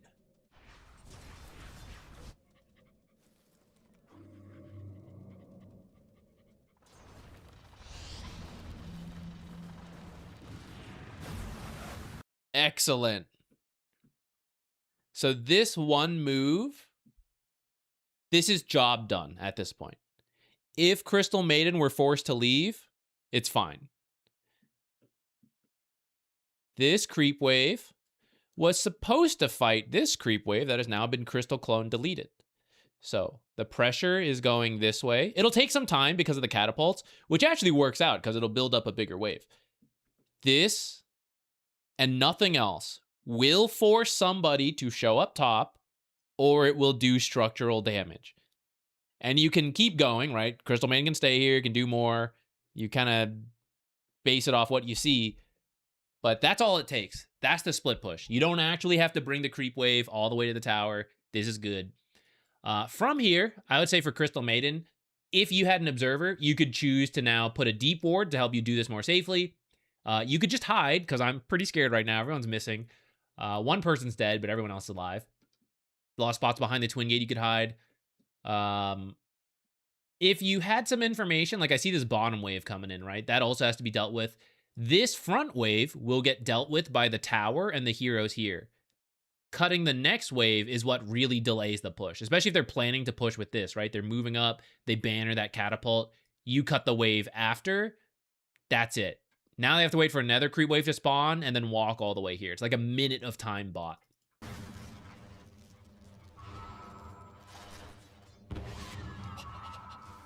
Little too much movement. We definitely just want to like get in the trees a little faster, but you stuck around, and that's the most important thing. You end up going through the twin gate. I would say I see Drow headed down here. And probably another hero should be down here. So I would say it'd be overlap for you to come down as well. Though you could, of course. To stay alive is most important. I'd be willing to take the risk in this situation to stay top. As they move past, I then like cut again. I would probably stay top here. But if you want to go push bottom, like I'm open to that. Maybe we do both. Maybe we go through the twin gate again. So you don't actually see. I feel like you're coming back to actually finish up this creep wave, but you don't need to, right? As long as that creep wave is damaged a little bit, full health creep wave versus full health creep wave, that's even. Even just a little bit of damage to one of the creeps will eventually push. Faster or slower, depending how much damage you do. But you don't actually need to kill the creeps. And that way, you can use that time spent following the creep wave to finish all of them. That should be time spent putting yourself in position for the next split push. So, for example, you end up cutting this wave now, but could have actually probably got that one here and then run away. Which brings you further away from people seeing you cut the first wave and then like, where is she? Go find her. Right? If you fall to finish it, that's when they kill you. When you keep going further back, they might kill you if they TP'd back and then now they're cutting you off. But in that case, I kind of did my job. I got them to TP back. And like if I die, then I die.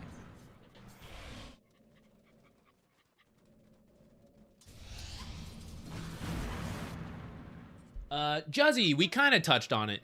I don't really think cliff jungling is going to be worth it. I'm not even sure where you would truly do it. He's just dying to the golems. Like, if you did it in the lane as the Venomancer, you're back here with a bunch of Plague Wards, but just don't think it's really worth it. Let me take this back. Let me rewind. I am open to it. I'm open to the exploration of it. You need a carry who is completely self-sufficient. You need a good matchup. You need to have gotten the first bloods, like whatever. They need to be fine on their own. And that's a tall order. From the off lane, it's maybe a little bit more doable, but then there's not as many places for you to jungle. So safe lane does seem like the place to do it. I'm not sure which carry could fill it, though. That's why I'm a little dicey on it. All you would do, though, if you were doing it, you would just put the Plague Wards down, drag the camp back, make sure they stack at the times. I don't think there's anything like that fancy to it. You need to buy a lot of mana regen, plant a bunch of wards. If you're committing to the jungling, you might also move into this area. Put a bunch of Plague Wards here, farm these when they spawn. You base it off the spawn. So you come over here, set things up, farm the first one, then they respawn, or you stack it, and then the same Plague Wards finish it. Then you move to the next spot, let's say here, set up Plague Wards, farm it, then they respawn, you farm it again. Then you move back here, and you repeat. The Plague Wards have to farm like 2 sets of camps every time. Besides that, you can do it kind of anywhere. What a gank. The Crystal Maiden gank. Excellent.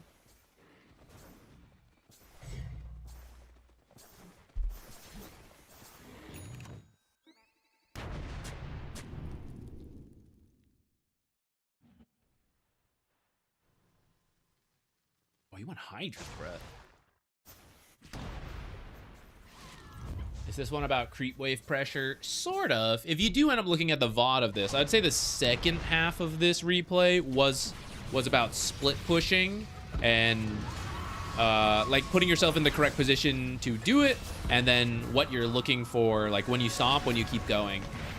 If that's what you mean by like creep wave pressure, then yeah, I'd say like the last 20 minutes or so.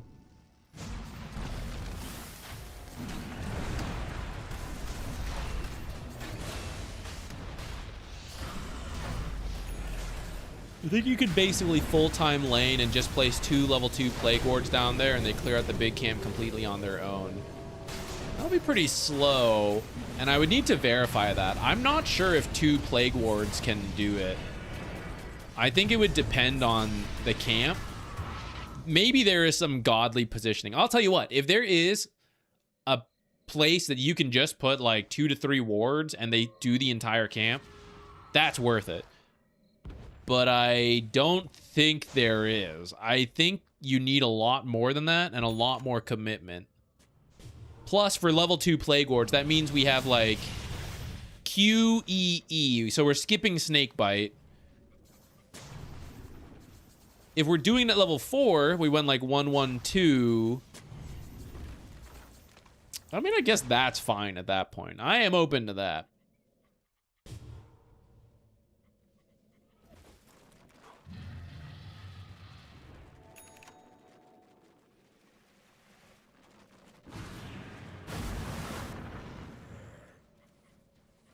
Let's go see. I think we kind of covered a lot of what we were hoping to see there. Now I'll probably end up, maybe we'll grab some clips there about split pushing.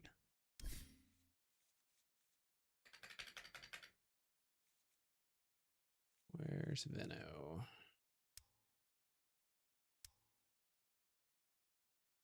Let's go see.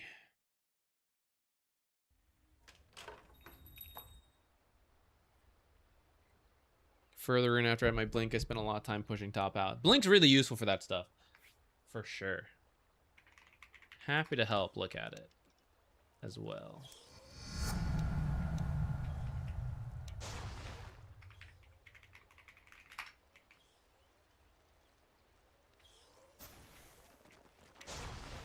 How about here?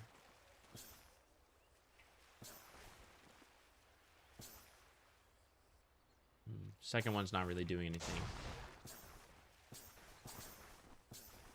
Just the pull radius is not as far as I thought.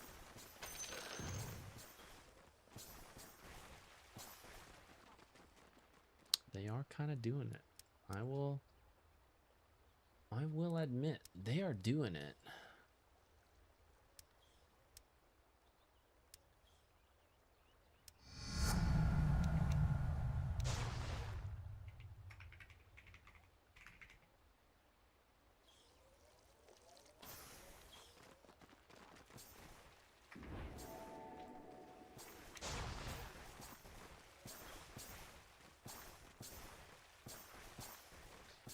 Get to it, Plague Wards!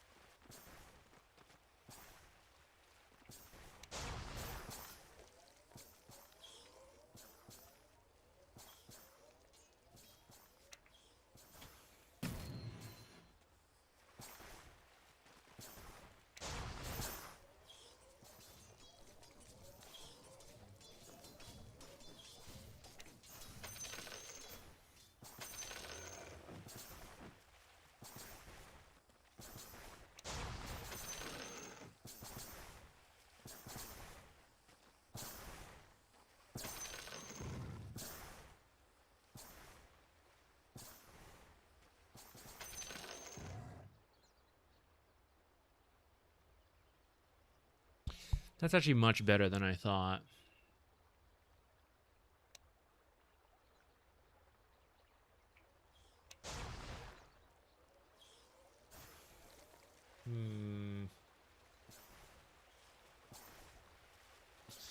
Problem is, to get this quickly, you need... Like, for it to be the most useful, we want to do it sooner. But to do that, we sacrifice the lane to not have QW.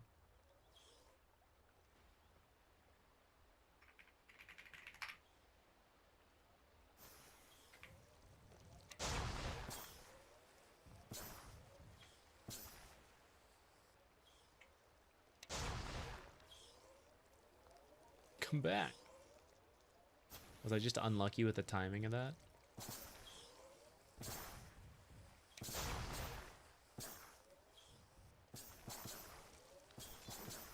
A little higher on the stairs.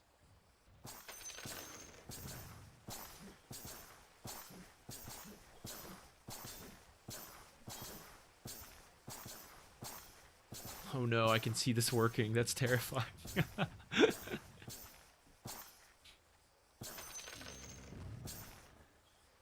I did want to find a hero who could make use of this neutral change earlier. Does the neutral still drop if, I assume it does.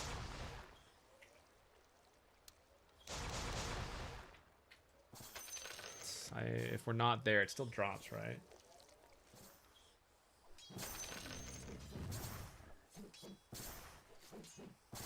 Oh, there it is. Why not W? I think it's more important than Q. Well, like, whichever point, you know, whether you started with W or Q. Oops.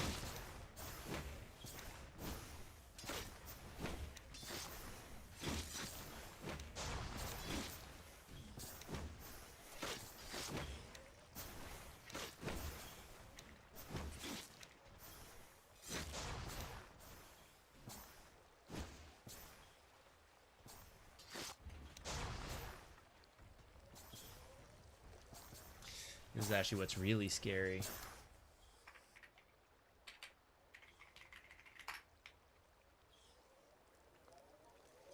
Oh.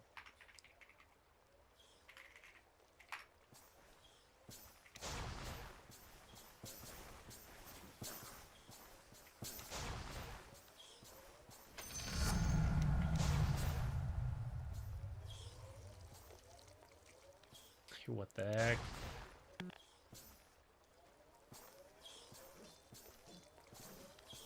There's like some amount of timing where it needs to be attacked as they walk back.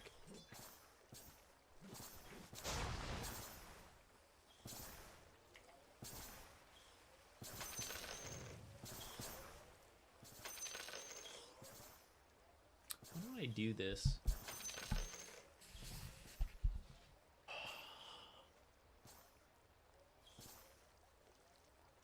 Yeah, it's like, is that 1 or 2 points enough to farm a little? We're not getting any XP, but it's a little bit more gold for the cost of what we lose in the lane.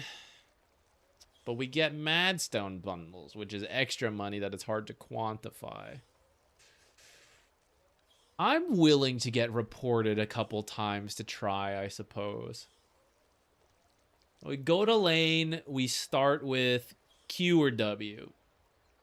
Now we could look totally normal, just get like, only start doing this at level 3 or 4. The reason I'm kind of like, is that like worth it? At level 3 or 4, if my lane is free enough to do this, I feel like I'm just going to go to the other lane. And at that point, no one minds that I jungle there. So it's like, I need to be in the lane, but I want to do this. So I need to get the points earlier, which is like level 2, level 3. But how weak is my lane if I do that? But then I have money. We have money.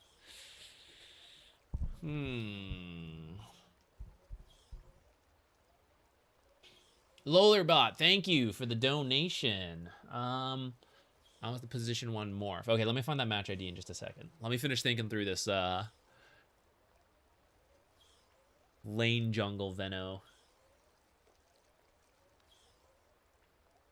Can you cut the tree and put the ward on the tree cliff? This side, you don't have to. Down here, we could. We could definitely cut some trees like this one to put some. I don't want to, because the more investment we have to make, the worse the lane's going to be. I want to do as little out of the norm as possible. Does the Madstone stay if the camp respawns and you don't pick it up? Yeah, it's just there.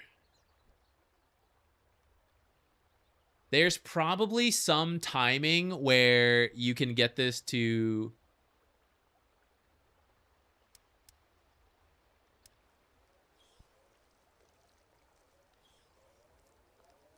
farm itself, essentially. Would I even do this one? That makes sense. There's somewhere else I could drag these? Oh, I can do back here. What the heck? Can you ward back there? I thought you couldn't. I thought I checked this. Maybe it's just that the spot sucks. The spot does suck.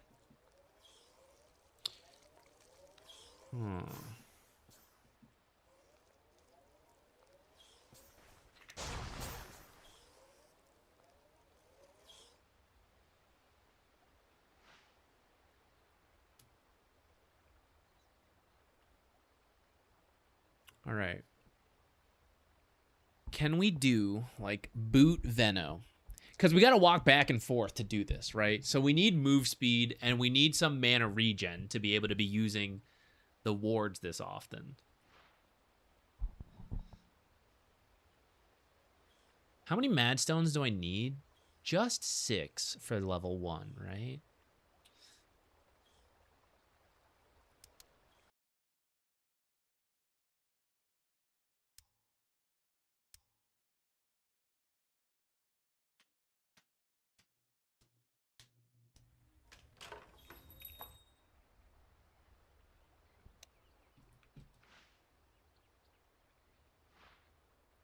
I'm gonna say the earliest we could do this is level 2.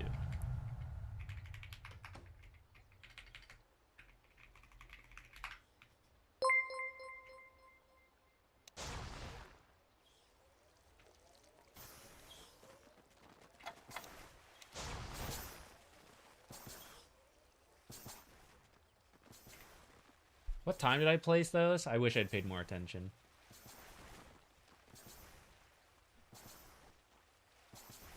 About 20 seconds. I am laning. I am being useful right now.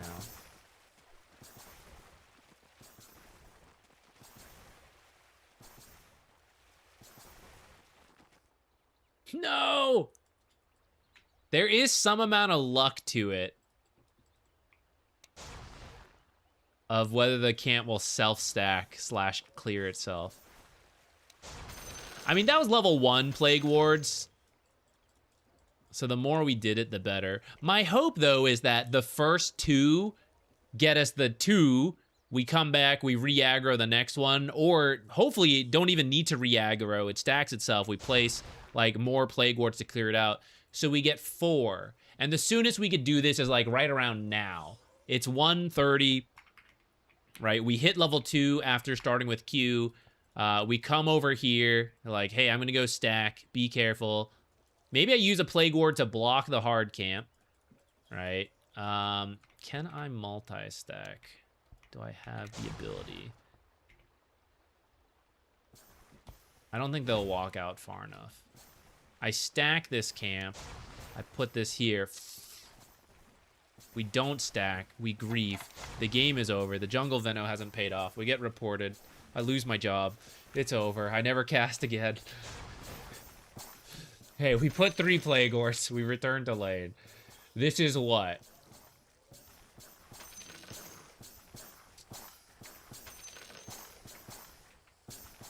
How close do I need to be for XP? Under my tower.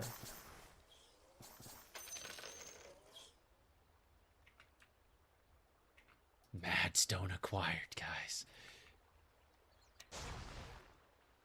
Hey, don't worry, I'm stacking for you. Later finds no stacks here.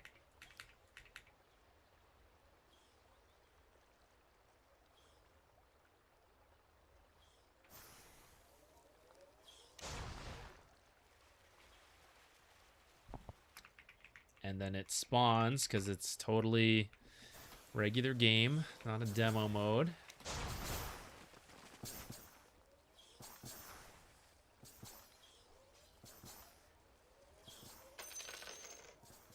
Thing is, I gotta walk back there to pick up the Madstone as well. Why not just jungle the hard camp? Because these are possibly gonna get farmed. And so is my camp. The soonest I could probably get this with minimal commitment is 3 to 4 minutes. Like a 3 to 4 minute neutral item. Maybe sooner if I'm like actually jungling, but then my safe lanes are getting griefed. Is that worth it? Is that worth it? The enemies have taken the stacks. Uh-oh. Report for sure. Passive income Venomancer. That's another way to think about it. Like, not even the neutrals. It's just like, we're getting money. A little bit more money. But then, we also lose out on... like, the mana spent on that camp, right? We're gonna have to regen some way, so...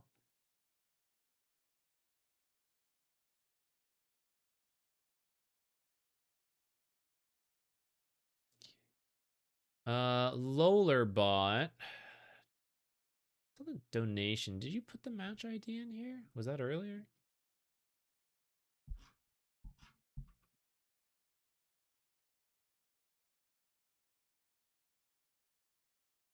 Is it possible to passively farm the small camp by putting snake wards behind trees and obs ward to reveal creeps? Maybe, though I'm not sure where we would put. The issue is twofold. One, where would we put the observer that's not like a guardian ward? And then 2, that the enemy wouldn't quickly figure out, like, why do they see this camp? They may not understand how wards work with like that vision, but I think anyone who does would be like, where's the observer? And then that kind of backfires. Plus, I can't do that as a hard support, but we could maybe do it as the 4 support.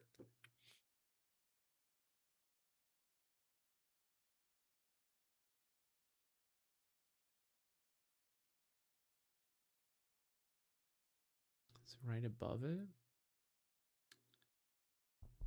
Am I blind? Am I blind?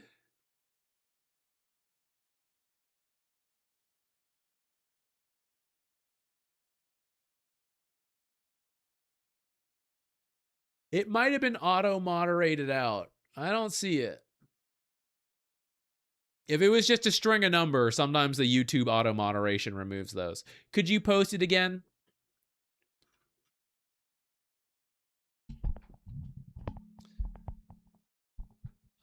So if I'm wanting to start grinding out some ranked, which role is best to focus on? I've been playing off and on for a while, but I want to focus on a good role to learn and climb. So I think it's pretty personal preference. You can argue like Smurfs tend to go with mid and carry, but I think for a regular Dota player, you can't just be a Smurf level mid or carry, you know? You would have to go step by step to improve. And if you want to do it for mid and carry, you can. But at that point, you're doing it just the same for support or offlane. So I think the important thing is to pick something you enjoy, because Dota can be stressful. So you might as well make it easier on yourself. Heroes and roles you like. And it also has to fit your vision of the game. Like if everyone's telling you, hey, be a hyper carry, you know, farm really late. And you're like, okay, I'll try, but I don't really get it. I don't really like it. It's not gonna work. But if you see yourself as like an aggressive player and you know how to push the limits and you want to play fast, even though that's not the most common piece of advice, it fits you. It works. I would go with that. Like I personally prefer the strong laners who do stuff, who get things done, rather than the late game hyperscalers. I do favor flexible heroes, especially depending on your rank. Lower ranks, it's even more important to have a flexible hero. But it is up to you. If you want to consider the role queue meta, picking offlane and support will make it easier on you, so you don't have to like roll Q token earn stuff. But that's I think a little bit more of a minor consideration. Pasting it again here. I do not see how am I. Is this some invisible text? Does anyone have like the lemon juice? What do you need to do to reveal the text? I don't see it. Am I being April Fooled? Am I being got? Am I got right now? Where is it? Why can't I see it? It's not there. I'm not trying to scam you out of your donation. Genuinely can't see it and do not know why.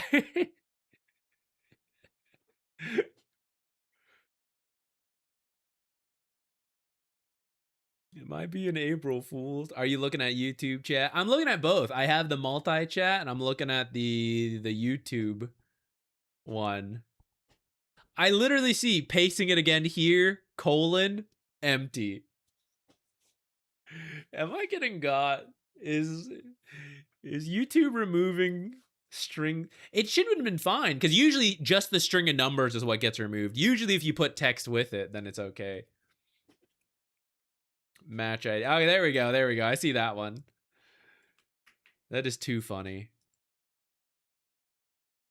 I'm glad we got it.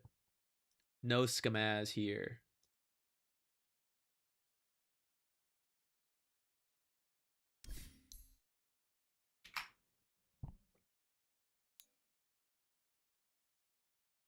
Hello, I'm new to Dota. One trick Crystal Maiden. What types of heroes should I have in my hero pool? Hey, what's up? It is up to you. Do you want more heroes that are like Crystal Maiden, or are you trying to cover like all your bases? Kind of talked about this recently in a like hero spamming, building a hero pool video. It's some of the more recent ones I say, is they're probably like a month or two old at this point. Just don't make a lot of videos. But it's purely personal preference.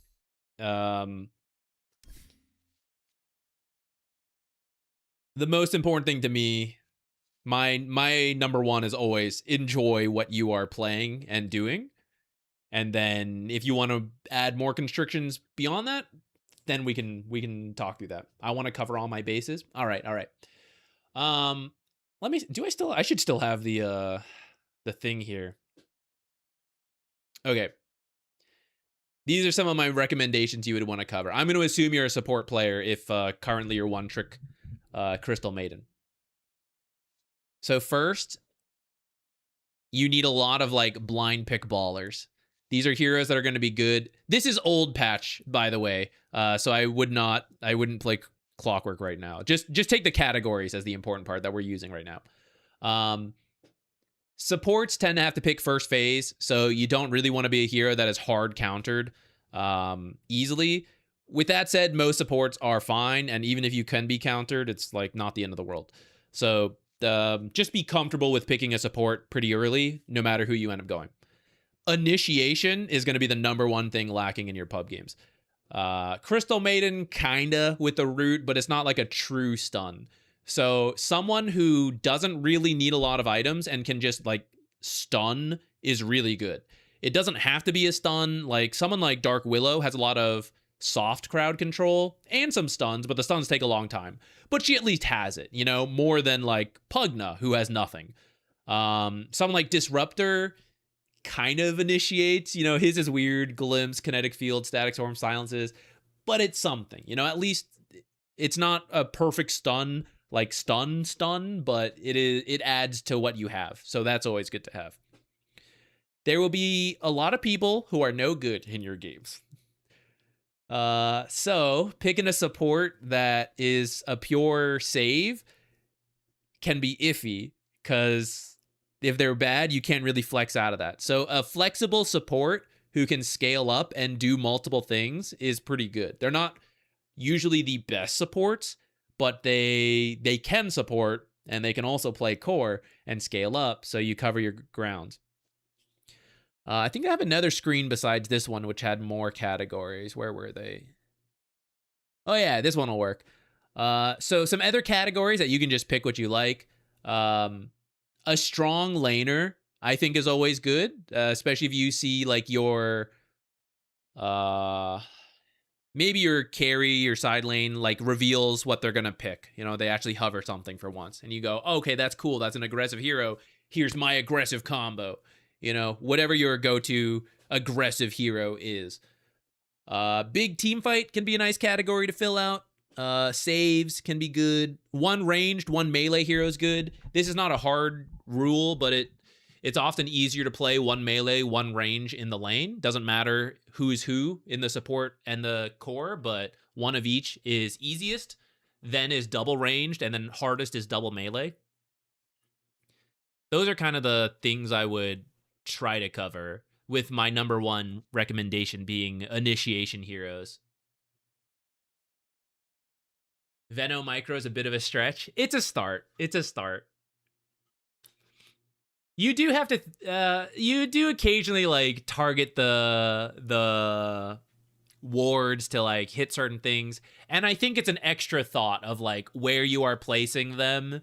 And, you know, you can body block with them, block treeways, right? It's like an extra level of thinking for your stationary extra units. And then you get to the moving extra units for the micro.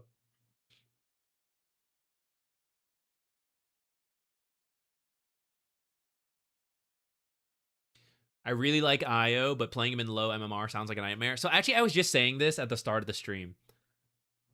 For a long time, I've been like, you know, IO in pubs is pretty miserable. And I still believe that. And yet, we had it open. Where is it, guys? Where is it? And yet, I don't know who's doing it, but there's a good amount of IO picks, and the win rate's not like, that's a good win rate. This is what? This is Divine. Let's go down. You know, let's do Guardian. Where is he? This is for hard supports. Here's IO. I don't know who's picking him.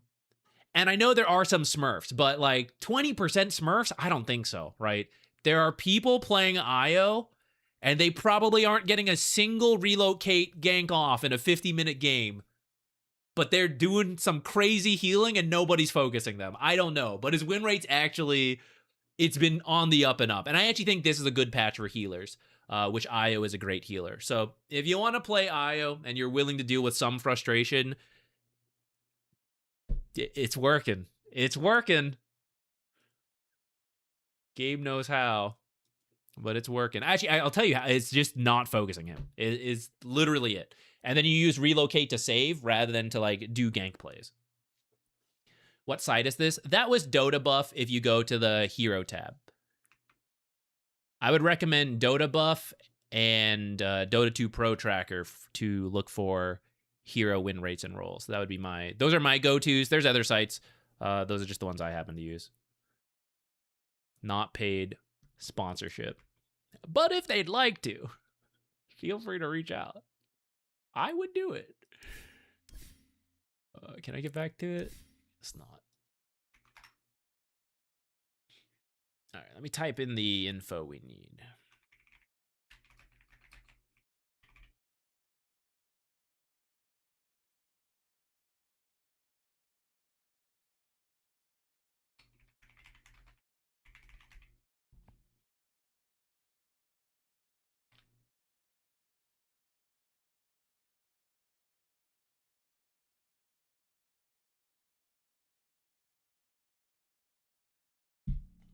Io is just Mercy Overwatch, but rounder. Actually, Mercy is Io, but human angel shaped. Io's before Mercy. Is the medic in TF2 before Io? Who came first?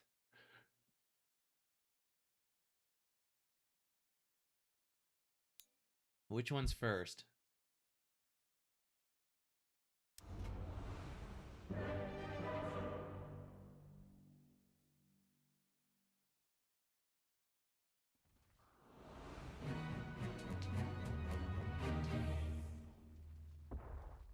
Need ESL to come back to Raleigh so we can get Z on the desk. I'd love for it to go back to Raleigh. Or anywhere in NA would be great. Would love for that. I'll be honest though, can't imagine it happening. At least not for the next little bit.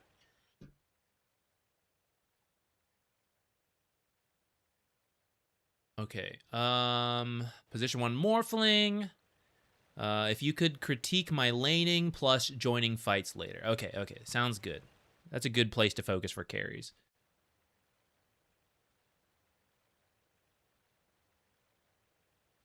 So what do we got? Lifestealer tends to be a good matchup, though I don't know if this was like this was very recent. Okay, so Lifestealer has been nerfed a little bit, but he's still pretty strong.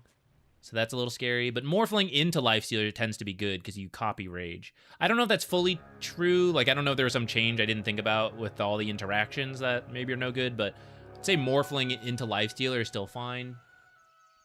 A lot of the other heroes will have a hard time killing you. I got a Sniper 5, though. Unlucky. What can you do? Sniper should be more annoying. I will say that. He got that buff to do like some extra damage or something, so he's a little bit annoying, a little bit more annoying with the poke. All right, good last hitting so far.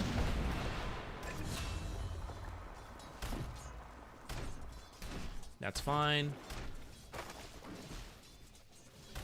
That's Space Maid. Good work, Sniper.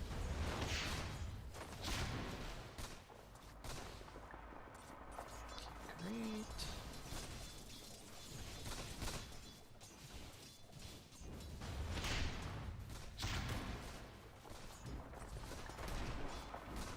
I think you're doing fine. If you were scared of being up here, you should actually push that wave a little bit more and then come do your own pull if this camp is open. You're doing... I don't think you can be killed up here, so it's fine to stay here. But just laying out that option.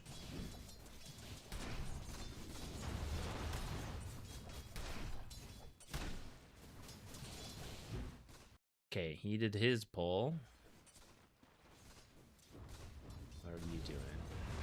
Dragging around. Aww. Good on Pugna. Okay, they end up dragging that around. Okay. This is going to give them equilibrium that we are now going to have to earn back. And I'd say it's, you know, it's Sniper's fault more than yours. But for you, a little too scary to go through here because they're kind of protecting it. I think going under tower to start is fine. You can go this way. This area is pretty open now. Let me show you the tower, right? There's actually a lot of space to work with here. Before, the tree line was a little crowded, which was good and bad in its own way. But when this is being pushed in, so you pretend to bring it under tower, like, oh, stop chasing me, you know? I was like, I'm under the tower now. They leave. She's going this way right now. And then you just walk back out of the tower. You got 5 creeps here. This camp will kill, let's say worst case, it'll kill 1 creep. So 3 creeps from your side. So this trip under the tower and then back out, even if it kills 2 creeps, that's fine. You can fix that. Even if it kills 3 creeps, like 2 versus 3, Morphling's good. He can like, he can fix it. So I think that's an option for you. Drag it out this way. If they're really pushing you, like pretend to go this way, and either you are just farming under the tower, or again, you just loop back out. Your other option is to like bring it all the way through. That also would have helped you out more than this. You ended up staying under the tower because you looped back this way like this. That's why if you go this way, it'll be easier for you to stick to the range creeps while still dragging them out.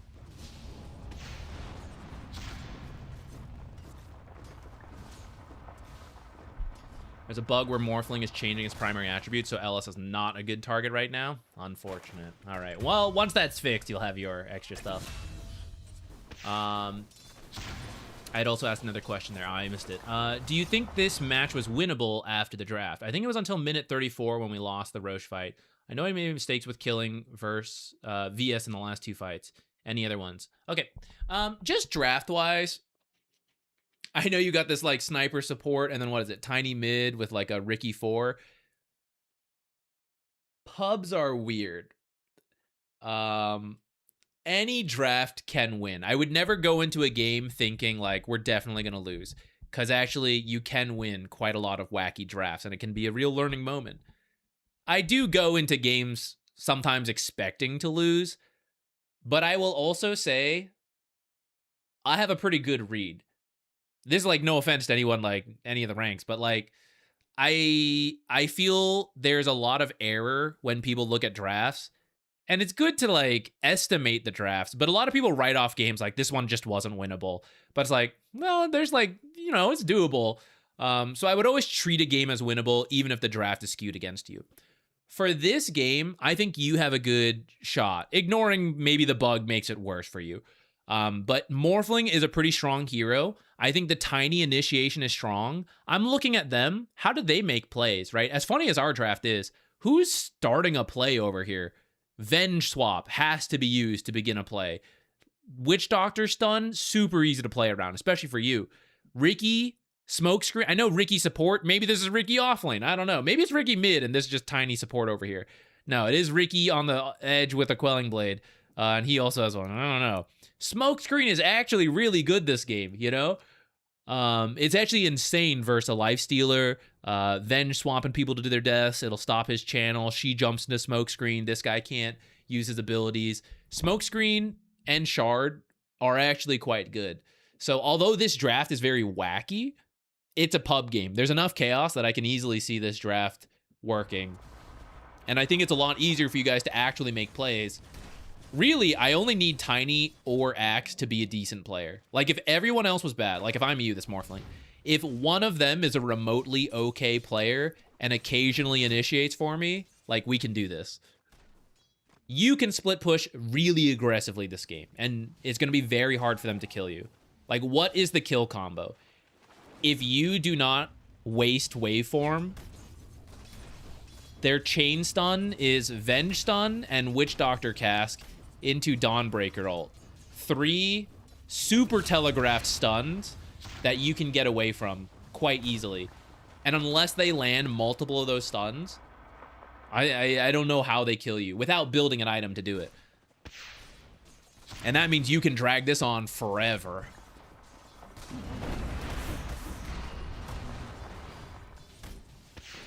Pardon if I'm too newbie. No, this is the place for you. We are here to educate. This is a Sniper 5. He's not really supposed to be a hard support. If you're new, he's not meant to be a hard support, but you'll see it a lot because he's very popular. People like Sniper. So this is supposed to be Morphling carry. And it is. I will say, Sniper's not like griefing. Like, he's not trying to be a carry here. He is supporting. It's just, it's not the best. But it's been given space. Like, look, Morphling's doing great in the last hits. Sniper has done enough. Like, I'm not going to say Sniper is an amazing support, but this is what you want. Like, credit to Morphling here. good or bad supports will draw some attention away, and Morphling is making use of that. They're last hitting and denying very well. So we'll speed up here. For Morphling, I'd say your timing is, there's like a 2 to 3 item timing that Morphling gets really scary. Power treads into, sometimes people do the casual Morbids. I like the full Vlads nowadays, though the patch just happened, I'm not 100% sure. And then it's 2 items after that. I know I said 2 item timing, but like 2 big items. The treads and the Vlads are like the small items, the small early items, into Manta +1. I'd say Butterfly is probably fine this game. And that's when Morphling can actually just end the game with those items, if you get a good enough fight. But you can scale further beyond those. Oh my god, a tiny gank. We're in. Here's where I don't care about equilibriums much. I want you to start accelerating your farm. So actually, I think you could have just killed those creeps and then gone to jungle. If you want to like nuke the next wave, I think that's fine too. Not actually nuke because you don't have one, but I guess you could. You have enough mana. If you wanted to auto attack and then waveform away, don't waveform in as she's respawning. That would get you killed. But at this point, this is where you just start accelerating your own farm and don't worry about balancing the wave as much. Emotional support sniper. He could. We can't hear comps. He might be a real nice team player. Morphling, dude, you're awesome. That's sick last hitting, bro.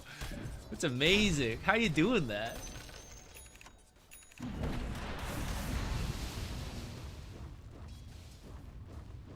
All right, there's another wave coming in. Clear that one, and then we go. Go jungle. Shoop, shoop, shoop. Free health. Shoop, shoop, shoop. So here you're scared to move up, and that's fair, right? Maybe it was baiting with a tiny. Again, we don't hear team comms, maybe tiny said. But let's say you just want to accelerate your farm, like I was mentioning. Walk up to here, just don't use waveform, right? As long as you don't waveform, can't be killed. Walk up to here, aggro off whoever, I don't care. Drag it under the tower, farm it. You can use adaptive strike to snipe the range creep. If you have to give up the range creep, no big deal. Range creep, 50 gold. We don't like to give them up, but one here and there is like whatever, right? So finish this. Where's the next creep wave? Here, and then the equivalent is going to be like somewhere over here, which means once this is done, you have quite a while for it to get here, and then it takes a little bit for them to actually die. So the sooner we finish this, the sooner we can go jungle.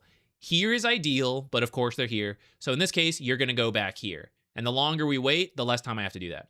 But with Tiny rotating over, maybe that was communicated. I didn't notice it. So if you were like, oh, I'll pretend, I'll wait for him to get here, if that's fine with me. Though I think you can be closer while you do that.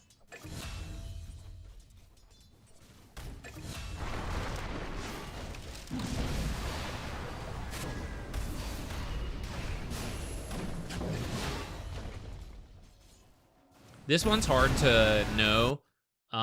Actually, once you see Venge and she does the swap, he's cooked. I can say that because I play a lot, you know? Once you know that, just farm this, actually. Don't even try to save him. But I understand that will be a tough call to make, and you will feel guilty if like, oh, I think I could have held, I'm gonna get flamed, whatever, right? At a high level, once you know he's dead, you just farm. You deal with this wave, because again, where's the next wave? It's here, and it's here. So once this wave is done, you can leave for a long time. And I'm going to, because it's scary right now. There's heroes up here. So as soon as this is done, I'm out. If I don't do it, they could push with this creep wave, and I might feel pressured to defend, and they might dive me. So the sooner this is dealt with, because I'm free right now, because they're killing someone else, then you're good.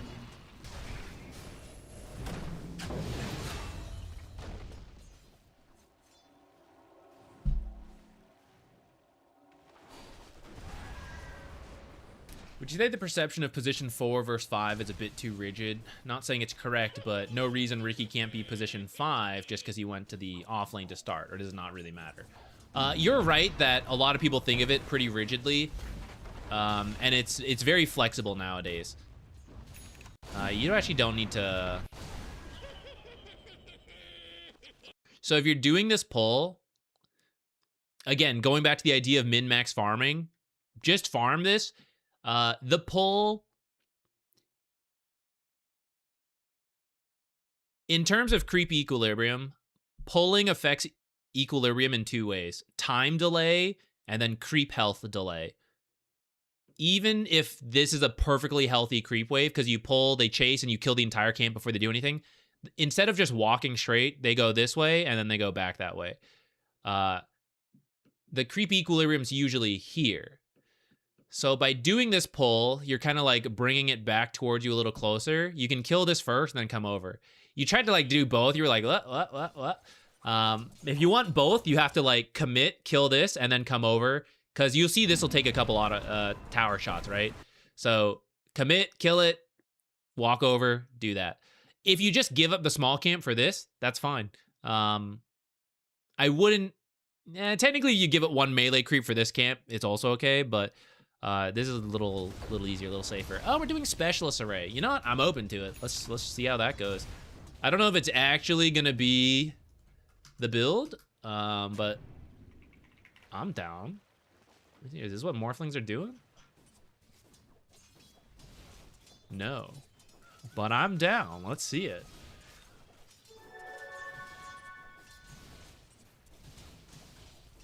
I've been playing some mid-Venge. Do you think Battlefield or Hydra's better? Ooh, I'm really not sure.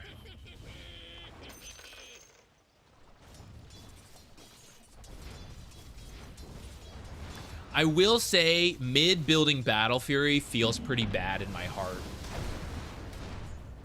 Seeing a mid laner build a like purely farming item is often quite bad for the momentum of the game at a like high level. You want to kill this creep way faster, by the way, to protect your tower. You're going to lose this tower to a Pugna over time, so the longer you can delay it, the better. Which also goes back to why you're trying to accelerate your farm more than balance the lane, because over time, you will lose this to a Pugna.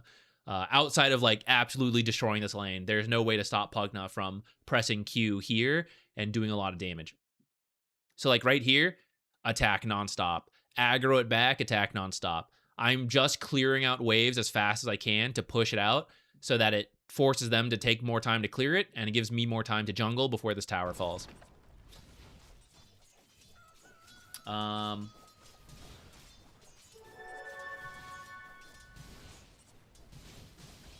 The range cleave feels like it offers decent teamfight value, and it's not a melee hero, so it still feels like you can do good tempo.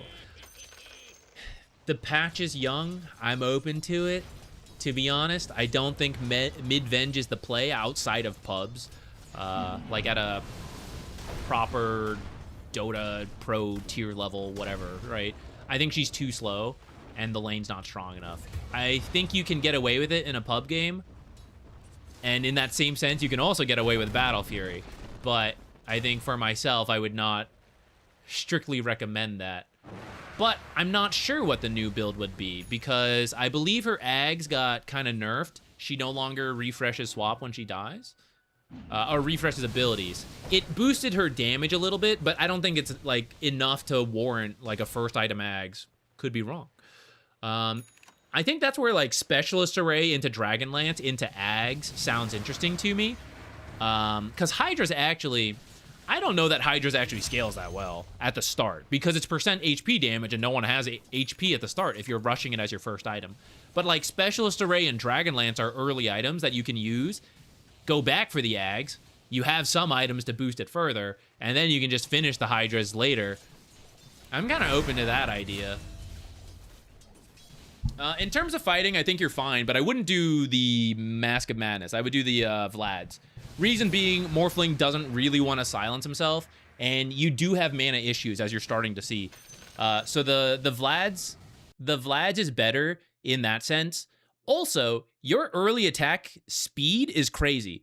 Mask of Madness is really good for two things. Sustain, which for Morphling, because of your health mechanic, just the Morbid Mask is already enough in that regard.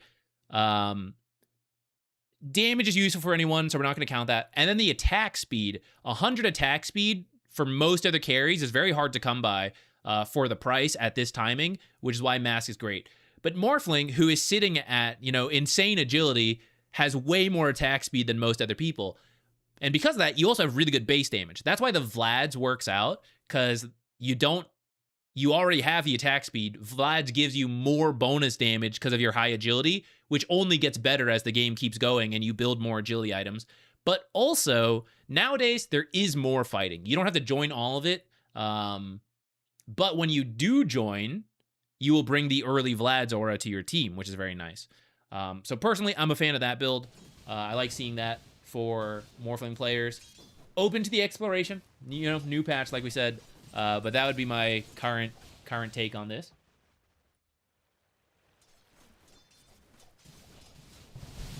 He's gonna disassemble it into specialists. Ah. Kind of forgot you could do that. Okay, okay. I am open to that. Though I am seeing your mana issues. That's where you probably need to at least buy a casual clarity if you're not doing the Vlads.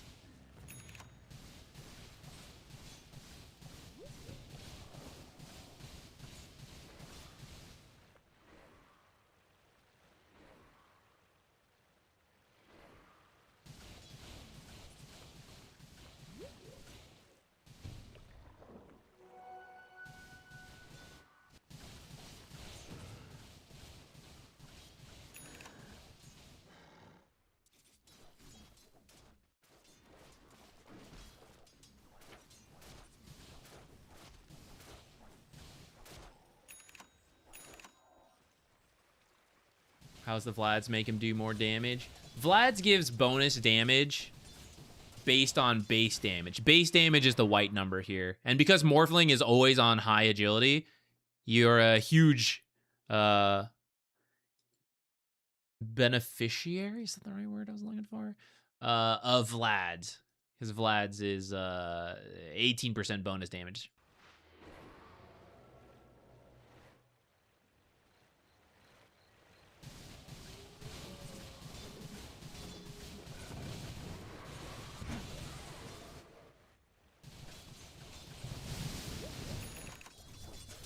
I was gonna say, we gotta get over here, because I see people bottom.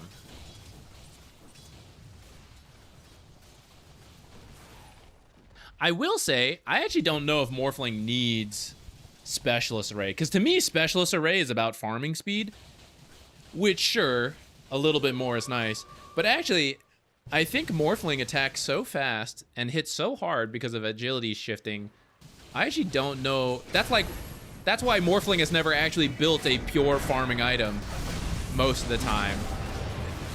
Like, he is the farming speed. A sneaky Venge gank. What the heck?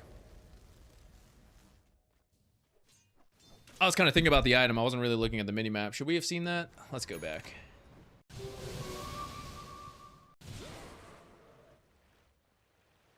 As to your question of whether we should join fights, you haven't yet, and I'm okay with that. Like I said, I think Morphling is a couple item carry, which is why I'm now like thinking through the Specialist Array, how that affects that, and like what the benefit or not would be. See, a lot of heroes are missing right now. Okay, now some show. 3 heroes. Do see Pugna coming up here, scan, but then she just popped out. So it was an Invisrune that got us. Okay. Okay. Do we still have time? And/or one examples of Zeus playing support. If you want to link the games, I will copy them in case we do the guide. I don't know if we will get to it today. We are reaching that point where it feels like the end of the stream, you know?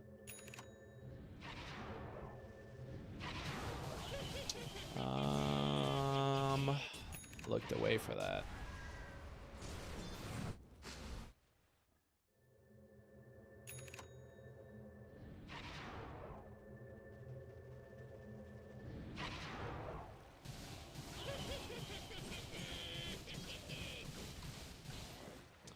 I think if you're gonna TP to a lane, you should TP to the top lane, even though Axe is there, but like, it's actually your priority if you want. And because we saw heroes mid and bottom, specifically the heroes we're scared of, like Venge. I don't usually like teleporting out. At this phase, we're getting to the point where I want you guys to walk to farm, but Axe was actually where you would have walked, so I'm like, okay, maybe it's fine. Place your own ward. we should at least look at the fight. Not that I'm expecting you to go, there we go. That's the map awareness part. Not that I expect you to be perfect, but if we can take a look at that fight a little sooner, then we'll know if we should join or not. But going back to, I teleported out, I never had the choice to actually show up to that fight. Even if it's like, this is actually the perfect fight. This is a I will say quadra kill. This is a bunch of kills for me, you know? I ain't going. Got no TP. You should cut bottom here, by the way.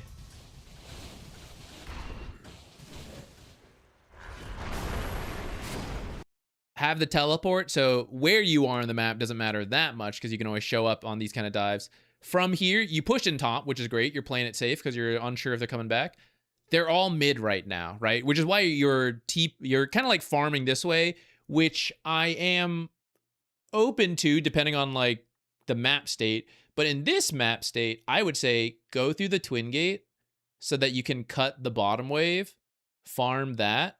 That'll deal with this for your team. And then you can still TP here. And then if this fight actually sucks and you're like, oh, I don't want to go to that, then you're also good.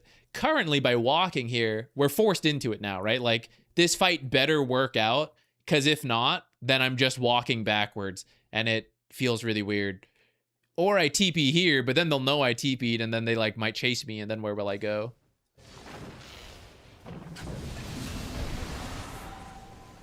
Get her.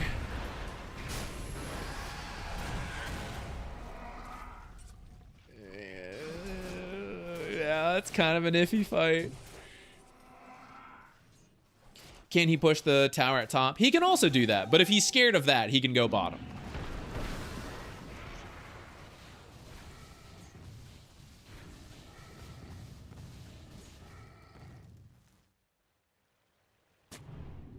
Your courier was here. A good habit to build is that if the courier is delivering observers and sentries, you should shift queue it to a cliff that you plan on checking if you're doing that.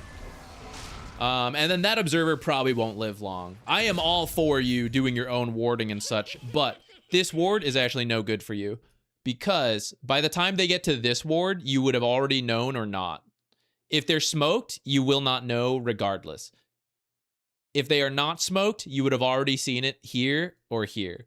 So this ends up like, I can read probably 95% of the same moves without this observer as with this observer. So at that point, it doesn't really help you. What would help you more is actually to hold it, pop through the twin gate when you come down here, right? Place the deep ward here. That would actually help you cut this. This tower is actually so low, you can just come from the tower, kill it through backdoor, place your deep ward further in to open up more for you to do, which is what your team really needs. Your team really needs a deep ward right now, and we actually just committed the next observer in a really shallow location.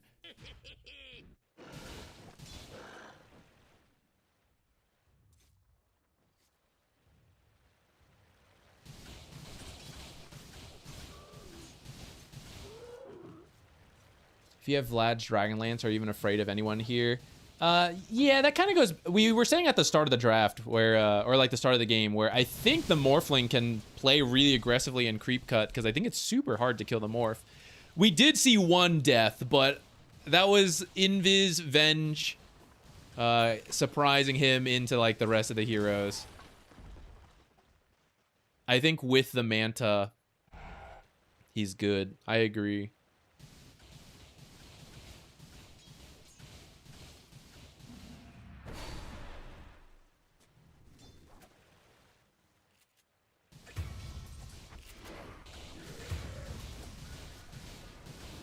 To go further into that topic, as the hero that is, one, doing really well for your team, and two, very hard to kill for your team, you kind of need to take the aggressive farm because no one else can do it. Which is why that twin gate play, like it's come up a couple times, but the twin gate will get you to like this half of the map, and no one else can really get there. You've done a lot of farming here, which is fine to start, but it's reaching the point where it's competing with your teammates' abilities to farm. And whether we think they're any good or not, like, it doesn't really matter. The point is, your odds will be better if they... Like, if you can have the same amount of farm, but they can also have more farm, then that is just strictly better, right? There's no situation where that is not good for me. So if I can farm very well and aggressively over here, I want to do that.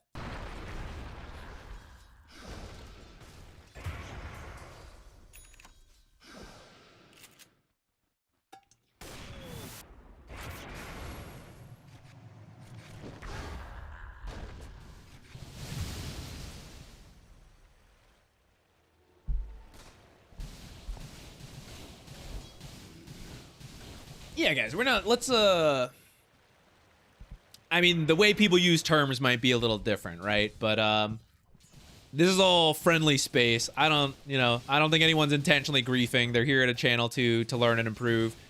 Might be trying a build, maybe it's not the best. Maybe it is. Maybe it's ahead of the curve. We don't know yet, but it's certainly, let's not trash anyone here, even if we think they're like there are mistakes being made. It's meant to be friendly and educational. And I don't think people are like strictly trying to. Sometimes people just use terms differently and it's like feels harsh or not. But let's just restate that,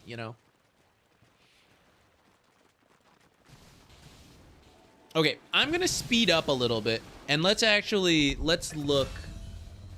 And I'm also going to, should we do free cam or should we just keep it on your own perspective? The main thing I want to highlight is how much your team is spending on your own half of the map and how little farm is being taken from over here. Morphling is one of the better carries at being aggressive because he's very hard to kill. Especially, like, if you're picking Morphling, it's usually because it's a good Morphling game. There are games where it's hard to kill, easy to kill Morphling because they have, like, all those kind of heroes. But especially late game Morphling picks, or sorry, late draft Morphling picks, or bad draft opponent teams, where they just have no instant initiation. And, even stepping away from Morphling, if you are a hero who will have a hard time dying, then we want to try to farm aggressively more than defensively. And a lot of this we can see is on our half of the map, which, yeah, the enemy team's kind of in control. Though with that said, it's only a 2k gold lead at this point, so it's a pretty even game.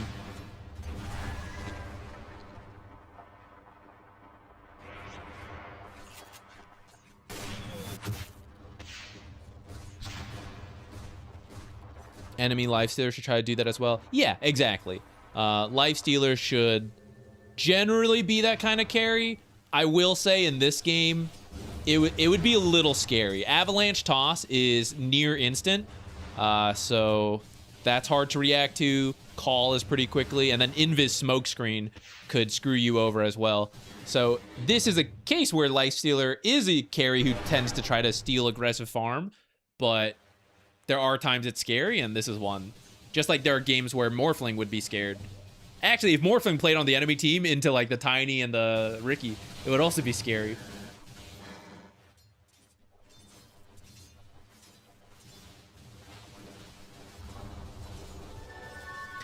Highly consider, someone else asked this earlier, the Luna, I think, Luna player asked me how to like bump up farm. No, it's Medusa. Carry players work in the Twin Gate rotations. It is very good. Not the like Twin Gate gank tower type plays. Those are good too, but just like this mid-game farming, push down a lane, go through the Twin Gate, farm down here as well. And you can do a bit of both. You can like Manta forward and then go back through the gate, something like that, right? Like these Mantas forward, generally good, because it's farming different things from you, except we kind of move back. But it's not that far from you, right? Like you could have accessed this too. So the Manta's pushing down lanes that are really scary, or like popping through the Twin Gate, Manta over here to cut stuff, and then you stay out of sight. Those are like really good space-making plays for carries.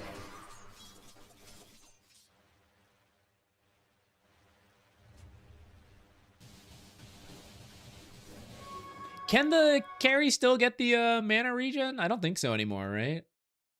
On the enchantments? Does it say here? I don't think it says here. I think we have to go look at like the patch. I need a table. I'm the content creator. I guess I got to create the table myself. I need a table of like what the carry, what the heroes can take nowadays. Where is it? It said somewhere. Here. Agi is alert and brawny, and then alert, brawny, nimble. It's mystical that has mana regen, right? Yeah. What's nimble? Bonus move speed, damage, minus regen. Oh, that's pretty good. I kind of forgot about this. I didn't really process this one.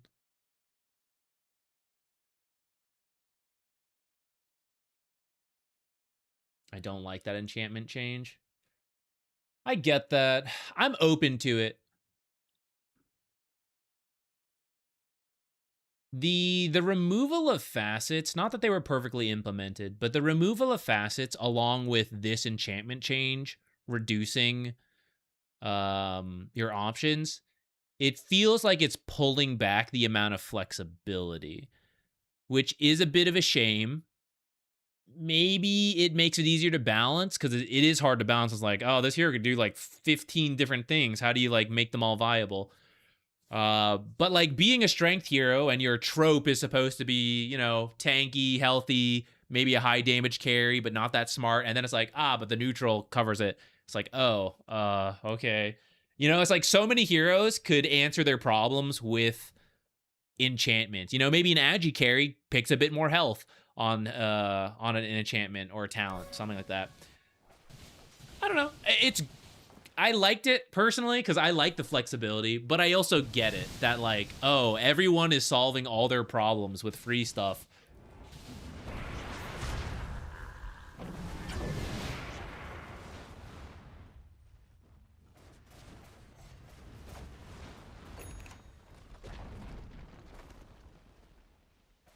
I love GPM all games. Here. GPM good. We kind of zoomed around here a little bit. I will say this is very much, what was it? It was the one we just did before this, right? The Crystal Maiden game. And I think earlier we also did it for one of the Zeus games. We covered the Zeus 4. Is like the goal of split pushing, and what you're kind of doing. I think that's something for you on this Morphling to look for. I don't think I have felt that as much. I think your actual last hitting and laning is really good, better than the bracket by far. The farming is good, right? Like we look at your number, the farming is high. So now what we need for you to do is adjust where you are getting that farm. And that will be the next big step for you to have more impact. And it won't even feel obvious. Like you may not even interact with heroes anymore. You may not be getting kills, but the enemy net worths will be lower and your teammates will be higher in general. Like in a specific game, maybe not, but that is the goal of being smart about where you are taking the farm from. And actually, you should interact with heroes a little bit more by doing so, and hopefully not be dying. It should be you baiting people to react, and then maybe you go make a play somewhere else, or you just keep farming somewhere else until you feel you're ready. Items we kind of talked through. I'm open to the exploration, so I don't need it to be the focus of the lesson. I think just the standard old Morphling build is still pretty good, but if there's a time to try new stuff, it's now, right? So I don't really mind.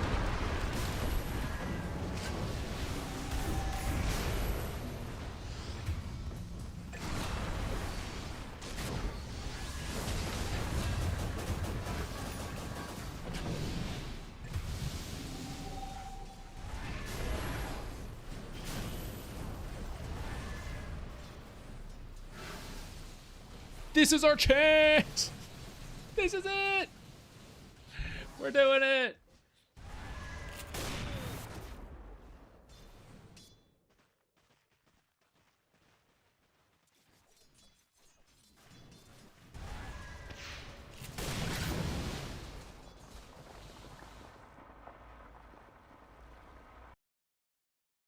This is one you can finish off on your own.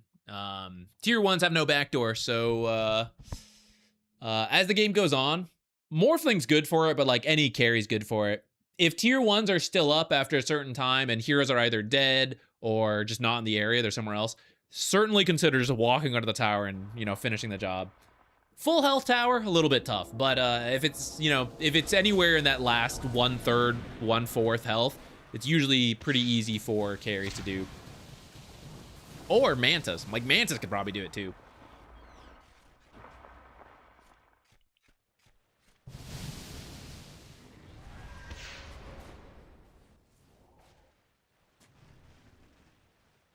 Hello, Hef.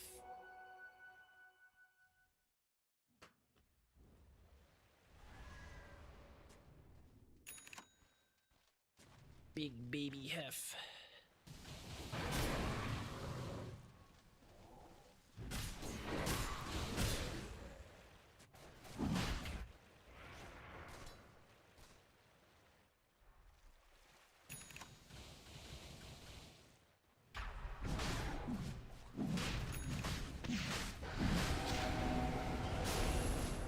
Got him.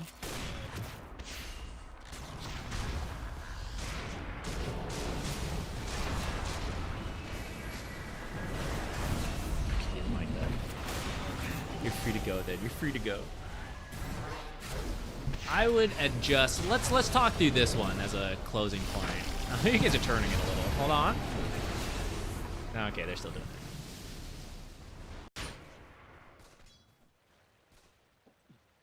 Okay, so they are kind of doing Roche. I will say that, right? Our team's not really helping that much in that regard.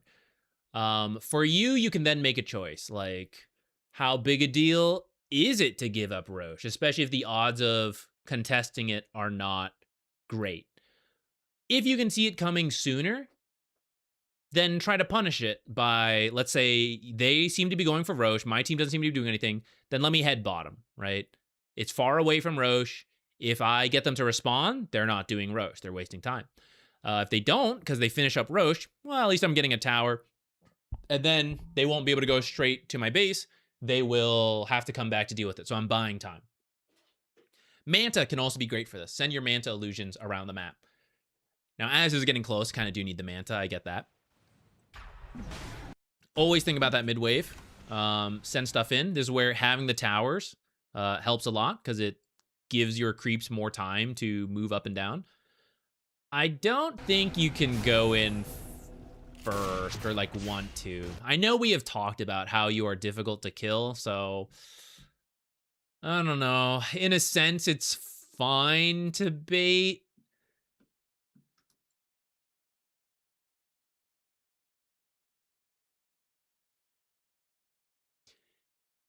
You will be baiting for your teammates, which you need to decide how much you trust them, I guess.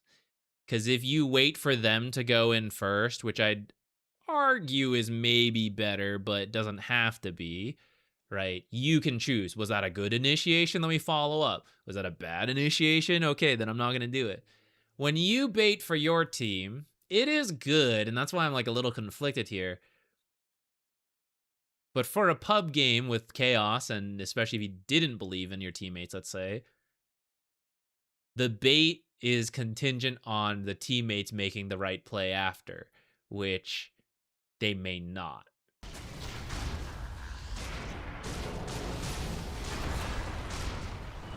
And notice some of this is then spent chasing certain heroes, and then they actually did initiate. Like, Axe jumped here, Tiny jumped here, but you'd already gone in, so you actually couldn't follow up.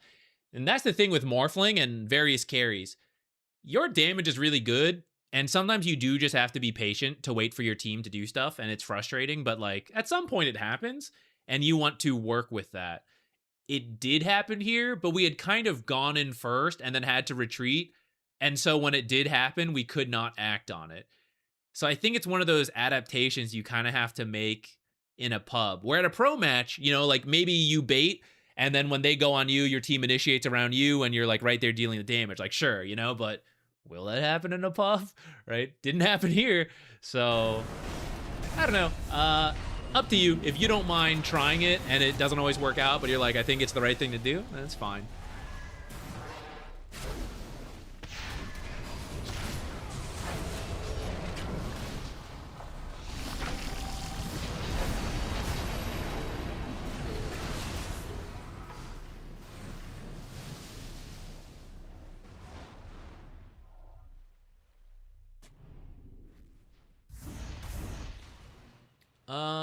I would say they should try to find, at this point, well, one, finding pickoffs would be a little easier. Two, taking out the supports, like the Pugna especially, would be good. I'm not as worried about the Dawnbreaker rotation, or like ultimate this game. It's annoying, and if you can take her out, great. But you also have like Smokescreen from Ricky to like drop where she's gonna ult. If we're talking like theory of everyone playing well.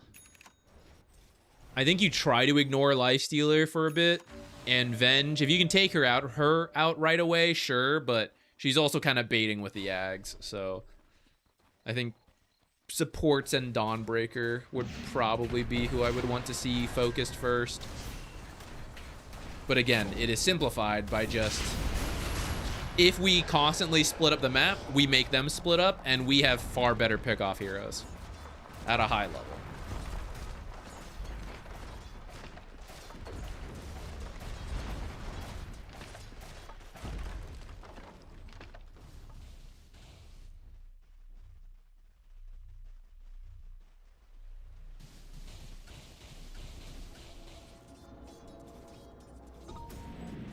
Would Daedalus be a better item for this scenario? I think in hindsight, my preferred build would have been the usual.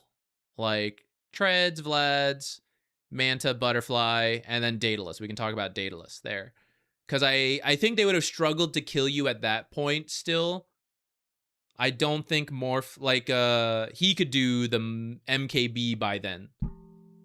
So I think they would have struggled to kill him, and then he can afford the Daedalus for the damage output.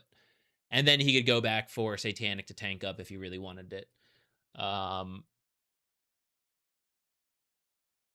like the idea of Hydra's Breath, and I'm happy to see people explore it.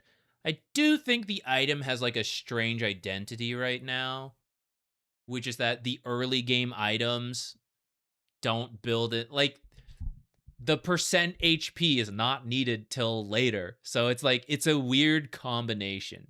It's a weird combination, I guess. And that's where I'm uncertain on its place. I'm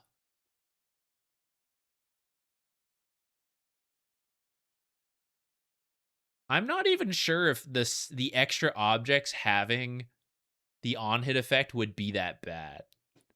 What would the most broken case be?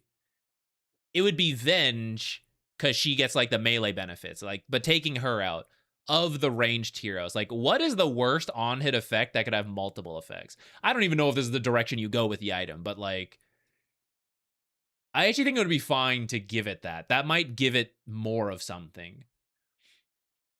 Yeah, it might be certain heroes like OD who could be a little ridiculous. That is kind of true. DK ult, yeah, that one's probably pretty good too.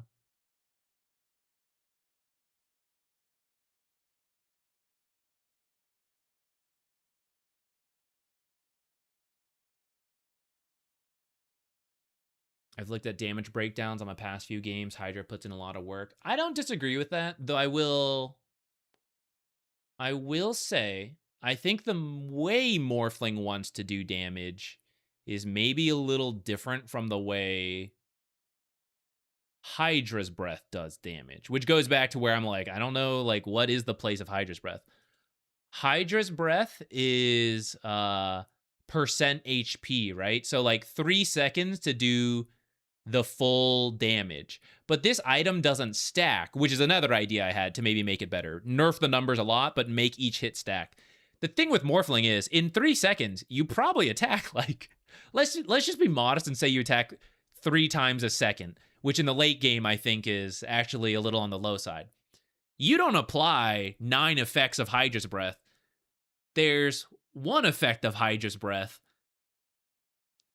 because it can't stack. And so all those extra attacks in that time feel very wasted on someone who attacks so fast, like Morphling and all the other agility range carries who would build Hydra's Breath. I think that's part of why this item is so strange.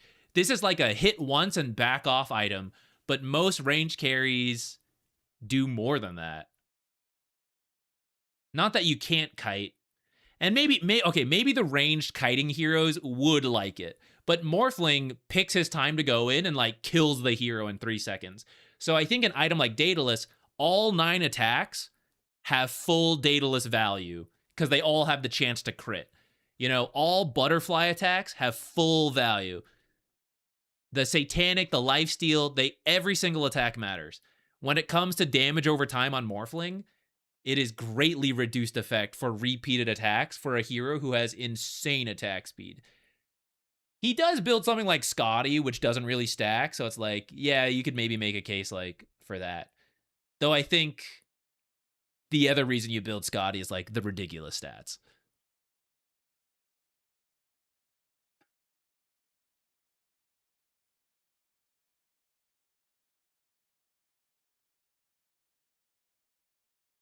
It might be insane on Puck. I could see that. The stats are a little funny for Puck, but Puck does like the hit once and back out type of play.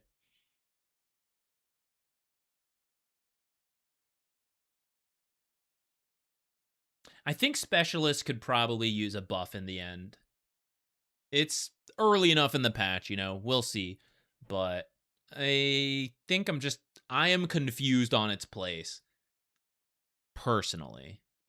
As a not carry player, I will also admit, you know, I'm never going to build this on support, and I don't play a lot of the carries. Maybe there's a better use case, but I feel like I just don't know when this makes the most sense. It's like cool, it's nice, but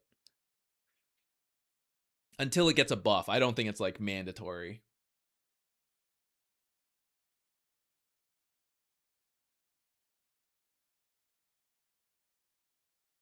So maybe a hero that attacks less,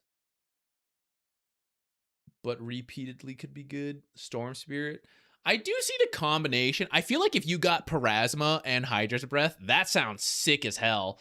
But I don't know who's doing it. It's such a strange combo. Maybe someone like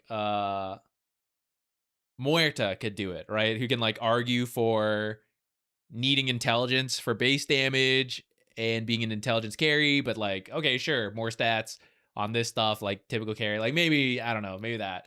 Though again, she is like burst you in the ult, damage over time. You know, it's, I don't know.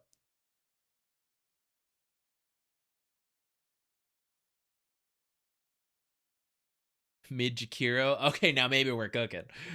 Maybe we're cooking. Mid Jakiro, hell yeah. Mid Jakiro Specialist Array. Hydra's Breath. That'd be pretty funny. That'd be pretty funny. That sounds like a turbo build. That sounds like a great turbo build.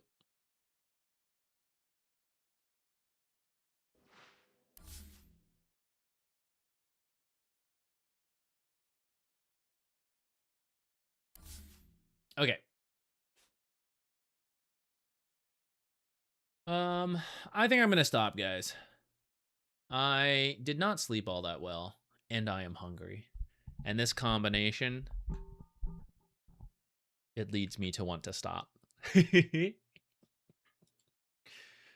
I haven't decided if tomorrow I just want to do video work or if we'll stream. If we do stream, we're gonna do some probably some Zeus support. I think it's in a decent spot. And it's different from all the other heroes because all the other heroes are good, already have guides because it's still Shadow Shaman, Witch Doctor, Lich, etc. at the top of the win rates for pubs, and they have been covered again and again. So I want to do something different. I want to do something like says Zeus for fun. So conclusions, was it just the items? No, like I said, I'm open to the exploration of items. It's fine. The number one thing I would leave for you is to try to farm more aggressively when you are able to, which a hero like Morphling should be able to more often than not. The Twin Gate ones we mentioned a lot as an example. As you farm through top, head to Twin Gate, get to more. A lot of this is covered in the gold movie, like thinking about farm and stealing gold from the enemy, because that's the thing. Like, if we went back through your game and looked at the heat map, you spend a lot of time on your half of the map, which leads to this kind of situation, actually. Like, you can see it in the graph. It leads to carries who will often say, like, I'm really farmed, my team is not. But if you look at you versus the enemy carry, like, you are farmed, so is the enemy carry, right? The important thing about farming is not just to get gold, but to build a gold difference. It would actually be better for you rather than for you to be like 16K at the top of the net worth, but 15K on the lifestealer. If you were 12K, that's maybe a little harsh. If you were 14K, which is like, oh, I had 2,000 less gold, but lifestealer had 10K, that's much better for you, because now you're 4,000 gold over lifestealer. That's one item, which leads to like a really big power spike that you can abuse. Being rich, but then he is also rich, that can be fine when you have a good matchup, like a really good one, like Anti-Mage into Medusa. And in historically, Morphling into lifestealer actually would be one such case. I don't know about the bugs that are affecting it right now and the balance stuff. Those are the cases where you can maybe say even net worth is fine, but it's still easier when you have the net worth lead. And the easiest way to establish the net worth lead is to steal from the enemy, which goes back to looking for times to be a little bit more aggressive, play on the enemy's half of the map, and not just default to your own half of the map.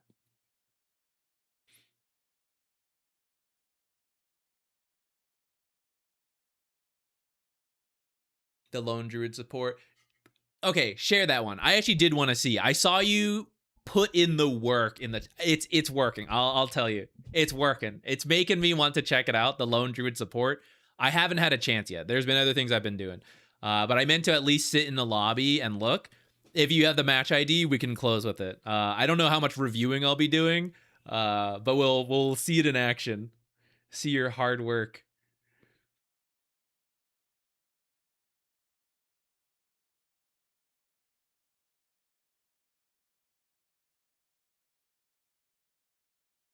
I'm down. Yeah, feel free to keep trying specialist. It's fine for people to not believe in it. It's fine for you to believe in it. I think the more important thing is the play style anyways, right? Like, if you build the wrong items but you play the right way, you can still win. It'll be easier if it lines up perfectly, but no one knows the perfect build all the time, and it is good to explore and try things out. You want a long one, a comeback, or a normal one? Something that shows the strengths relatively, I don't know, cleanly or early. I don't want to do a full long replay because we're like, I was about to end the stream. I was thinking about ending the stream, but now I'm up to see the Lone Druid support a little bit. So not the long one maybe, because that one sounds just more dragged out. It'd be harder to find.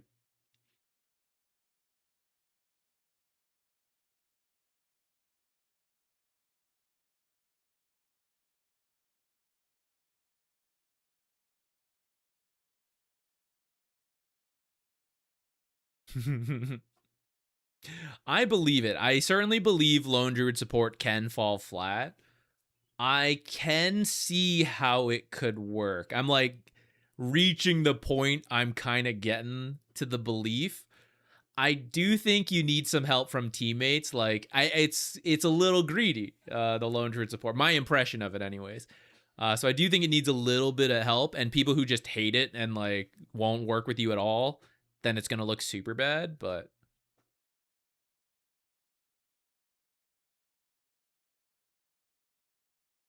all right, let's take a look. This will be our closing moment. If you didn't get a match replayed, I apologize. But there's only so many we can do. Mondays and Wednesdays, we tend to do these replay streams, so feel free to drop by on a future day And it's, you know, just random raffle, though, for the donations like we showed. We will do it guaranteed. Don't do it now. I'm not going to do it. We're going to stop after this one. Let's see it.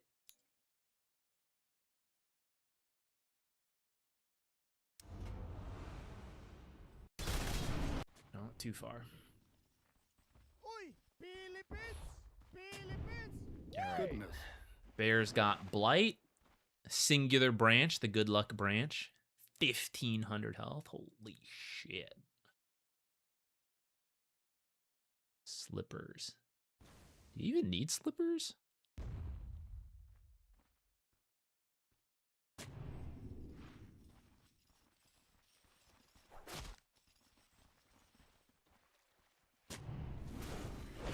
I would wait longer before going in. Little greedy. 2 for 1. We'll take it, I guess.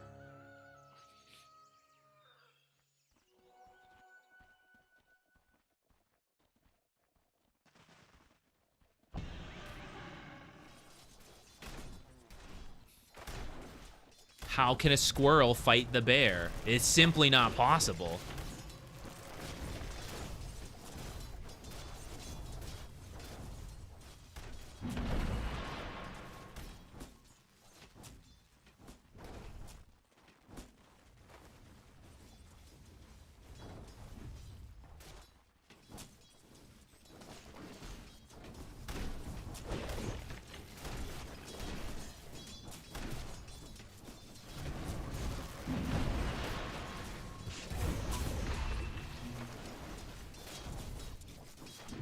I do think one of the strengths of the Lone Druid support is the Entangle is still catching a lot of people off guard.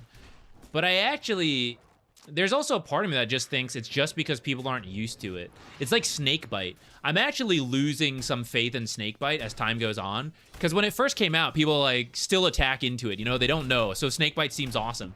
But then as time goes, it's like, oh, don't attack when you get snake bitten. Oh, it sucks now, you know? I kind of feel like that's some of Entangle value. People aren't used to Lone Druid suddenly just like, oh, now you're rooted, by the way. And I wonder, let's say it did catch on, you know, Lone Druid support or more core Lone Druid became a thing. I wonder if people would catch on to Entangle and it would lose some of its surprise factor value. But it is still pretty strong, you know? It's like you just get a couple stacks and then you can activate whenever.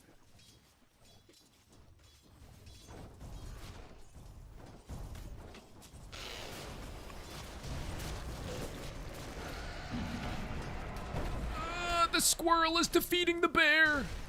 How can this be? Protect me, bear. The final death courier kill. Let's go. What is the healing on this? 15%.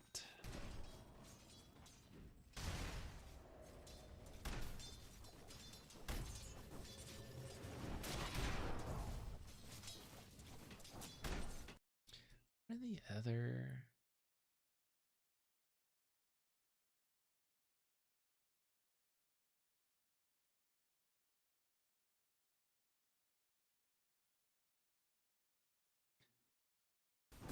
Just thinking on the other things besides the slippers for the bear.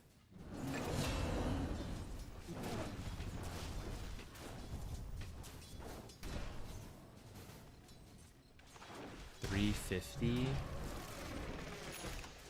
That's pretty fast.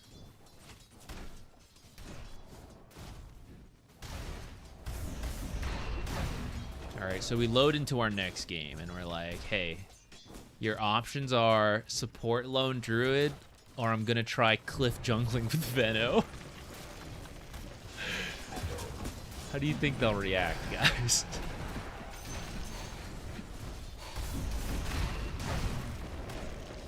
Heal me, bear! Oh, a tower here, too? Actually, if you'd ran the bear through the tower, the health cost probably wouldn't worth it to keep the creep wave out. Could have gotten here faster with the big creep wave. I think that might have been doable. I've kind of already forgotten what exactly happened.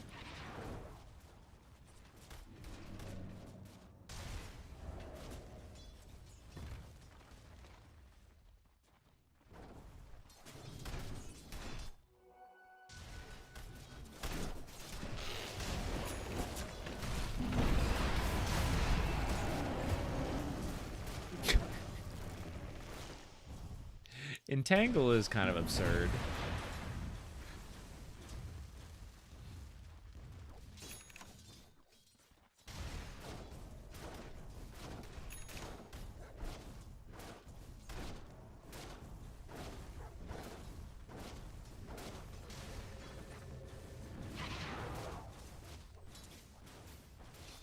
Is there a method to practice Invoker? I mean, in the custom lobbies, you can go through the spells.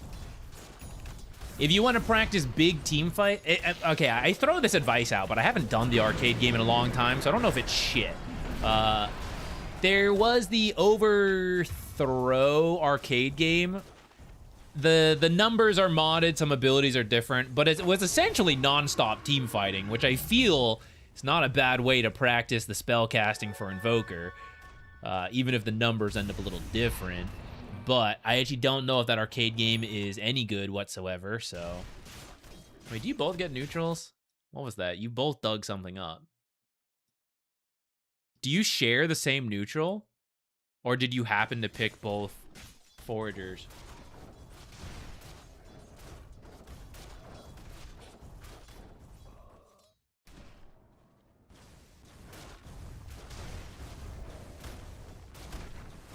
Share it.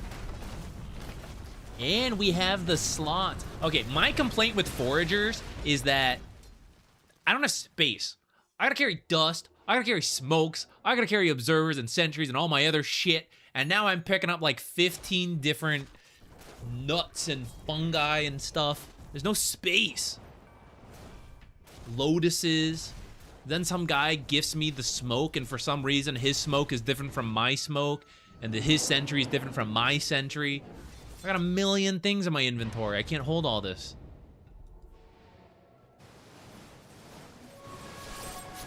Why? Okay, guys. Why have they not fixed observers and sentries and smokes not stacking? Why would I possibly ever want a separate stack in my inventory? Why would I need 2 different smoke stacks?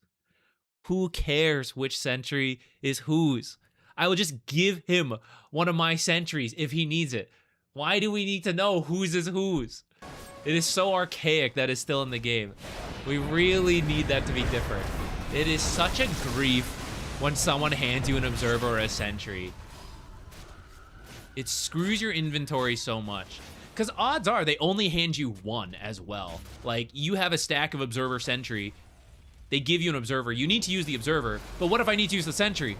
So I can't swap it out. I have to have 2 inventory spots for observer, sentry, observer, so I can use theirs, but in case I need the sentry, it's ready. It's such a pain.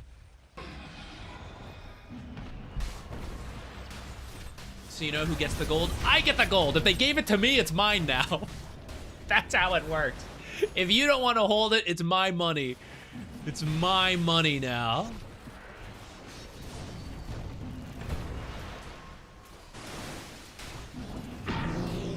You don't get to have the space and the money.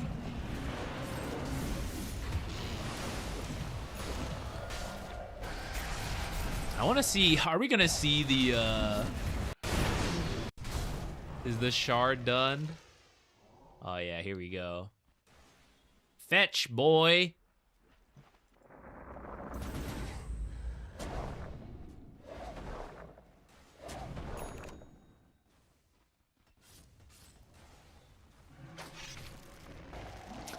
So far, actually. What's the cooldown? 30. Wish it was a little less. This bear is absurdly fast, though.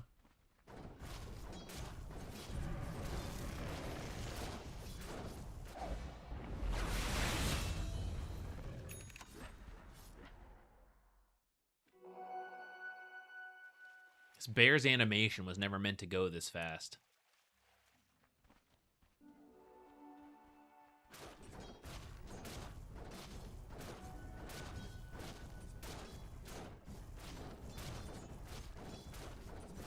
Is this that useful on the bear?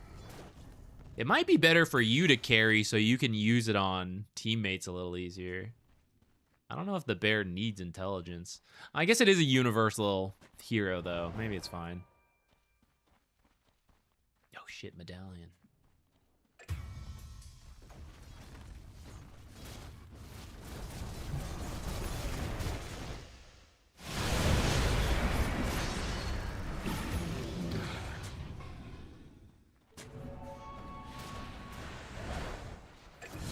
Wow. I hope the rest of your day goes as well as that play.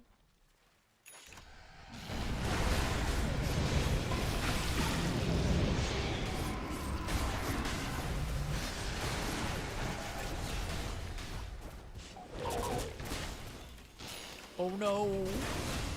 Problems.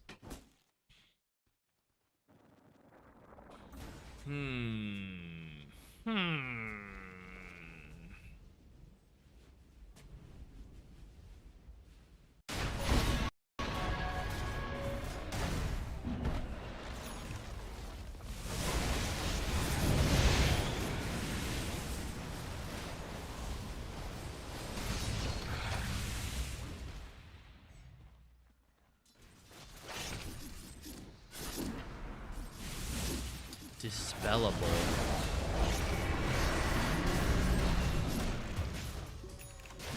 So the answer is a Lotus. To remove the Blink Bear.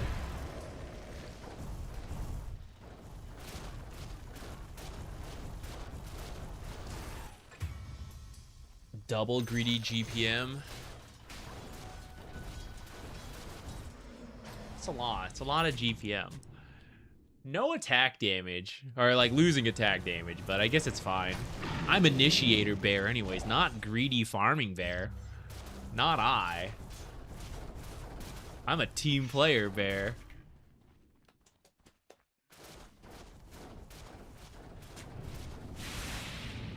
Alright, I'll look at the numbers more later. I'm kind of willing to give it a shot at some point.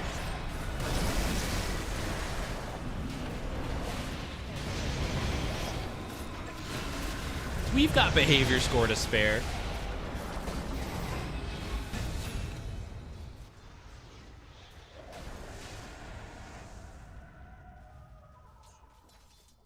If you spell reflect fetch.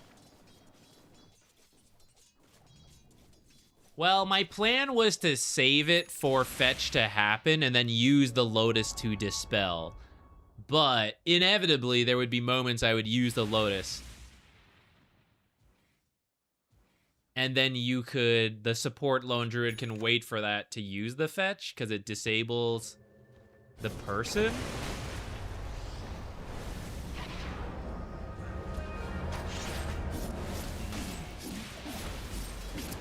I'm sure that's an oversight. We have to expose that so it gets fixed, you know? Sure, it's fine. All right, fine. If I can't get Lotus, guess I gotta buy my support disperser. I guess support Wind Waker would be better.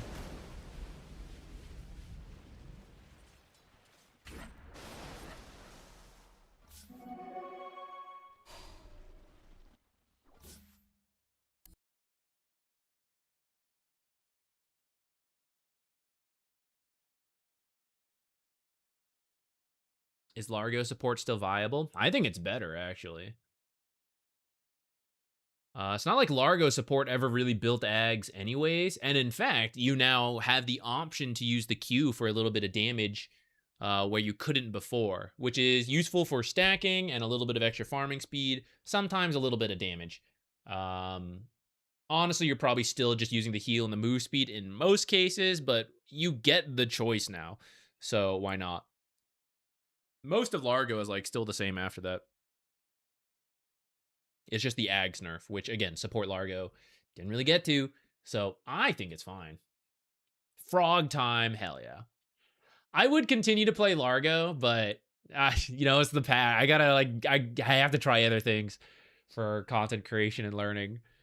Otherwise, I would still be down to just keep spamming the Largo support, Largo offlane. I think Largo offlane's fine too. We will probably do that one just because I don't have a huge offlane pool. So if we have to play Largo, I'm forced into it, you know? I'm required to Largo. Do you know what PL innate does? Isn't it like some amount of extra damage? Let me see again.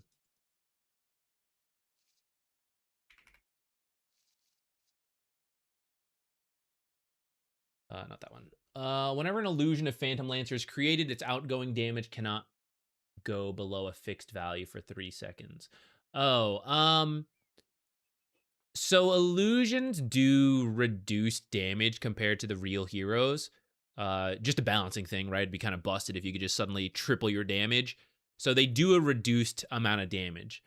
The way I'm reading this is that you can't go below a certain amount. So even though, let me see, does this have a value on it? Yeah, so here, juxtapose. Illusion damage is 15%. So the illusions are supposed to do 15% of Phantom Lancer's damage. But for the first 3 seconds they spawn, right, they're going to be doing, at level 1, 17%, which, whatever. But as you level up and this number goes up, for those first 3 seconds, the illusions are doing, let's say, 30% damage. So those illusions do twice as much damage in that first 3 seconds, and then they go back to the 15.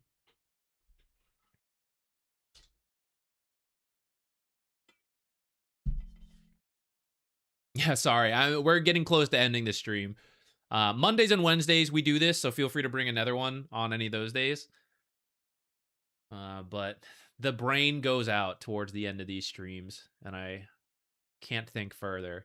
In the future, we might do, like, variety at the end of these streams, where the brain's not need as much. But I can't really give useful feedback for however many hours in a row. At some point, it starts being empty. How do you feel about Meepo this patch? I've heard he's pretty busted. I have not actually seen a Meepo in any of my games quite yet. I saw, though, Consecrated Wraps works on every Meepo, which seems busted. And I saw Battle Fury works on all the Meepos, which I thought was cool. I haven't really seen it on Dota 2 Pro Tracker, but I did see one Reddit post of someone who spams Meepo who said it was good, and I was like, oh, is there something there? Yeah, I don't know. I don't know because I haven't seen it too much. He's had like he had like a million bugs as well though, so I don't know how much was like maybe he was too good because of all those bugs. But I feel like Evasion and Consecrated Wraps working individually is too good, along with sharing like the rest of the items. It's free to submit replays. Yeah, it is a random system. So for free, you might get picked, you might not, full transparency. If you show up enough, we do this enough that we tend to get through most people who show up for a fee, a donation that supports me. You can have it guaranteed, but it's optional. It's not required. It's like $5 or the bits, depending what you're watching. Yeah. I might make you suffer one of the Battle Fury Venge replays. It's not suffering for me. I'm very open to this stuff. I'm down to see it. It's suffering when you're in the game. Then I suffer as I watch you farm with the Battle Fury. I'm open to it though, actually. I like the idea of the creative builds, I'm always open to it. Would you like to see the Meepo clone items not going on CD when the item is a duplicate item? I don't know about that. I don't really know what Meepo needs. I feel ever since the Ags and the Shard got introduced, Meepo players have had it too good. Even before he had that stuff, like Meepo players would still first pick him a lot. And then I was like, I don't know, would you like all your counters answered? He's had it too good for too long. What are Meepo's weaknesses?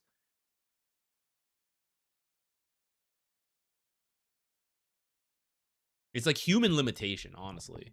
Having to move all the individual Meepos. If it wasn't for that hero is ridiculous. Like, if you had an AI who could play perfectly, I like don't understand what is the counter to Meepo at that point. It is just that people will screw up on the map because he has the Ags, he has the Shard, he can like itemize however, he has like insane scaling potential. It is just because there's a human limitation on what you can do with that hero. And I don't really like that. I feel like he is supposed to be weak to certain things. High single target damage or AoE that controls everything. And the Ags and the Shard answer too much in my opinion.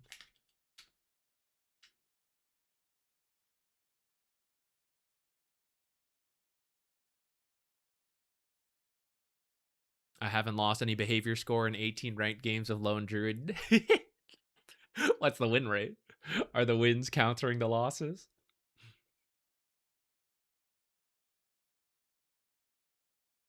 If perfect AI, all zoo heroes are unstoppable? Maybe. I mean, they'd all be good, but I feel like zoo can be answered. Like, you can farm the creeps and stuff. Meepo at a certain point is like too hard for an individual hero to deal with, and then like what you do have is answered by the items that he will farm, but faster than you because he's Meepo with the perfect micro. So I don't know. Zoo would be strong, but I think it's manageable. Win rates 10 and 8. Nice. All right, guys. I appreciate hanging out with me. I think we had some cool discussions today on some items and stuff. Hopefully all the info was useful. We've been topping what am I saying? See? The brain's gone. We've been focusing on the topic of split pushing a lot. I think we've had a lot of good examples lately. I'll try to consolidate that into a video. Not that you guys would need it, because you guys watch it on stream, so you guys know what I'm talking about. But I think it's something the YouTube audience, like the video watchers, could use. Tomorrow, maybe a stream with some Zeus support. If we're feeling brave, maybe some Lone Druid. But otherwise, Friday, I'll be back. And we'll definitely do some games then. Okay, guys. Thanks for hanging out. Have a good rest of the day. I'll see you later.